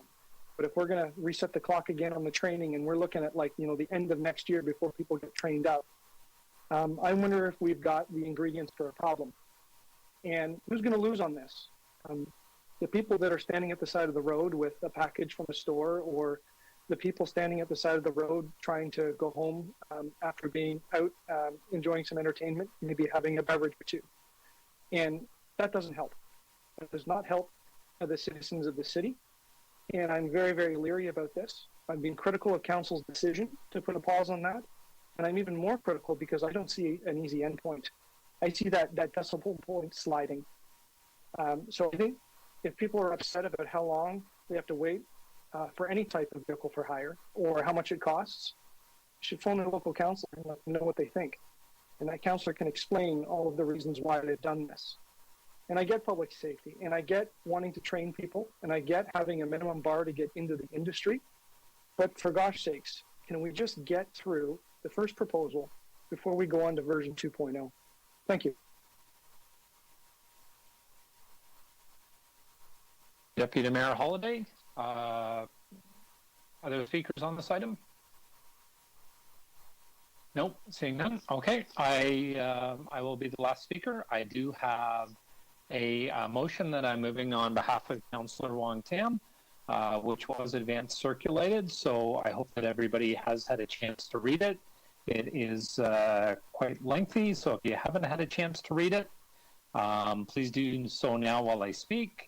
I am not going to read the entire motion for the same reason that it is quite lengthy, and I asked members of the committee to have a look at it, and it will be posted on the clerk's meeting portal as well. I want to thank Councillor Wong Tam for all of the work that she's done on this. I want to thank the city staff, the mayor's office for the work that's been done on this. In particular today, I want to thank all of the deputants that took time out of their busy schedules to explain their perspective on vehicles for hire. This is a very complicated issue and a very complicated matter, and it probably always will be because government got involved.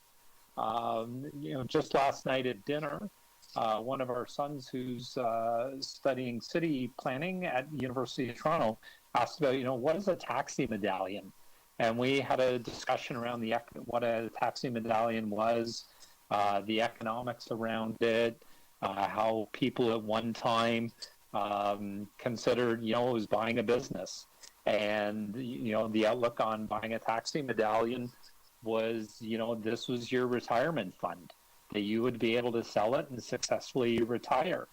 I can also think to, probably now 7 or 8 years ago, reading about Uber or Lyft in the Sunday New York Times, and how that model at the time, if you were driving for Uber, it wasn't a full-time job. It was, I want to make some quick money and drive somebody to the airport, and if I'm lucky, I'll pick somebody else up and I'll drive them back to Brooklyn, where I started from. But the business concept of Uber at the time was basically to supplement people's income. If they had income, maybe a bit of a part-time job. Flash forward to 2021, and Uber drivers, more often than not, they're working full-time. And we've seen this conflict between the taxi industry, limousines, and Uber, Lyft, people that are certainly not doing it on a part-time and to supplement their income, they're doing it on full-time. And for me, first and foremost, whether you're getting into a taxi, a limousine, Uber, Lyft, whatever vehicle for hire, it's around safety. If anybody getting into one of these vehicles, when they get in at point A, they should be more than 99.99% sure that they're going to safely get out of that vehicle at point B. And since 2019, unfortunately, with COVID, we're faced with a situation. We have 55,000 drivers currently driving on our roads with no training. And to me, we saw the example of Nicholas Cameron, who was in a vehicle for hire on the Gardner Expressway and died in a horrible accident.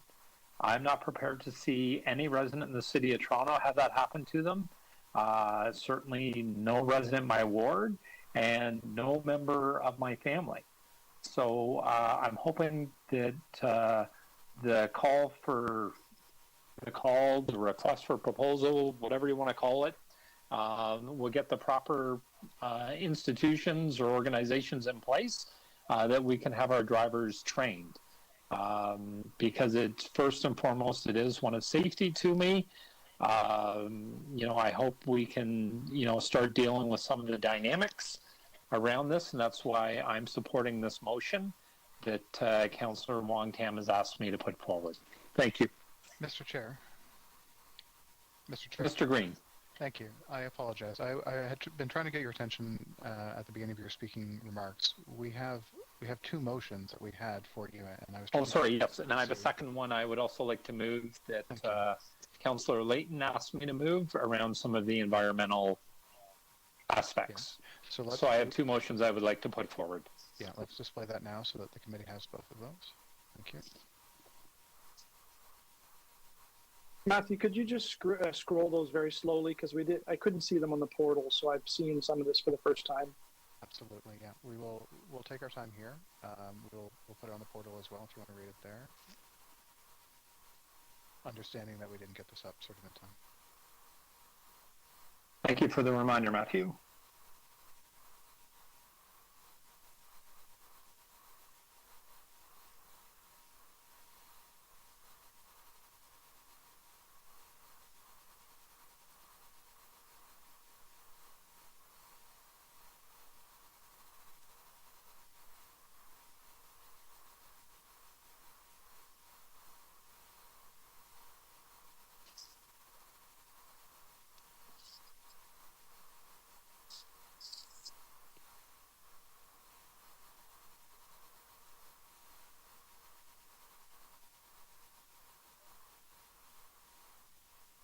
And I'm open to questions on any of it. I know it's a lot to take in, which is why I had the motions advance circulated.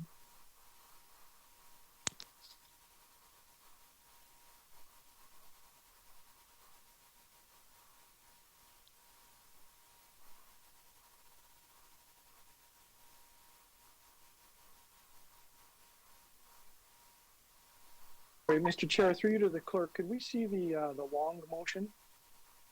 Yep, Councillor Wong Tam's motion. Yes, we can. We'll post that up currently, presently.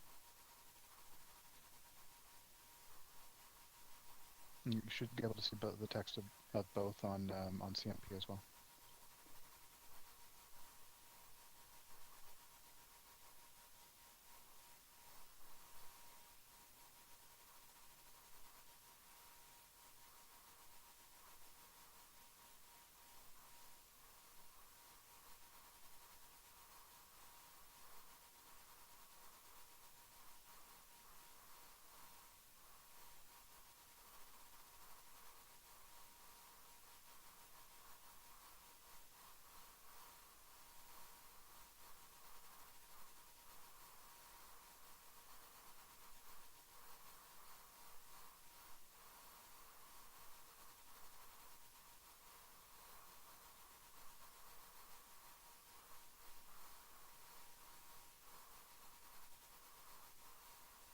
Chair, may I ask you a question when you're ready on the motion?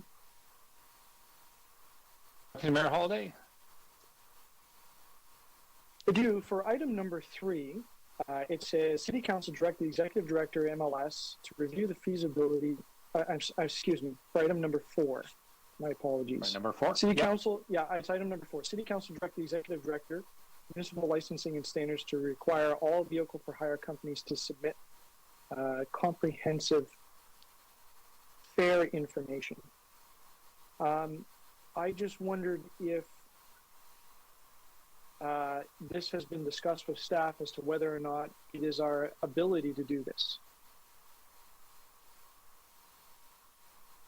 Yes, it has. And so, okay. So that is indeed feasible under our arrangements. Okay. Thank you, Mr. Chair. No problem. Other questions of the mover? Me?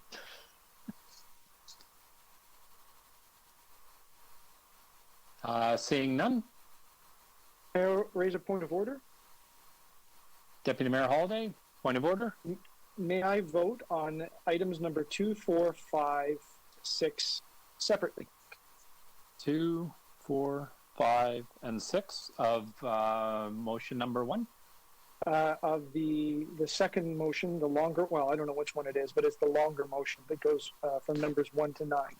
Yep, so I think I'm calling that motion number 1 unless Matthew tells me different. So just so you know, I'd like to vote in the affirmative of those numbers and against the others. And be recorded against. You'd like to vote for 2, 4, and 5, and 6 in the affirmative? And the others in the negative? That is correct, Mr. Chair. So if you could call those votes separately, I would appreciate it. Okay. So we would do those as recorded votes, Matthew?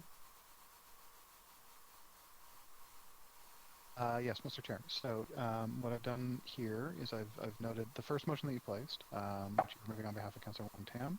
We're calling motion A, just because it was the first motion. Yep. That's the one that is has 9 parts to it. Yes. And just so I understand, maybe we could just repeat the parts that Deputy Mayor Holiday would like voted on separately. So Deputy Mayor Holiday would like to vote in the affirmative on clauses 2, 4, 5, and 6, and against the balance of the motion. Okay. So what I'd suggest is that we take a recorded vote on parts 2, 4, 5, and 6 only, if that is okay. Yep. And we'll take a recorded vote on that. If you'd like, we can do a recorded vote on the balance as well, and then we'll move on to motion B, which you're moving on behalf of Councillor Layton. Okay. Deputy Mayor Holiday, is that fair? Do you have a preference?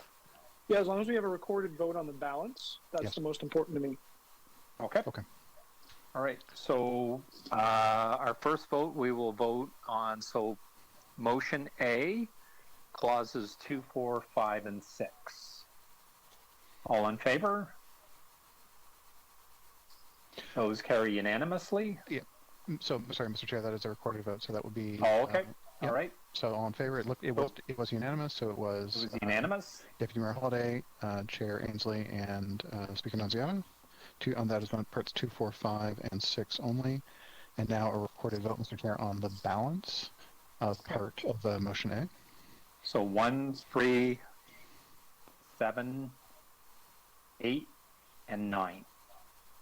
Yes, I believe that is correct on the balance. Yeah. Okay. So we're recorded vote on the balance of the motion. All in favor? Chair Ainsley. Any opposed? And opposed? Sorry, Speaker Nunziata. I can't tell which way you voted. I had my hand up. Sorry, I guess we can't see your left hand. We can see. Oh, okay. So let's do that again. So we're voting on 1, 3, 7, 8, and 9. All in favor? In favor. In favor is Chair Ainsley and Speaker Nunziata. Opposed? Opposed? Deputy Mayor Holliday. Okay, Mr. Chair, that carries. 2 to 1, that carries. That's correct. And then motion B. All in favor? And that carries unanimously. Item as amended. All in favor? And that carries unanimously. And I believe that is our work done for the day. Do we need to pass another bill, Matthew? No, Mr. Chair, you don't. So you that is correct. You have already voted on the confirming bill earlier. Councillor Mantos, thank you for returning. It's great to see you again. Thank you, Councillor Mantos. We have no more. We have nothing else to vote on. You've completed your agenda for the day. All right. Thank you, Councillor Mantos, for returning. Motion to adjourn. All in favor? And that carries. Thank you very much, everybody. Appreciate all your work today, and I hope you and your family stay safe and well. Thank you. Have a great day, everyone.